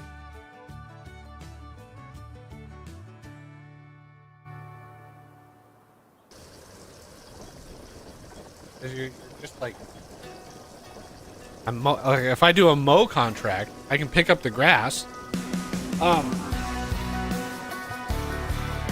If I do a harvesting contract, I can pick up the straw.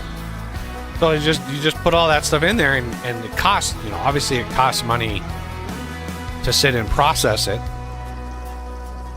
There'd be ways to save that too if you got the grass and you tedded it, and that just turned it into hay. That's a way to do it without paying for it, right? You put it in here to turn it into hay, it's going to cost you $6,000 a month, but you're going to be able to process an obscene amount in a month. Like I don't think there's any way that you'd be able to keep that running 100%.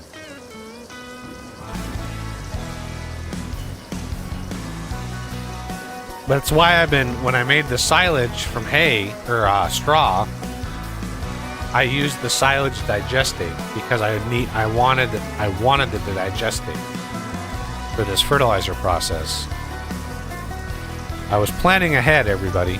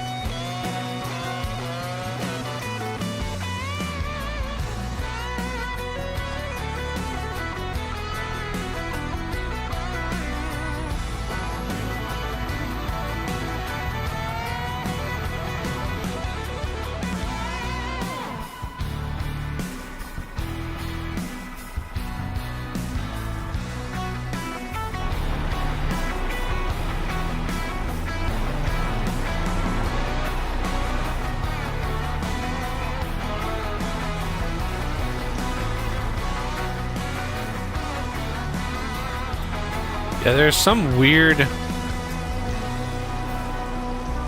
bug with this tank, or with the unloading process, where it stops. Watch when I walk away from it. You can see it stop. I walk towards it. Oh, there it goes again. What? I don't understand. But yeah, I did mod the tank to discharge faster, so that's why we're able to discharge it way faster than we are able to fill it up.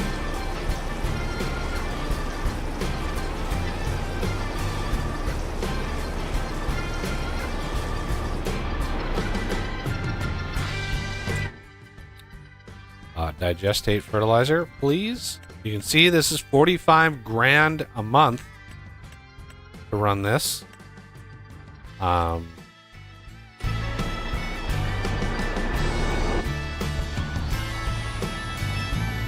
I want to do.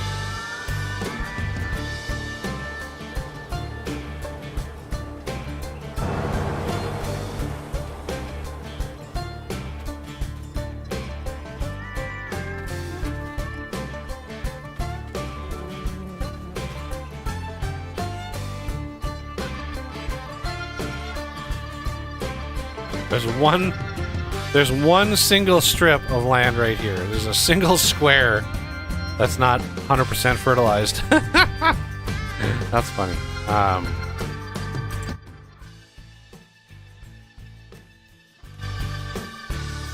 Okay, that's ready to go. We can move this.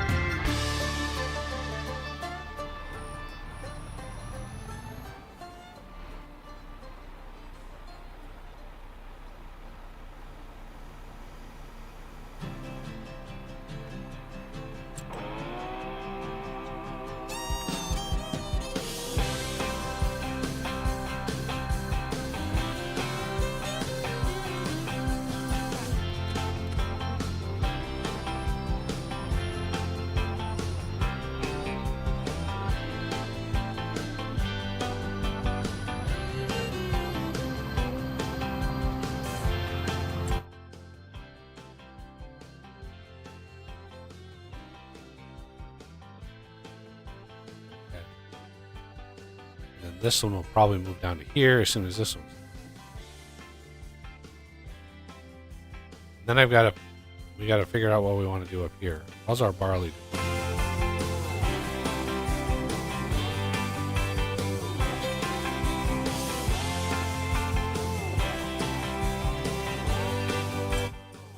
Doing okay.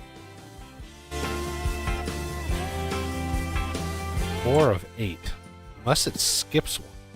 5, 6, 7, 8. It must skip a step somewhere in here. It must go from like 4 to 6, or 5 to 7. The only way we're going to be able to harvest it with this calendar. If it's 4 here, it would be 5, and then 6, and then 7, and then harvest ready at 8. Like what? Or maybe 7 is harvest? I don't know. I don't do a lot of barley stuff, so.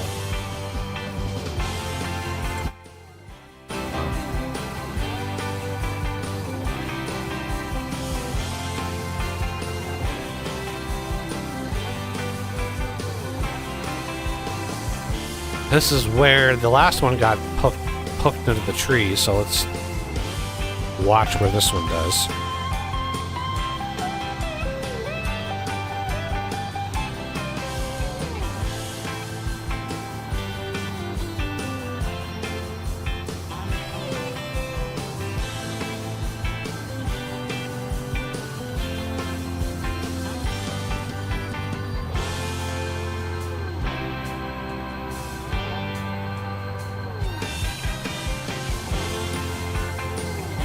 Because the planter got hooked into that tree last time, so we gotta see what this thing does. Sometimes it's derpy.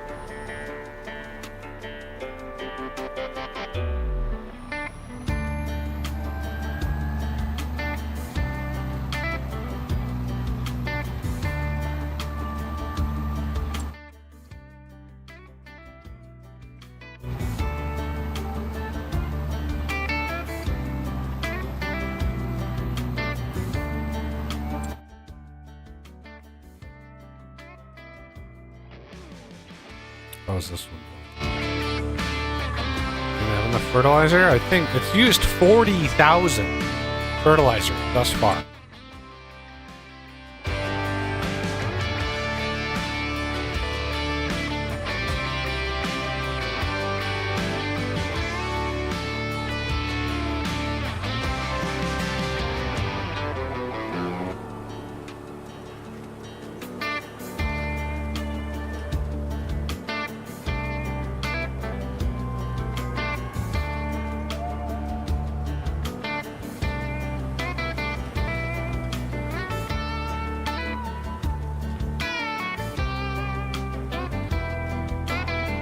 7 minutes.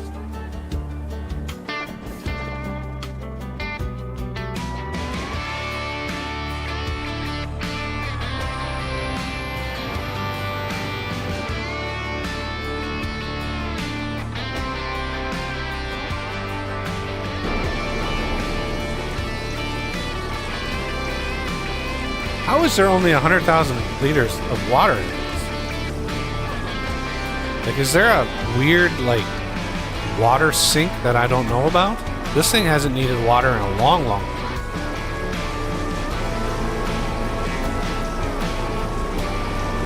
time. Is it distributing it to this? Nope. Where the hell is the water going?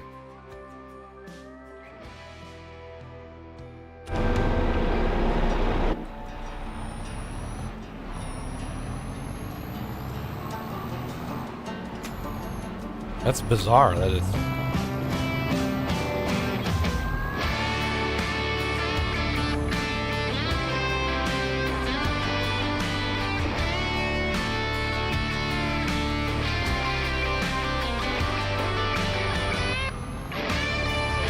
I don't know where that water is.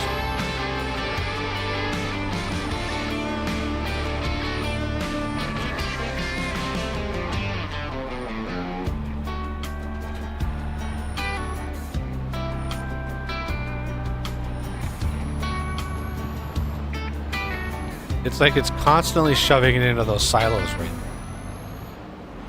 When the silos, they should be off. They shouldn't be accepting any water.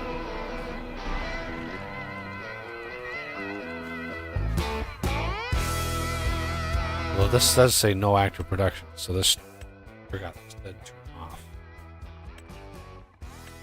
Well, let's turn on the...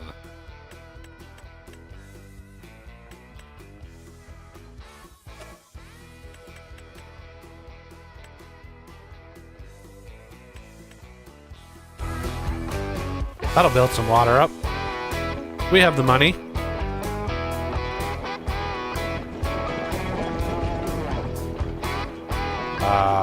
Fertilizer, again, this one is pretty slow.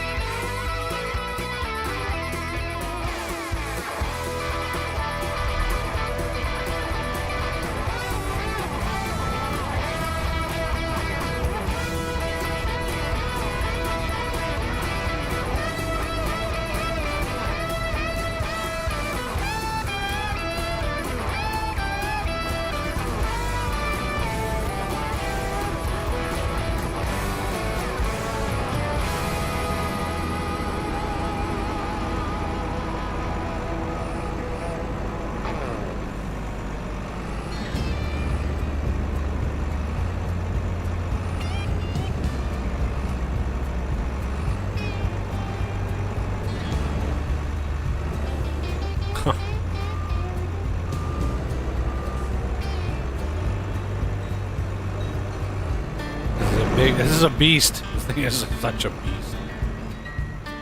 Wow, how long this header is.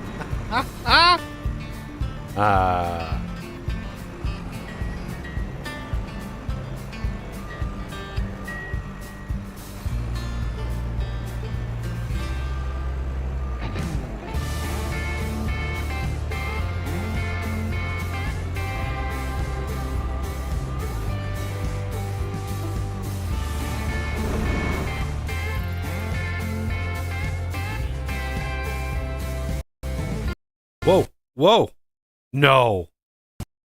No.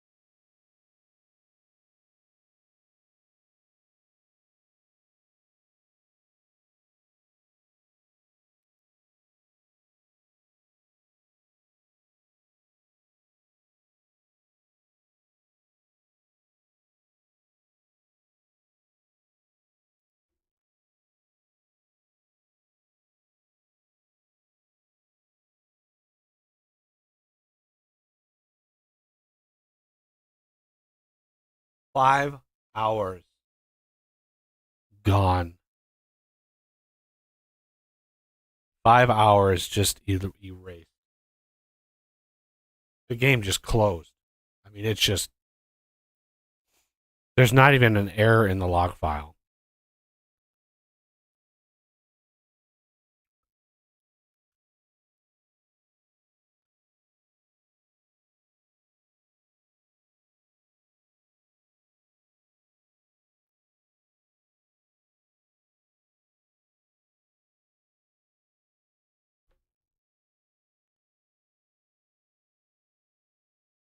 No. God, I knew I should have saved it. I knew I should have saved it. I was waiting to be done with all of the contracts to save it.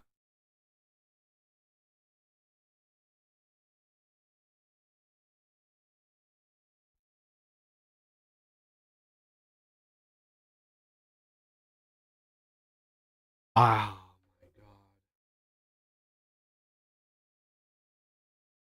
God. All of that work that we did all day today, all of it is gone. Without a single error. Without a single error as to why. The game couldn't even be bothered. So, what that kind of tells me is the error was so catastrophic, which means like a memory fault. Any normal error would have written to the log file. Crash is an understatement. The game just closed. The game just closed. With nothing written to the log file.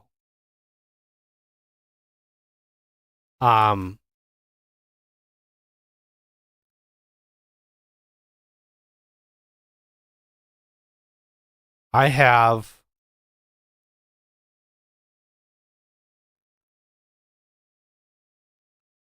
left hand thumb. What? Okay, let me. I have no way of zooming in, I don't think. Emitter shape. And then some crazy ass whatever has been deleted. Left hand thumb 2 has been deleted. There are tens of thousands of those lines in this log file. But if we go to the very end, there is nothing in here.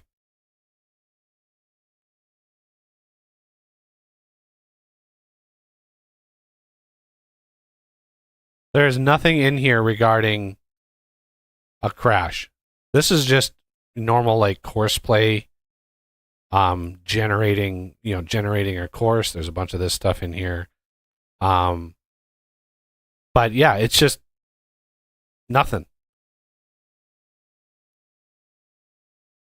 So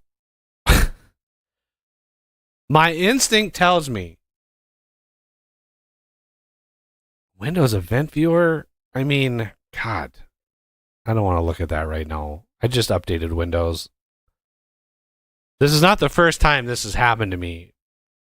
But what I suspect, and it would be hard to test, is I suspect the game has a memory leak. And the computer just ran out of RAM. Because obviously I'm streaming. So I'm using some resources there. But the game was running and running and running, and then boom, it just closes. Like what causes that? It's only a catastrophic game problem, right? Not a mod. If it was a mod, it would spit out an error of a mod, right? These bother me. I have no idea what this is. I don't even know what emitter is. Left hand thumb? What? What is that? And why is there, if it's been deleted, why do I have 10 billion of these in here?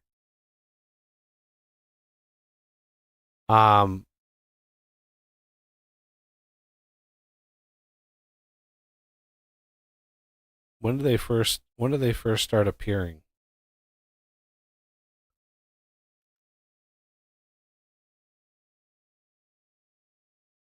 I mean, it's just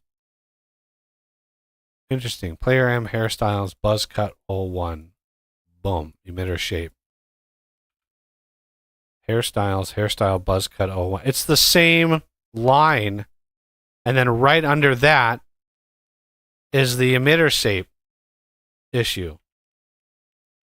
It's the same. Why is it loading all those assets over and over and over again? This game it's so bizarre. There's so many problems with the engine on this game.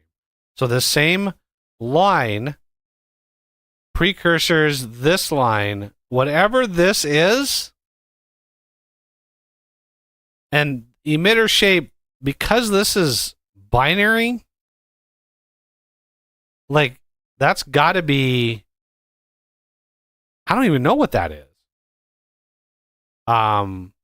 If that's encoded binary, that has to be base game.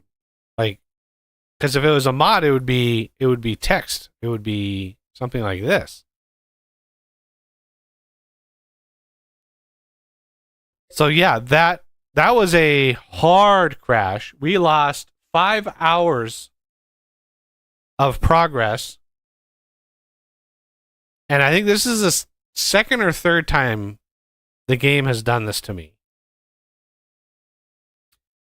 Which this marks the last stream for this game.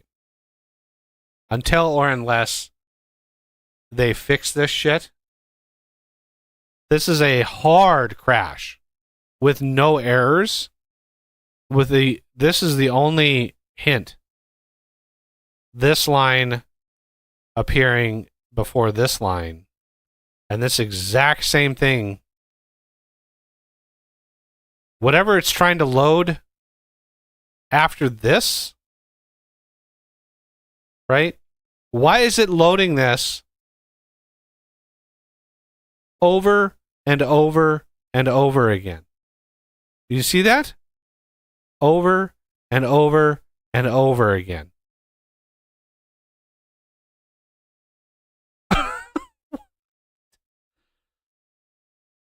Yeah. I am not going to put myself through this ever again. This is asinine.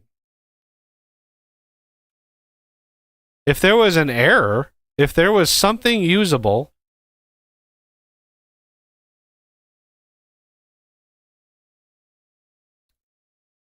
there it is again. Hairstyle buzz cut, boom.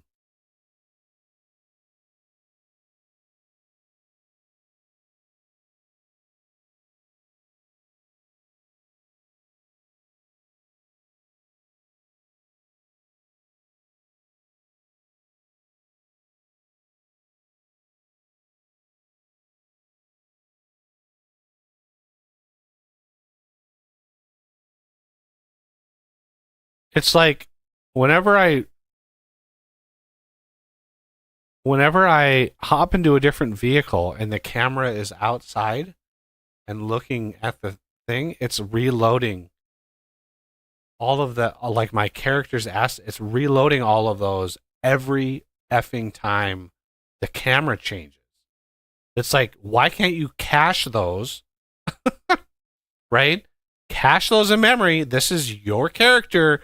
Cache those in memory so every time, right, the camera swaps, it doesn't do this shit. How many thousands of these have to happen? So a lot of times the game, when you run into stuff like this, enough times the game just crashes because it's like something happens.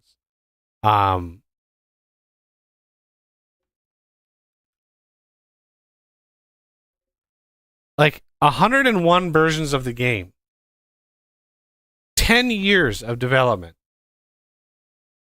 and it still does this, right? Like, what is it going to take for them to actually fix the engine? So at the very least, if it does crash, it saves something.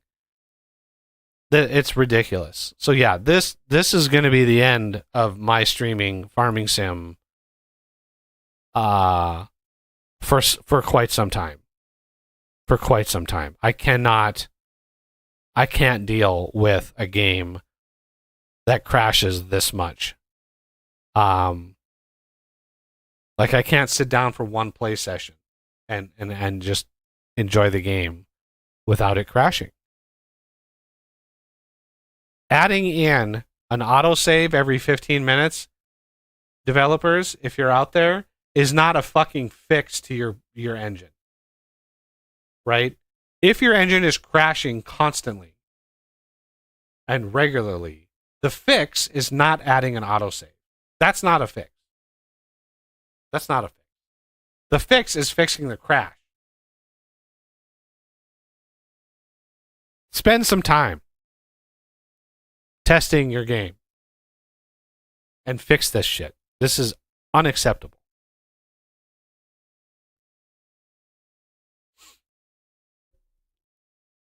And it's not mods. I one of my biggest pet peeves with game developers is just immediately blaming mods and just washing their hands of the problem. Oh, that's mods. Don't play with mods. It's like you literally integrated mods into the game. Mods are a part of the game. If you, as a developer, integrate mods and modding into the game, and you embrace the modding community, then you better well damn sure support the modding community. Make your game work.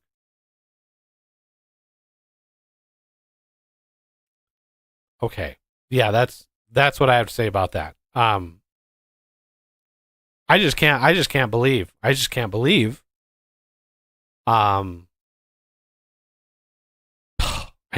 that. 5 hours. Okay, well, that's going to do it for the stream today, everybody.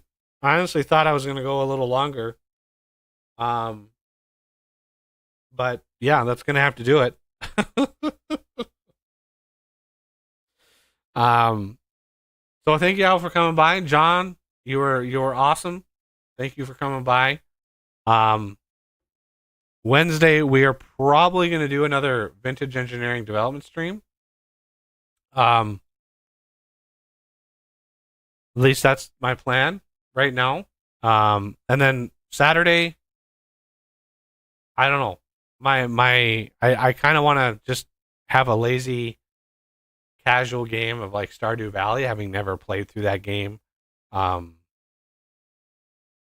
just kind of want to just chill. If there's patrons or members that want to join, then we can work that out. But yeah, Farming Sim, I would love to continue with the Mega Farm, but having it crash in the middle of a single play session,